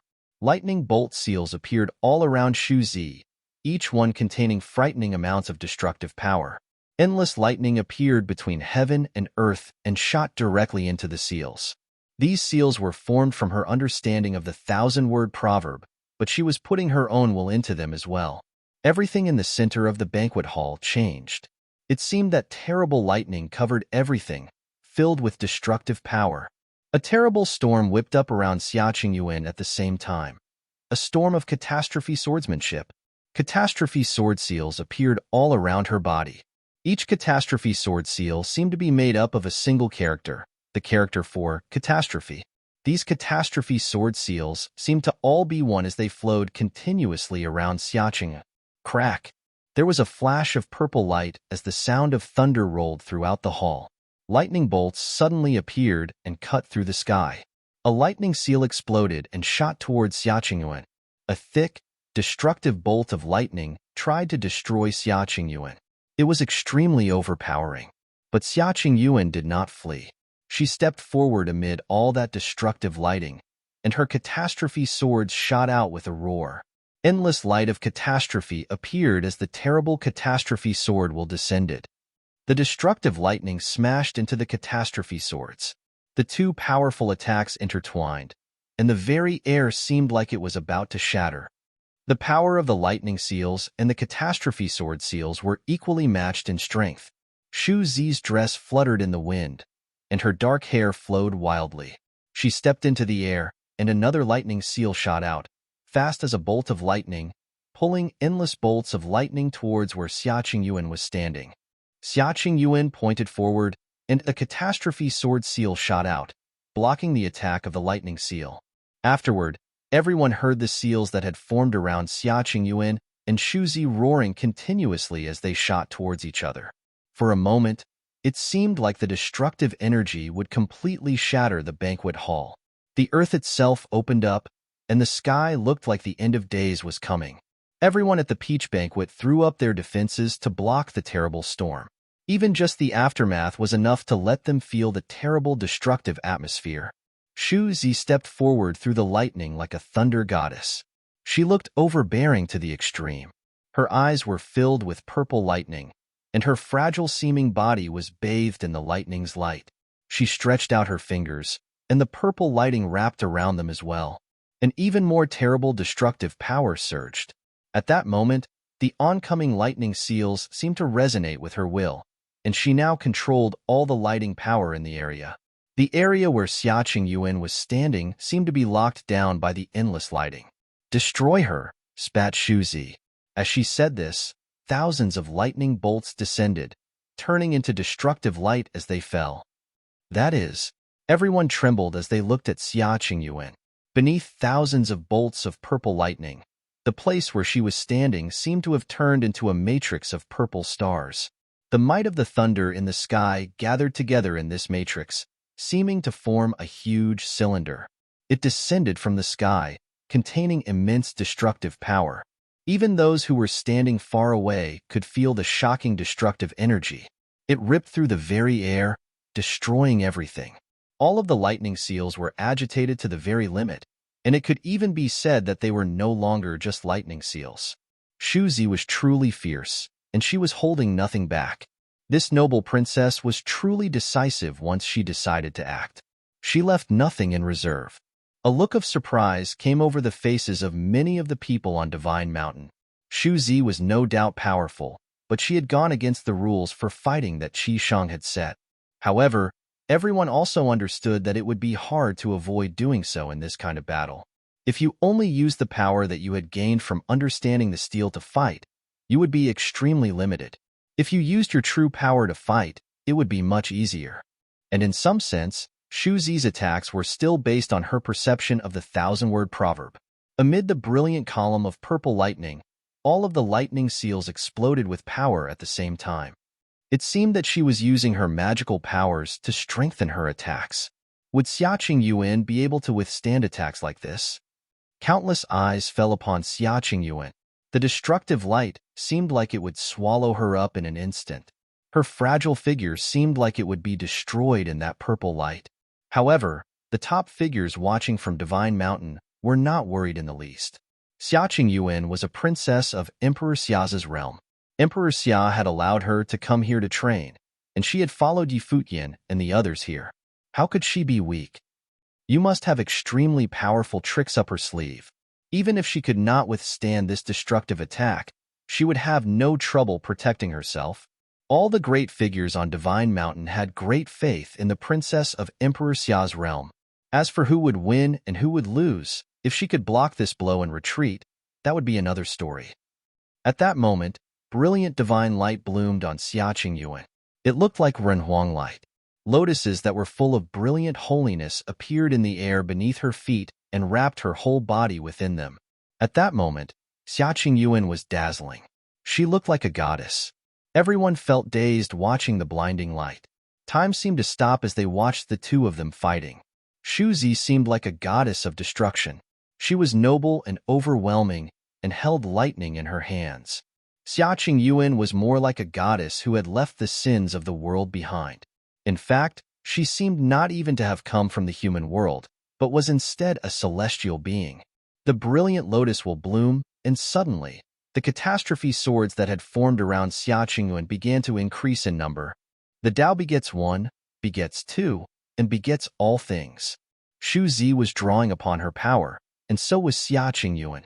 But unlike Xu Zi, Xia Qingyuan had not completely detached herself from her understanding of the thousand-word proverb.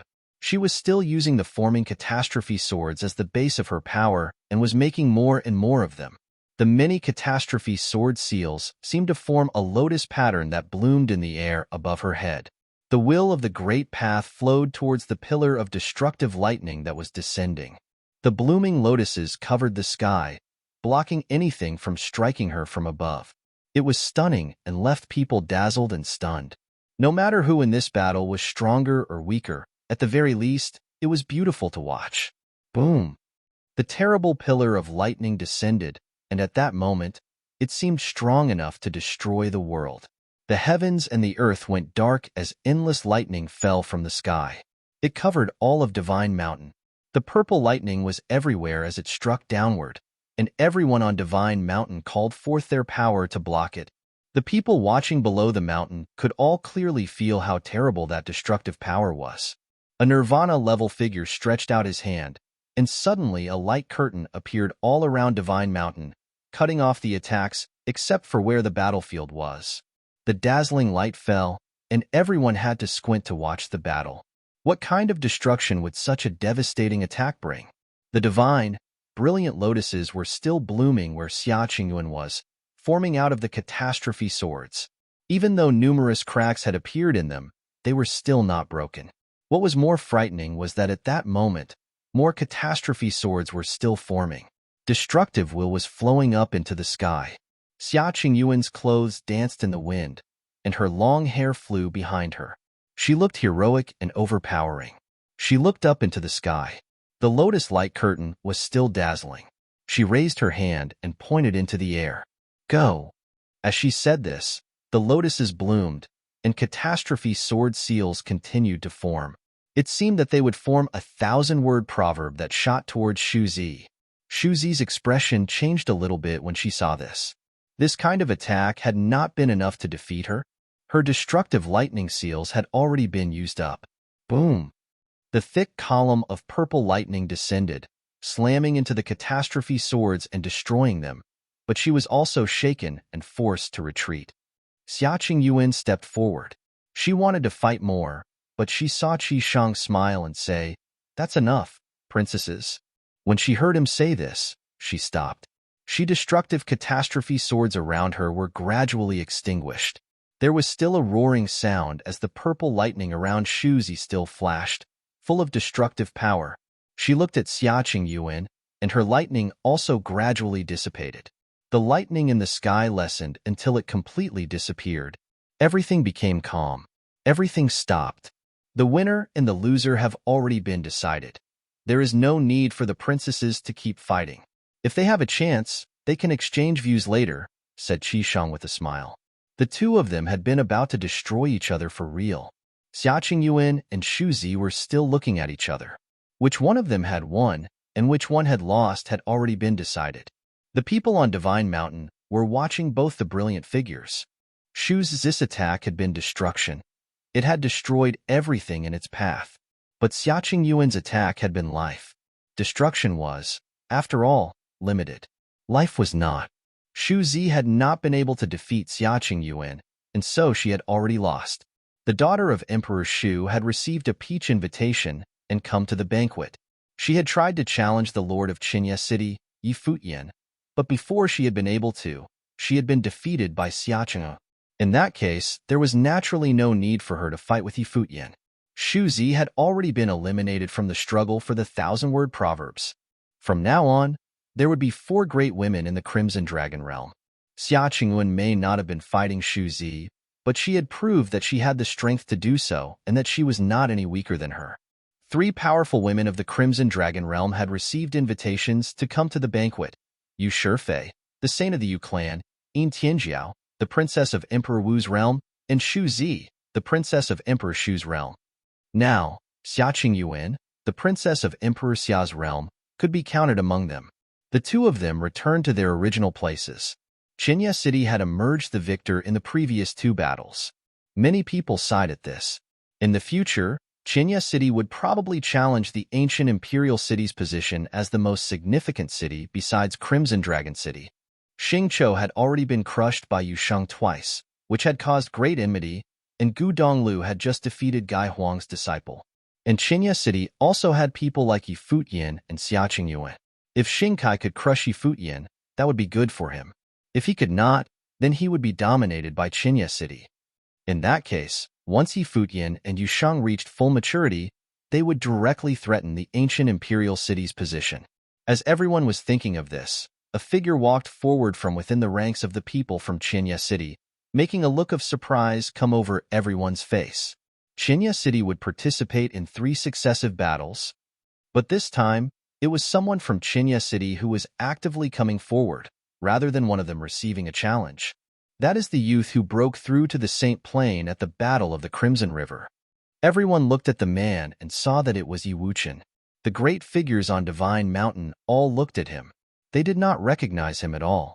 Did Qinya City have even more geniuses within it? This man seemed to be a swordsman. Those who knew about the people at the Battle of Crimson River knew that Xiangnan had wounded Yi Wuchen at the battle, but now that he had broken through to the Saint Plain, he had transcended the weaknesses of the flesh. However, on such an occasion as this, it seemed that stepping forward to fight might put him in over his head. What kind of people were here? The Peach Banquet was known as the foremost banquet in the Crimson Dragon realm and was much more important than the Battle of the Crimson River. Yi Wuchen walked forward. When he reached the center of the banquet hall, he looked in a certain direction. "I am trained in the way of the sword. Might I trouble someone to teach me a little bit more?" said Yi Wuchen.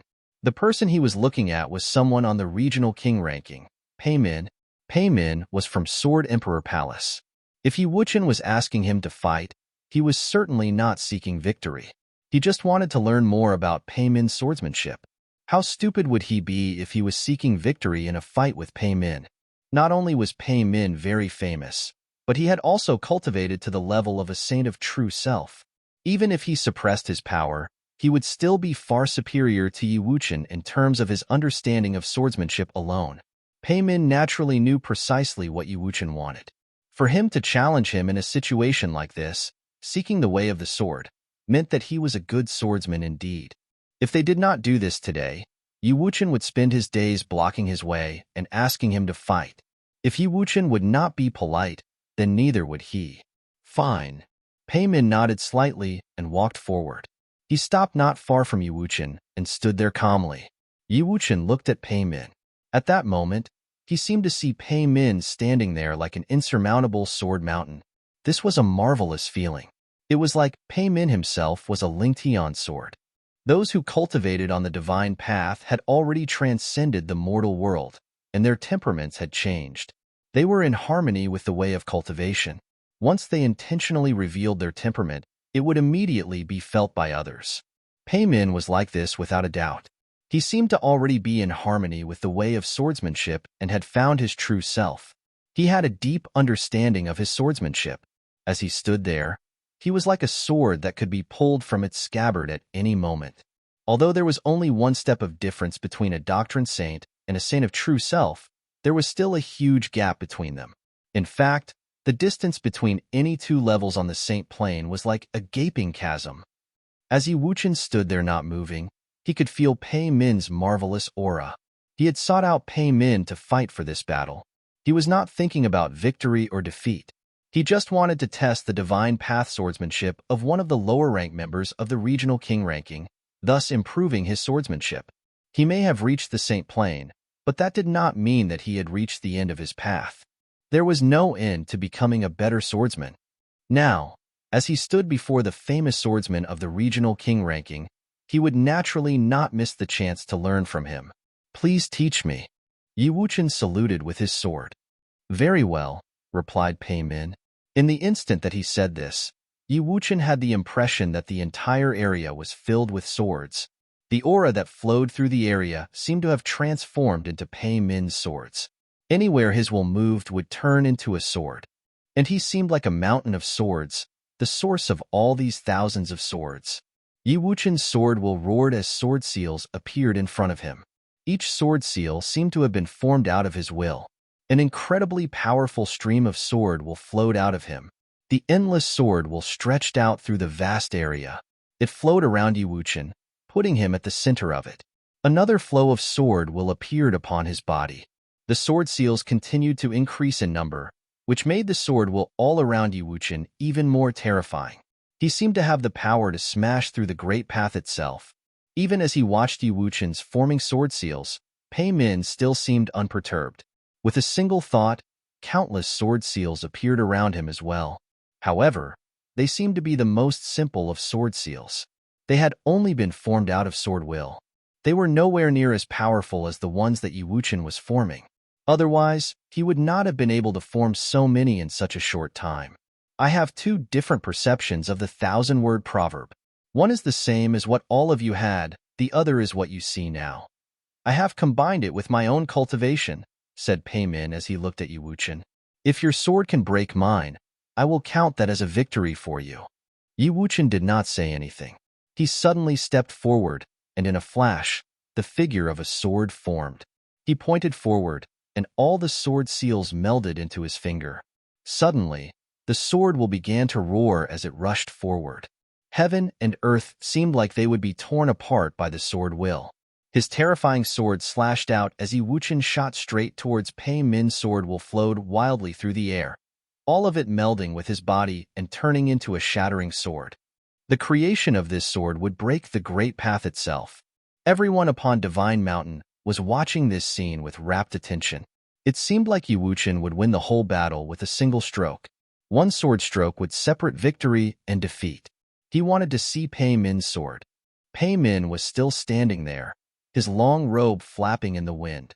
There was an ear-piercing noise as sword will shot out of his eyes. His will covered the earth and the sky. He had not moved, but his sword was now drawn. When one was at the saint level, their will was one with the great path. Their every thought gave birth to Tao. He could create a sword from his own self. Pei Min stepped forward, and the thousands of sword seals around him transformed into a horrifying storm of sword will that swept out like a brilliant wave of light towards Yi Wuchen. This seemed a bit like an attack using the power of the proverb on the 1,000-word stone steel. However, there had to have been a difference. Pei Min could not have uncovered all the mysteries of the 1,000-word proverb in so short a time. But it still seemed like it. His swords reached their destination, and they clashed with Yi Wuchen's. Yi Wuchen thrust his sword forward, cutting through the air. The oncoming swords were shattered as if they could not block Yi Wuchen's. But more and more swords were flowing towards him. They seemed to be endless. An ear-piercing sound rang out without end as everything happened in an instant. The shattering sword cut through the oncoming swords like a knife through butter. It seemed like it would pierce through the flow of swords in an instant. But the wave of sword chi was affecting the momentum of Yi Wuchen's sword. The flowing swords were not only not weak. In fact, their momentum was growing. Piercing sword light shot out from Pei Min's eyes. His spiritual will filled the area, and each sword seemed to have a will of its own as they continually smashed into Yi Wuchen's sword. This left a clear impression in his mind. Bang, bang, bang. The swords shattered one after another, but their momentum was growing. Yi Wuchen felt his sword slowing down. It was a very subtle feeling. His sword was moving so fast that it should have been able to pierce through anything. But at that moment, Yi Wuchen felt like he was in a sea of swords. Each sword had become very clear as they blocked his sword one by one. He continued forward, but it was getting harder and harder. Pei Min took another step forward. As he did, his flow of sword chi grew stronger. Each of the swords was more terrible than the one in front of him, and they shot towards Yi Wuchen. Yi Wuchen's forward momentum was stopped. It seemed that his sword would be blocked. He stretched out his left hand and pointed forward. Endless sword will flowed wildly towards the sword in front of him. The worldly great path returned to his sword. Boom! The very air seemed like it would break in two. But there was an even more powerful flow of sword chi ready to meet him. Bang! A sword fell, smashing into the shattering sword. Then a second one, then a third. They seemed to be endless. But it seemed like Yi Wuchen had still not given up. He was only a few steps away. Pei Min took another step forward, piercing light shooting from his eyes. Whoosh!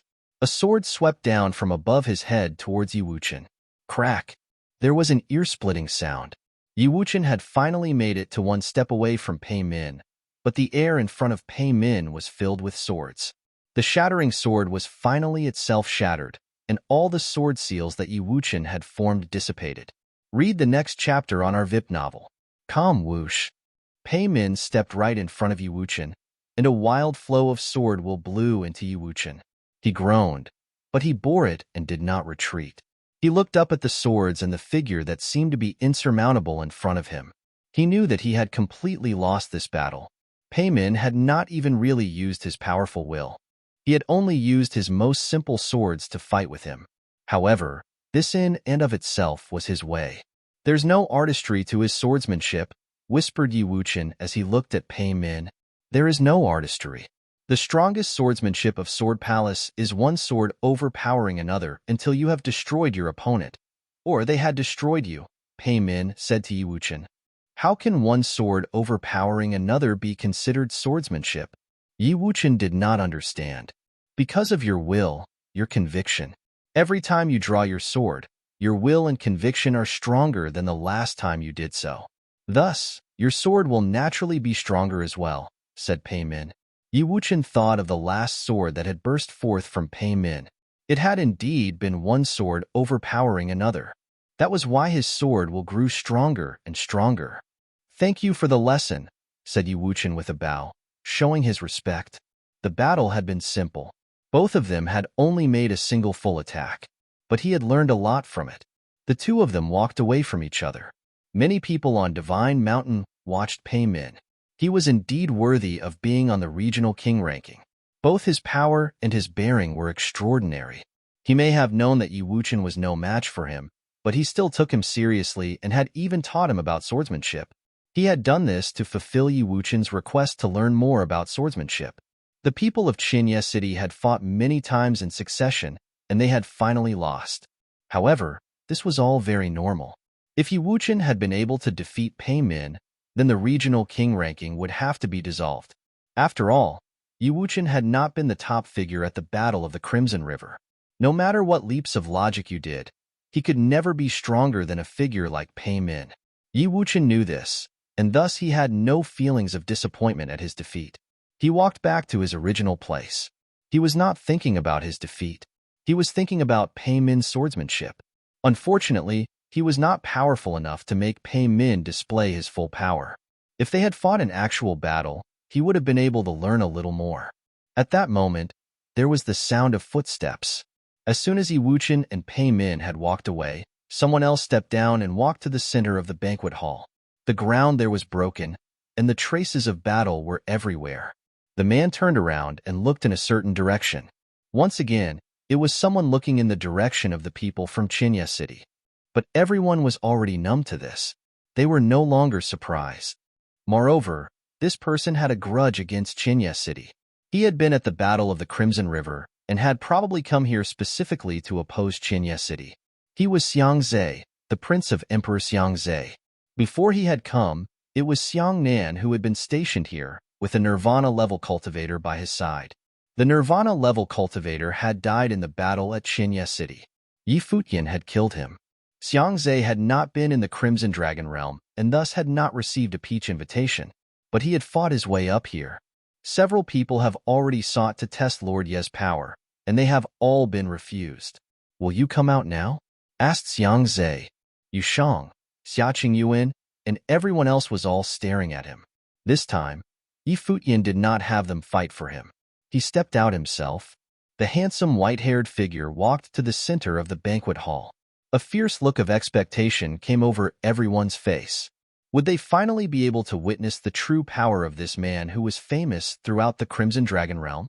Futian had fought several times and even had the blood of a Nirvana-level cultivator on his hands, but that had not been done by his own power. And at Emperor Qua's ruins, he had been drawing upon the power of the flames of the way to fight. Now, even if he were only using what he had just barely perceived from the thousand-word proverb to fight, they would still be able to see him fight for real. And his opponent was very strong. He would be a great test of his power. Futian and Xiang Zhe faced each other in the center of the banquet hall. One of them was a rising star in the Crimson Dragon realm. The other had come from faraway Emperor Xiang's realm for vengeance. Xiang Zhe had come here from Emperor Xiang's realm and had fought his way to the Peach Banquet. He was talented and powerful without a doubt. Now he had officially challenged Futian. Which one of them would have a stronger understanding of the thousand-word proverb? Lord Yi used the Way of Renhuang to summon Emperor Qua and kill a Nirvana-level figure from Emperor Xiang's city, becoming famous in the process. Now I finally have the chance to see what kind of person he is, said Xiang Zhe. His voice seemed very calm, but everyone could hear how provoking the things he was saying were. The killing of a Nirvana-level cultivator would be a catastrophic defeat for many cities. Even for a Renhuang realm like Emperor Xiang's realm, it was still a loss. Because of this loss, Xiang Nan had no choice but to leave Emperor Xiang's city and be transferred back to Emperor Xiang's realm. That was why Xiang Zhe had come here today. During the conflict between Emperor Xia's realm and Emperor Li's realm, Xiang Nan sent people to Qinya City, supposedly to observe the battle, answered Futian. They asked for cultivation resources, and I gave them many, but it seemed that it was not enough to satisfy Xiang Nan's appetite. During the great battle, the people from Emperor Xiang's city came as well. Later, during the Battle of Qinya City, my position as city lord was under threat. Xiang Nan did not show the least bit of courtesy. He sent out his Nirvana-level cultivator to go with the people of the 9 great tribes to destroy the city. I had made compromises with Emperor Xia's realm, but I was not going to give things for free to satisfy Emperor Xiang's city's appetite. So we rose up and resisted. How can we take this Nirvana-level cultivator into consideration when he was so far inferior to His Highness Xiang Nan? They two of them spoke calmly and without any hint of disturbance. There was not the least bit of anger or passion in their tones. But Xiang Zhe was trying to paint Emperor Xiang's city as the victim, and it seemed like he was saying that Futian had been the aggressor. It was utterly ridiculous.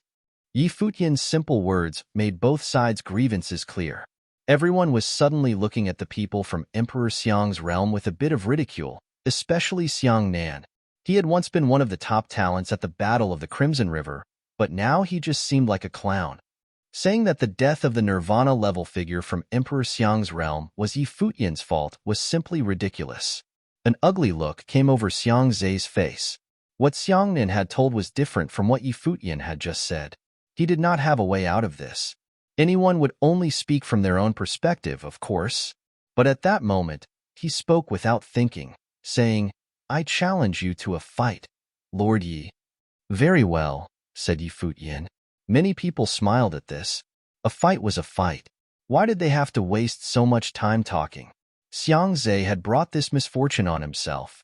A brilliant light flashed, and many ancient seals suddenly appeared around Xiang Zhe. They covered the whole area in an instant. Everyone looked on in surprise. The characters in these ancient seals seemed to be the same as those on the thousand-word stele. They were very similar. Countless characters were floating through the air, and they seemed to contain invisible power. They were in harmony with the worldly great path. The wind howled as the power of the great path pressed down, covering Futian. Everyone was wondering, was Xiang Zhe's understanding of the thousand-word proverb really that strong? But some of the people who knew a little bit about Emperor Xiang's realm did not think this was strange. This was a special ability that he had inherited from Emperor Xiang. Xiang Zhe stared at Futian in front of him. He had an imposing manner about him, and his eyes were filled with endless confidence. A group of sword seals appeared behind Futian. It looked like a sword of Cassiopeia. When Futian had been observing the thousand-word proverb, he had felt that it had some mysterious resonance with the sword of Cassiopeia. It seemed that the sword of Cassiopeia's perfect evolution was not limited to just being a sword. It could also contain rule power. The sword of Cassiopeia had many strengths. However, this did not stop him from modeling his sword seals after the sword of Cassiopeia. Terrifying sword will came out from the swords of Cassiopeia. All of the sword will gathered together. Each sword seal contained frightening amounts of power. 33 swords of Cassiopeia surrounded Yi Futian. Sword light flowed forward, making it look like a river of swords was flowing through the area. Neither of them had attacked yet, but there was a powerful sense of tension between them. There was a huge amount of pressure in the banquet hall. Xiangzhe stretched out a hand and pointed. "Go," he said. When he said this, many ancient character seals swept out at the same time, covering the sky as they shot towards Yi Futian. As soon as he said something, it happened. Crack! There was a sharp sound as a sword curtain appeared around Yi Futian. At that moment, an ancient character seal was rushing towards him. Yi Futian waved his hands, and suddenly a sword of Cassiopeia shot out with a roar and slammed into the oncoming seal, piercing directly through it and shattering it. But afterward, a second seal fell, and its roar sounded even closer. It made an ear-piercing noise come from the sword of Cassiopeia. Everyone saw a fearsome storm whip up in front of Xiangzhe. The ancient character seals covered the sky and fell as if they were moving in sync with the great path itself. They suppressed the whole area. They have the right form and the right substance, thought Yi Futian as he watched Xiangzhe's attack. Xiangzhe's technique indeed had the form of the characters in the thousand-word proverb, as well as their substance. They had a ferocious power, and they were growing stronger and stronger. It was clear that Xiangzhe was far more outstanding than Xiangnan had been. The swords of Cassiopeia pierced out, one sword after another. His sword will was growing stronger and stronger, forming a sword curtain in front of him. It was cutting through the ancient character seals. The 33 swords of Cassiopeia formed a terrible storm of sword will above Yi Futian that destroyed all the power from Xiangzhe's attacks. He looked at the giant ancient character seals that covered the sky and thought, if Xiangzhe had actually understood the meaning of the thousand-word proverb, his attack would be more frightening.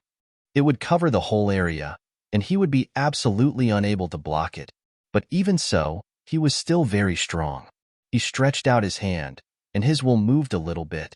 Suddenly, the countless ancient characters that were shrieking towards him in a wild flow turned into the shape of precious cauldrons. A golden dragon roared among them and shattered the sword will below it. The sword curtain shook continuously and seemed like it was about to be destroyed. Yi Futian stretched out his hand at the same time and swept it through the air.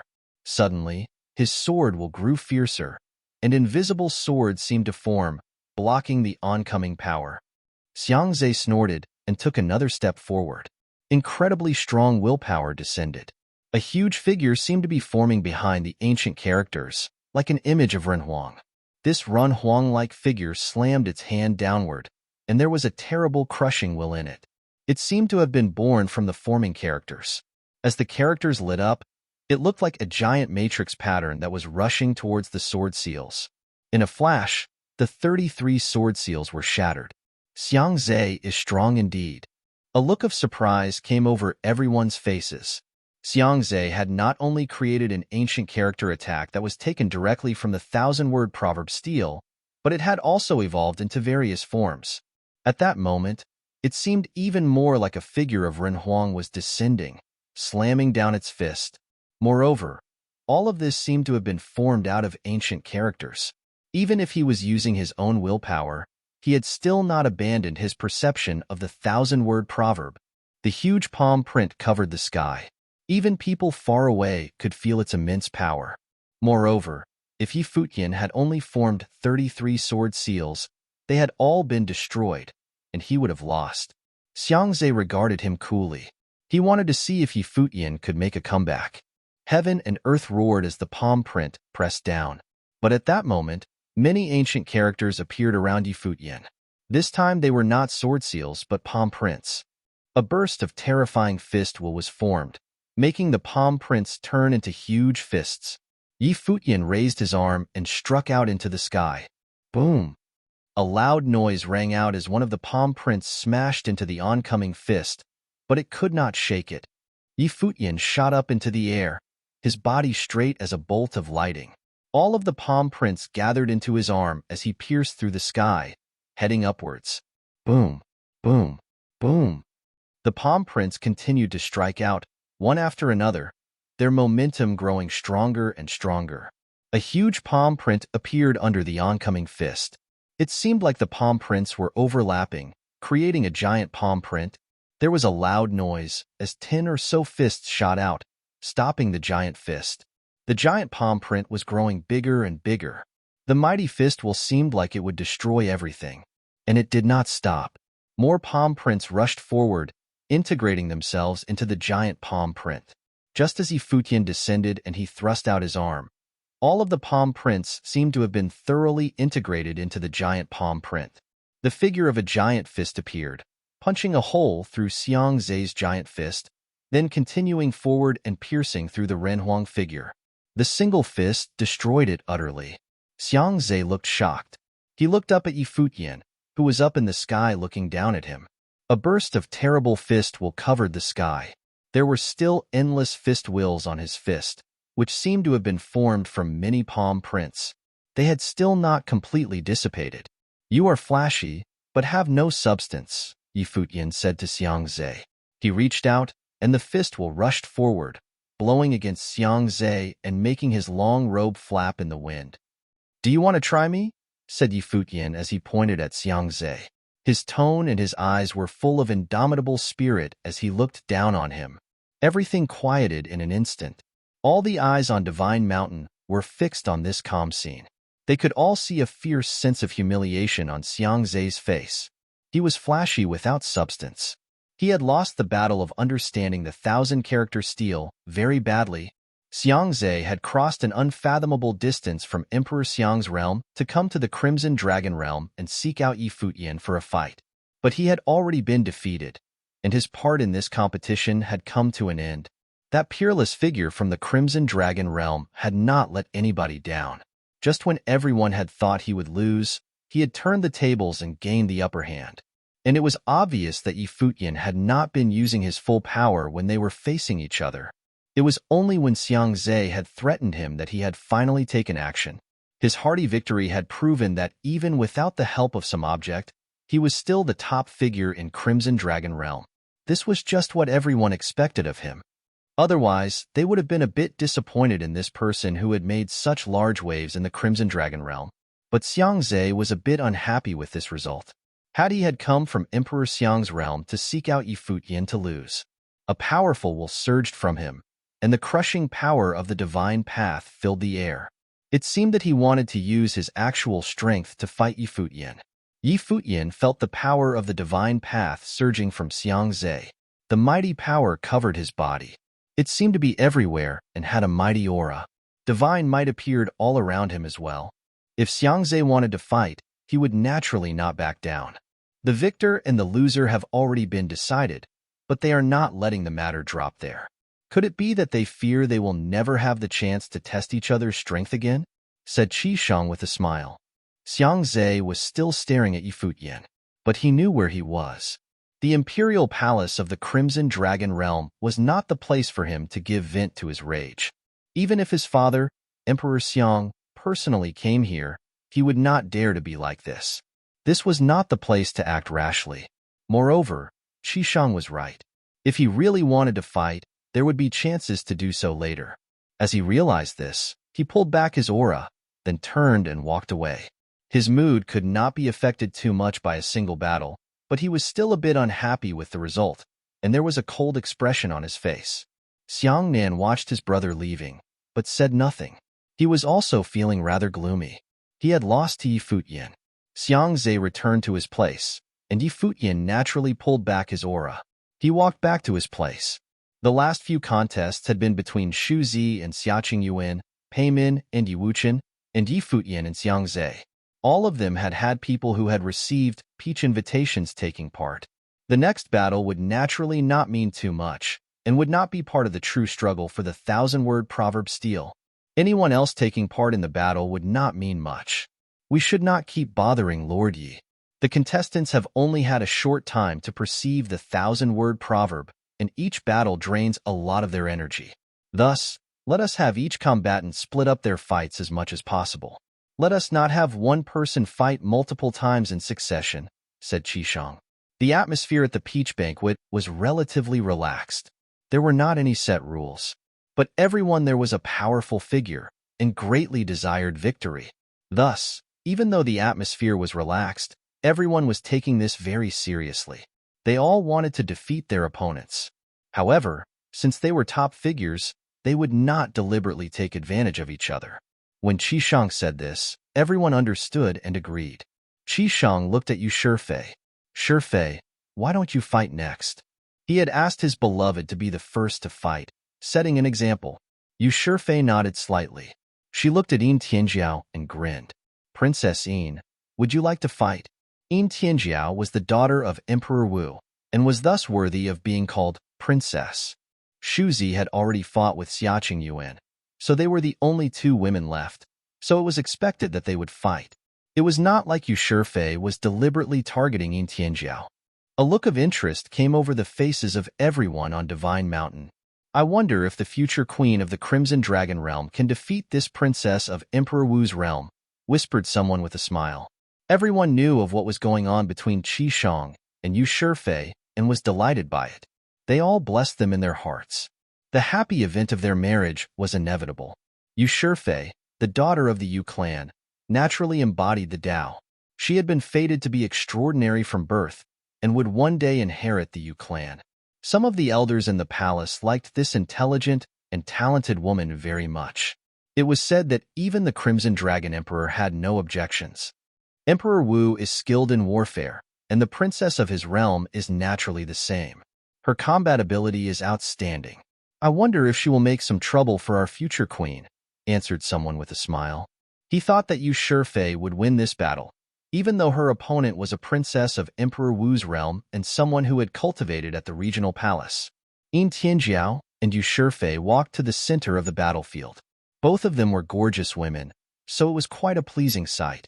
Princess, said Yu Shifei with a slight smile. Yin Tianjiao nodded. Princess. As they said this, their auras changed. They were no longer as gentle as before. Yin Tianjiao was skilled in using flames, and Yu Shifei was just the opposite. She was skilled at using water and ice. The two equal but opposite auras filled the area. A look of surprise came over everyone's faces as the room turned alternately cold and hot. Futian stood to the side, watching calmly. He reached out and felt the heat and the cold. But the coldness was a little bit stronger. It seemed cold enough to slow down the blood in one's veins and even freeze it. This princess of Emperor Wu's realm is facing a great threat, said Futian with a smile. Beside him, Xiaqing Yuan looked at him, then back to the battlefield. This princess of Emperor Wu's realm helped you in the west. Futian was stunned. What did she mean? Where did that come from? It seemed that Yin Tianjiao had indeed helped him. When the Zhu tribe had sought to block him and not let him leave, Duan Wuji and Yin Tianjiao had spoken up in support of him.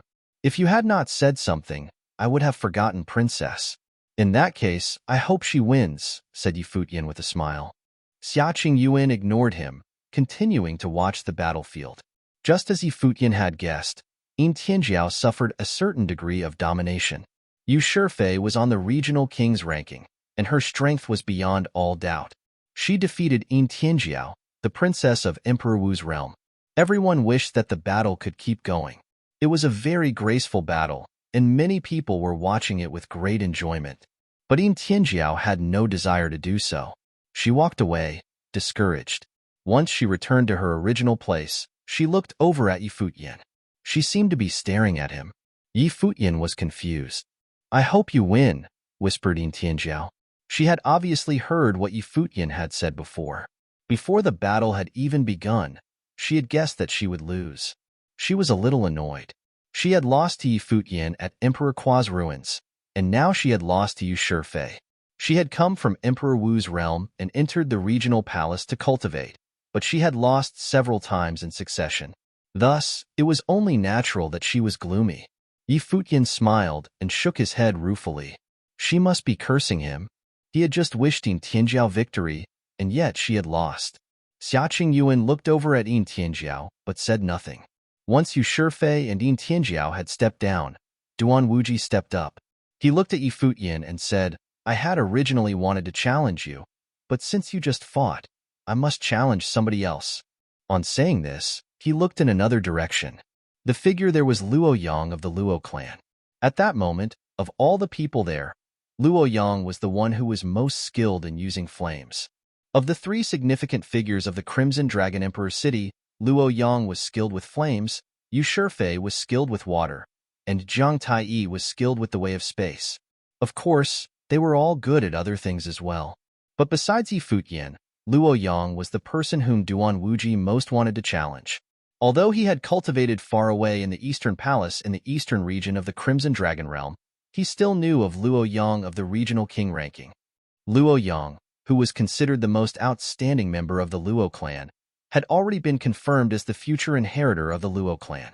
Duan Wuji was incredibly proud and had a lot of confidence in his ability, but he was not sure he could beat Luo Yang. And only if he beat him could he have the chance to face Yi Futian. Thus, he did not know whether or not he would have the opportunity to fight with Yi Futian here. Luo Yang walked forward, step by step, and said, You've chosen the wrong person.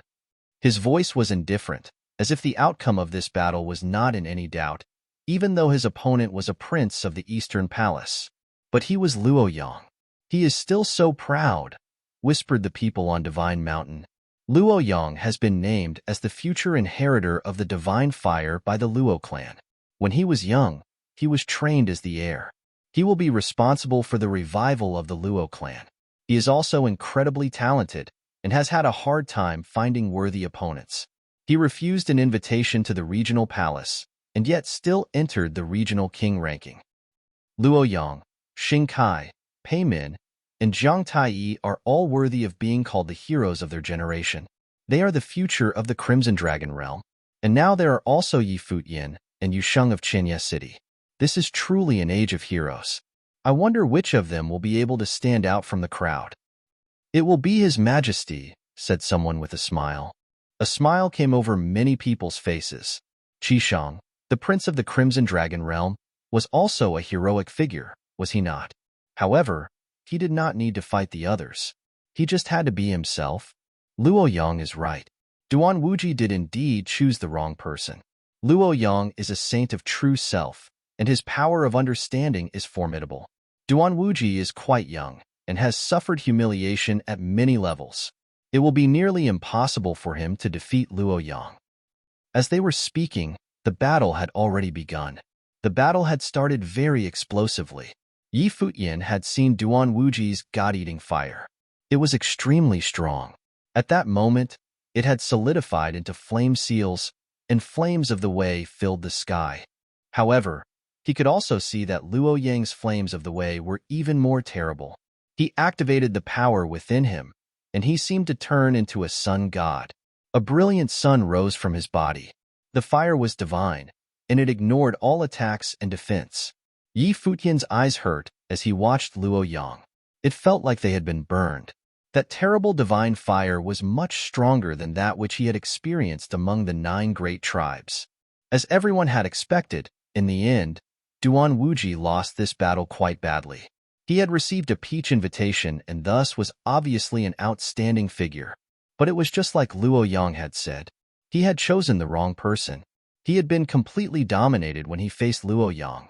Thus, the outcome of this battle had never been in any doubt. Both Duan Wuji and Yin Tianjiao, who had been able to fight Yi Futian at the Battle of Emperor Qua's ruins, had been eliminated. Of the 3 of them, Yi Futian was the only one who had the right to continue fighting for the 1,000-word proverb steel. This seemed to confirm the results of the Battle of Emperor Qua's ruins. Most of the time, one's actual power was the basis of luck and coincidence. As Duan Wuji and Luo Yang's battle came to an end, there were only 4 people who had received peach invitations left who had not yet fought. They were Xing Kai, Zhang Taiyi, Xie Qingshan, and Yu Sheng. According to what Qi Shang had said, the 4 of them would have to fight next. At that moment, Zhang Taiyi stepped forward. Of the other 3, the one who had the best chance of being a threat to him was Xing Kai. Xing Kai was a saint of true self, just like him. Xie Qingshan and Yu Shang were on the regional king ranking just like him, but in a lower division, and their understanding of the Great Path was much weaker. They would be humiliated if they fought him. Even if they all had to control their wills, he would still have the advantage. Thus, to be fair, he had to challenge Xing Kai. However, he had no assurance of victory if he faced Xing Kai. It would be difficult for him to win, and he would have to expend a lot of energy. The 1000-character steel was a Run Huang level artifact. If he wanted to compete for it, he naturally could not waste too much of his energy. Yu Shang. Zhang Taiyi had decided who he would challenge. From his view, based on the power that Yu Shang had shown and his crazy abilities, he was a natural talent. But natural talents were often lacking in terms of ability to comprehend things. So, as far as Zhang Taiyi was concerned, his best choice was to choose Yu Shang. Besides Futian, Yu Shang looked at Zhang Taiyi and said, "I forfeit my claim to the steel." A look of shock came over the faces of the people on Divine Mountain. They had thought they were about to witness a truly explosive battle. They would never have thought that Yu Shang had no intention of fighting and would give up like that. He was not going to fight. Yi Futian was the only person from Qinya City who would fight. Zhang Taiyi had been very well prepared for this. Yu Shang had always practiced a kind of demonic magic ever since he was young. Later, he had mixed in other methods, but the demonic magic had always been the absolute core of his skills. Moreover, these demonic arts seemed to support all of his future cultivation, allowing him to continue raising his level. Thus, Yu Shang was not too familiar with other forms of power. Other people placed great value on the 1000-word proverb steel, but he had no interest in it. Using his understanding of the steel to fight was not interesting to him. That was not his fighting style. Yi Futian was shocked as well. This guy was too direct. Couldn't he be a little more tactful? This was really embarrassing. At least he was someone who naturally commanded respect. Even Zhang Taiyi had not thought that Yu Shang would give up. A look of shock came over his face, and then he walked away. This was good, though. By avoiding this battle, he could save some energy to deal with the next one. Next, it was Xing Kai and Xie Qingshan's turn to fight. The battle turned out just as everyone expected. Xie Qingshan may have been powerful and was on the regional king ranking, but he was of a lower level than Xing Kai. After a wild battle, Xie Qingshan was the loser in the end. However, he did cause some problems for Xing Kai. Anyone who could enter the regional king ranking was a powerful figure, one of the strongest in the Crimson Dragon realm. And so, those that had the right to continue fighting were Yi Futian, Pei Min, Luo Yang, Xing Kai, Zhang Taiyi, and Yu Shifei. Of course, Xia Qingyuan was also left. She may not have received a peach invitation, but she had defeated Xu Zi, which gave her the right to continue. However, as long as Yi Futian was there, Xia Qingyuan would probably not compete, so no one knew if she would fight anymore. Each of the people who were left was a powerful, famous figure. Not much needed to be said about Yi Futian. In recent days, he had become the most famous person in the Crimson Dragon realm. In the year that Xing Kai, the heir of the ancient imperial city, had entered the regional palace, he had swept away all his opponents there. Luo Yang and Zhang Taiyi were two of the most prestigious youths in the Crimson Dragon realm. Pei Min was just as famous as Xing Kai in the regional palace. He came from Sword Palace. Yu Shifei would likely be the future queen of the Crimson Dragon realm. Luo Yang stepped out first and challenged Yu Shifei. Both of them had been born in the Crimson Dragon City. One of them was the hope of the Luo clan, and the other was the hope of the Yu clan. The two of them had cultivated to very similar levels and were often compared to each other. This was going to be a great competition, a battle between ice and fire. Previously, Luo Yang had dominated Duan Wuji, and Yu Shifei had dominated Yin Tianjiao's flames. But Yu Shifei could not dominate Luo Yang. After a struggle, Luo Yang was the eventual winner. He was superior to Yu Shifei on their level, but their understanding of the 1000-word proverb was very similar. After the two of them stepped down, Pei Min came out and looked towards the people from Qinya City. Yi Futian knew what he meant and stepped forward. Previously, Pei Min had been challenged by Wu Chen and had shown his outstanding power in the battle. Yi Futian had a good impression of him. The two of them stepped to the center of the banquet hall, with everyone watching them. The descendant of Emperor Jian was going to fight Yi Futian. What kind of contest would this be? Pei Min looked at Yi Futian with a smile. His Highness set this match to test our understanding of the steel, and thus we must fight. I am at a higher level than you. Even if I control my will, I will still have the advantage. In your last battle, you showed that you had an exceptional understanding of the 1,000-word proverb. It will be enough to see which of us has a deeper understanding. There is no need to fight. As a saint of true self, he only wanted to fight Yi Futian in terms of their understanding of the 1,000-word proverb. As far as Pei Min was concerned, this contest did not mean too much. He had been very casual in his fight with Yi Wuchen.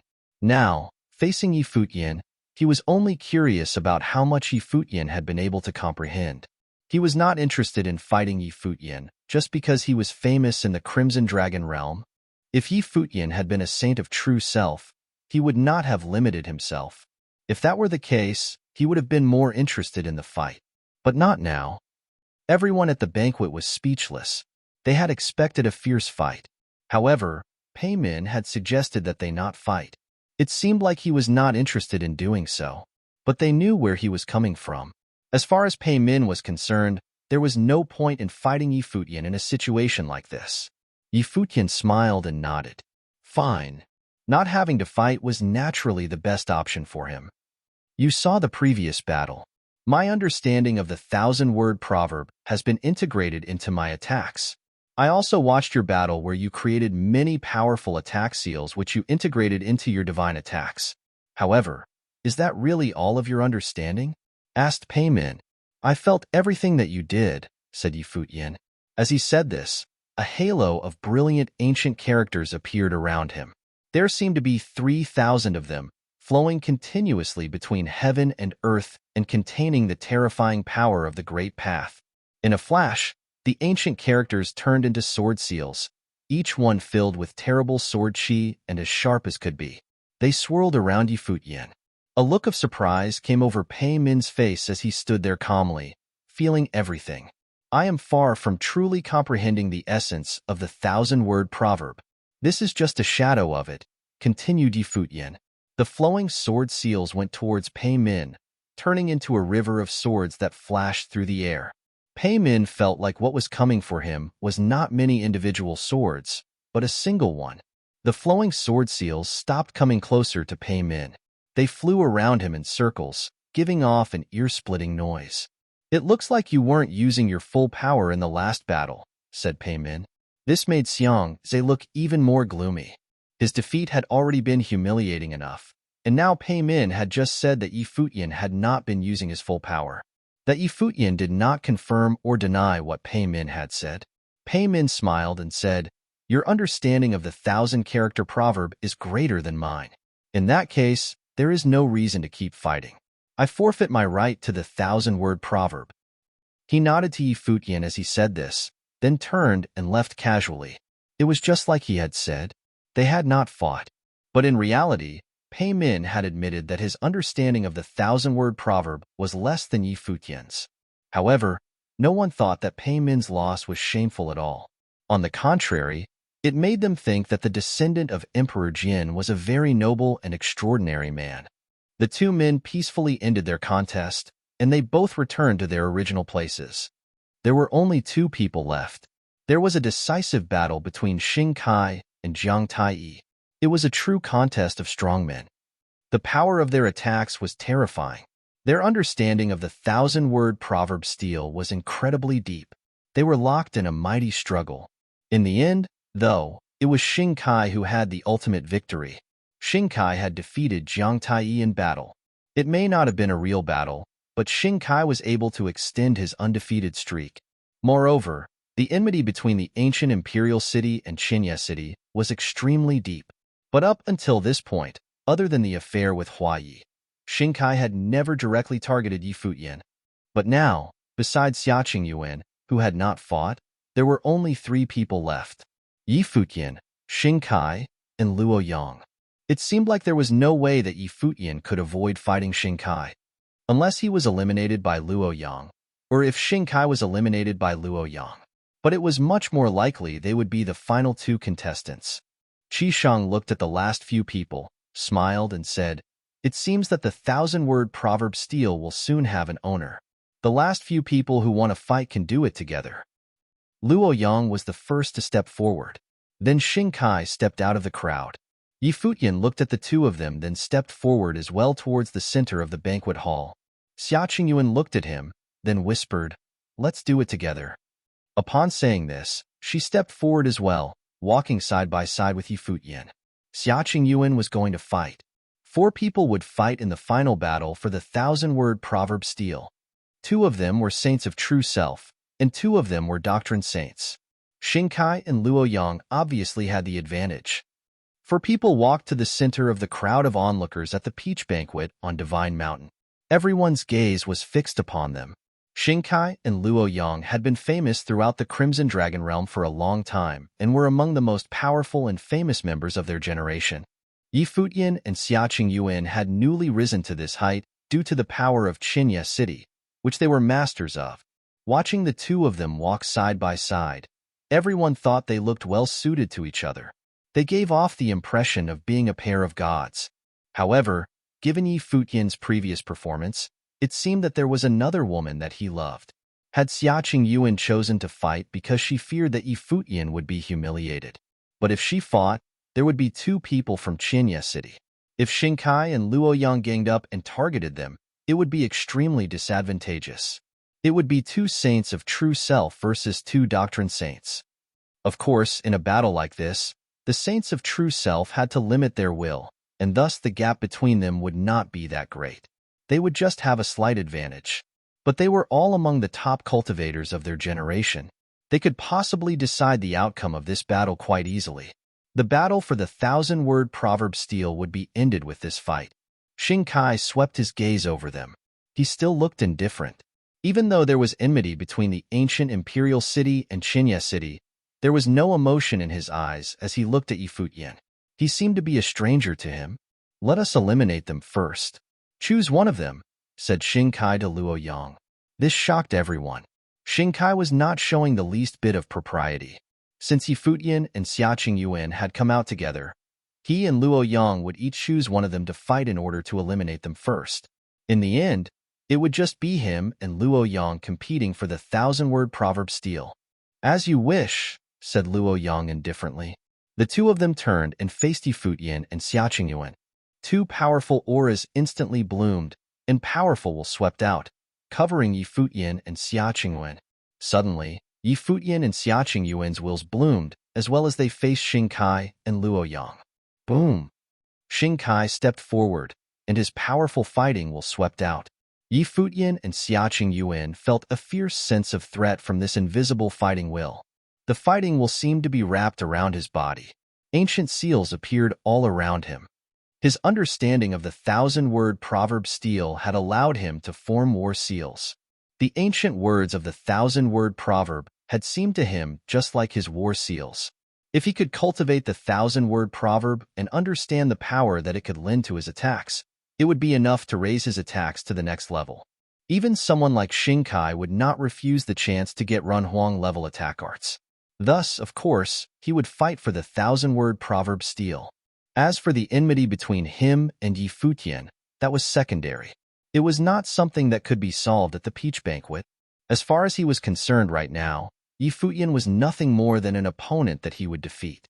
He was just a stepping stone, nothing more. Many ancient seals formed around Xing Kai, flying around in circles. A terrifying force stretched out from him. Some of these seals were particularly strong, and they swallowed up all the fighting will in the area.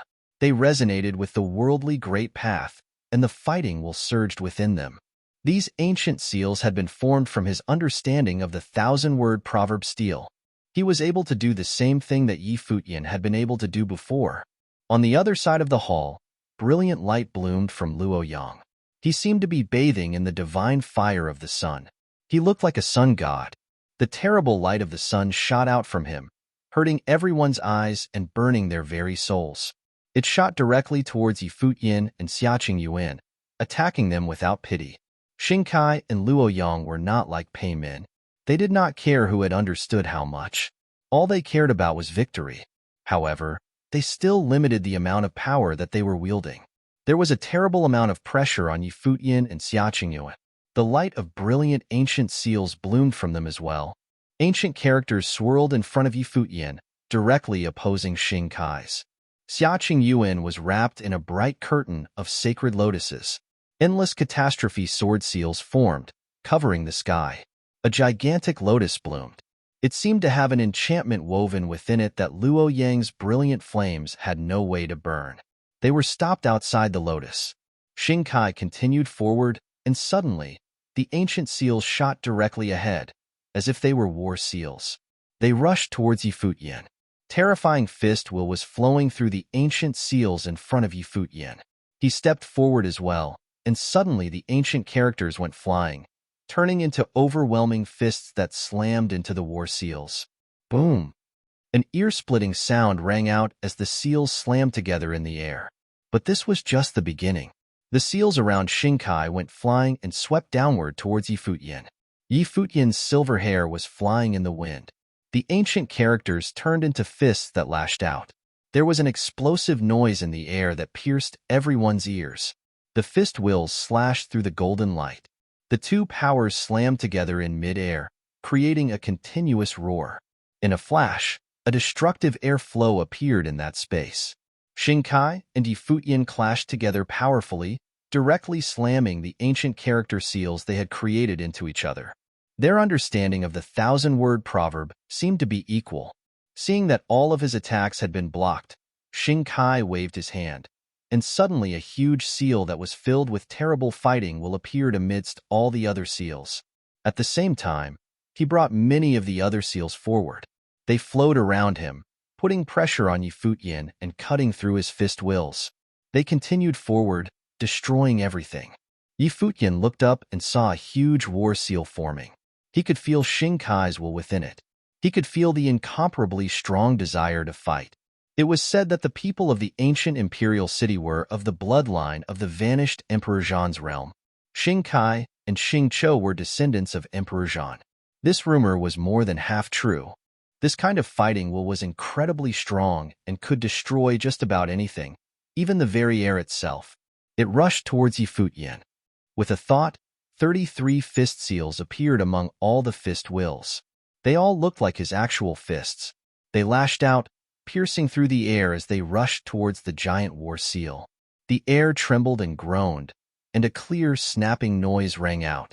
Cracks gradually appeared in the giant war seal as it slammed down, but the brilliant light shining from it smoothed them all out. Futian was sent flying backward, but his fist seal continued forward and reached its destination.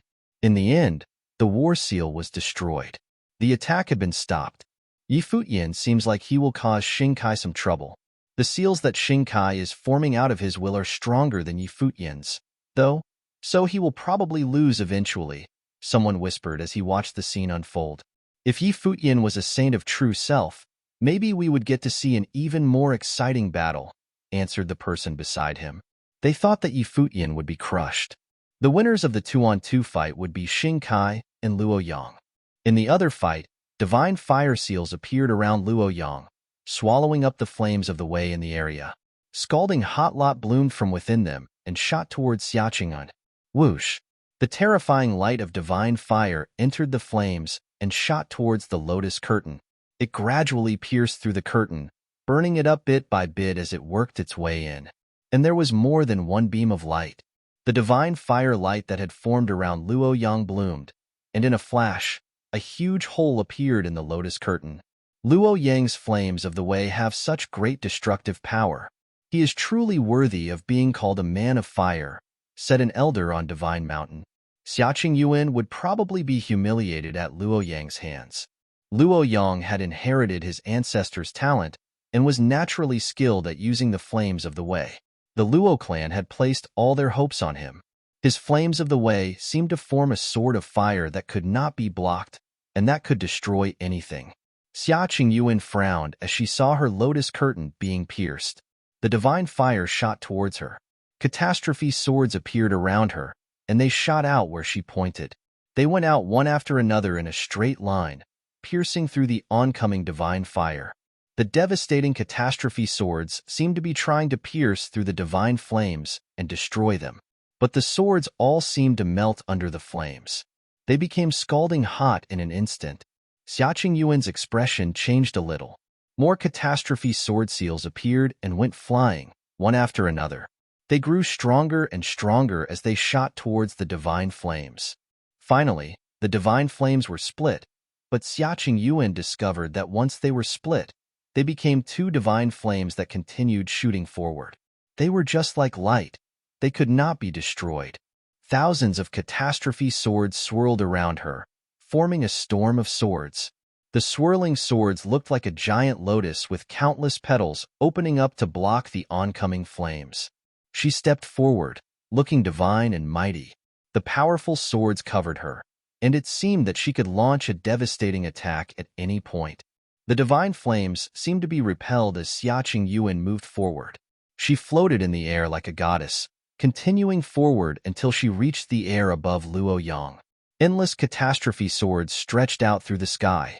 The destructive storm raged as the falling catastrophe swords seemed to split the sky. But Luoyang seemed not even to feel it. He just looked up calmly at Xia Yuan. "Once you become a saint of true self, come find me, and we can fight again," he said. The flames surged around him, and suddenly a halo of fire appeared around him, wrapping around his body. It grew more and more fearsome. The destructive power that burst out from it seemed like it could destroy anything. "Go!" Xia Yuan stepped forward, and the endless catastrophe swords streaked down towards Luoyang. The halo of fire around Luoyang blazed, and an endless amount of divine fire shot out from it, forming a giant ring of flame that rushed up into the clouds. When the terrifying catastrophe swords reached him, they were all swallowed up by the divine flames in what seemed like an instant. It made for a beautiful sight. You're tuning in to the Warrior Lore YouTube channel. Don't forget to subscribe and join us on this journey to catch the most captivating stories.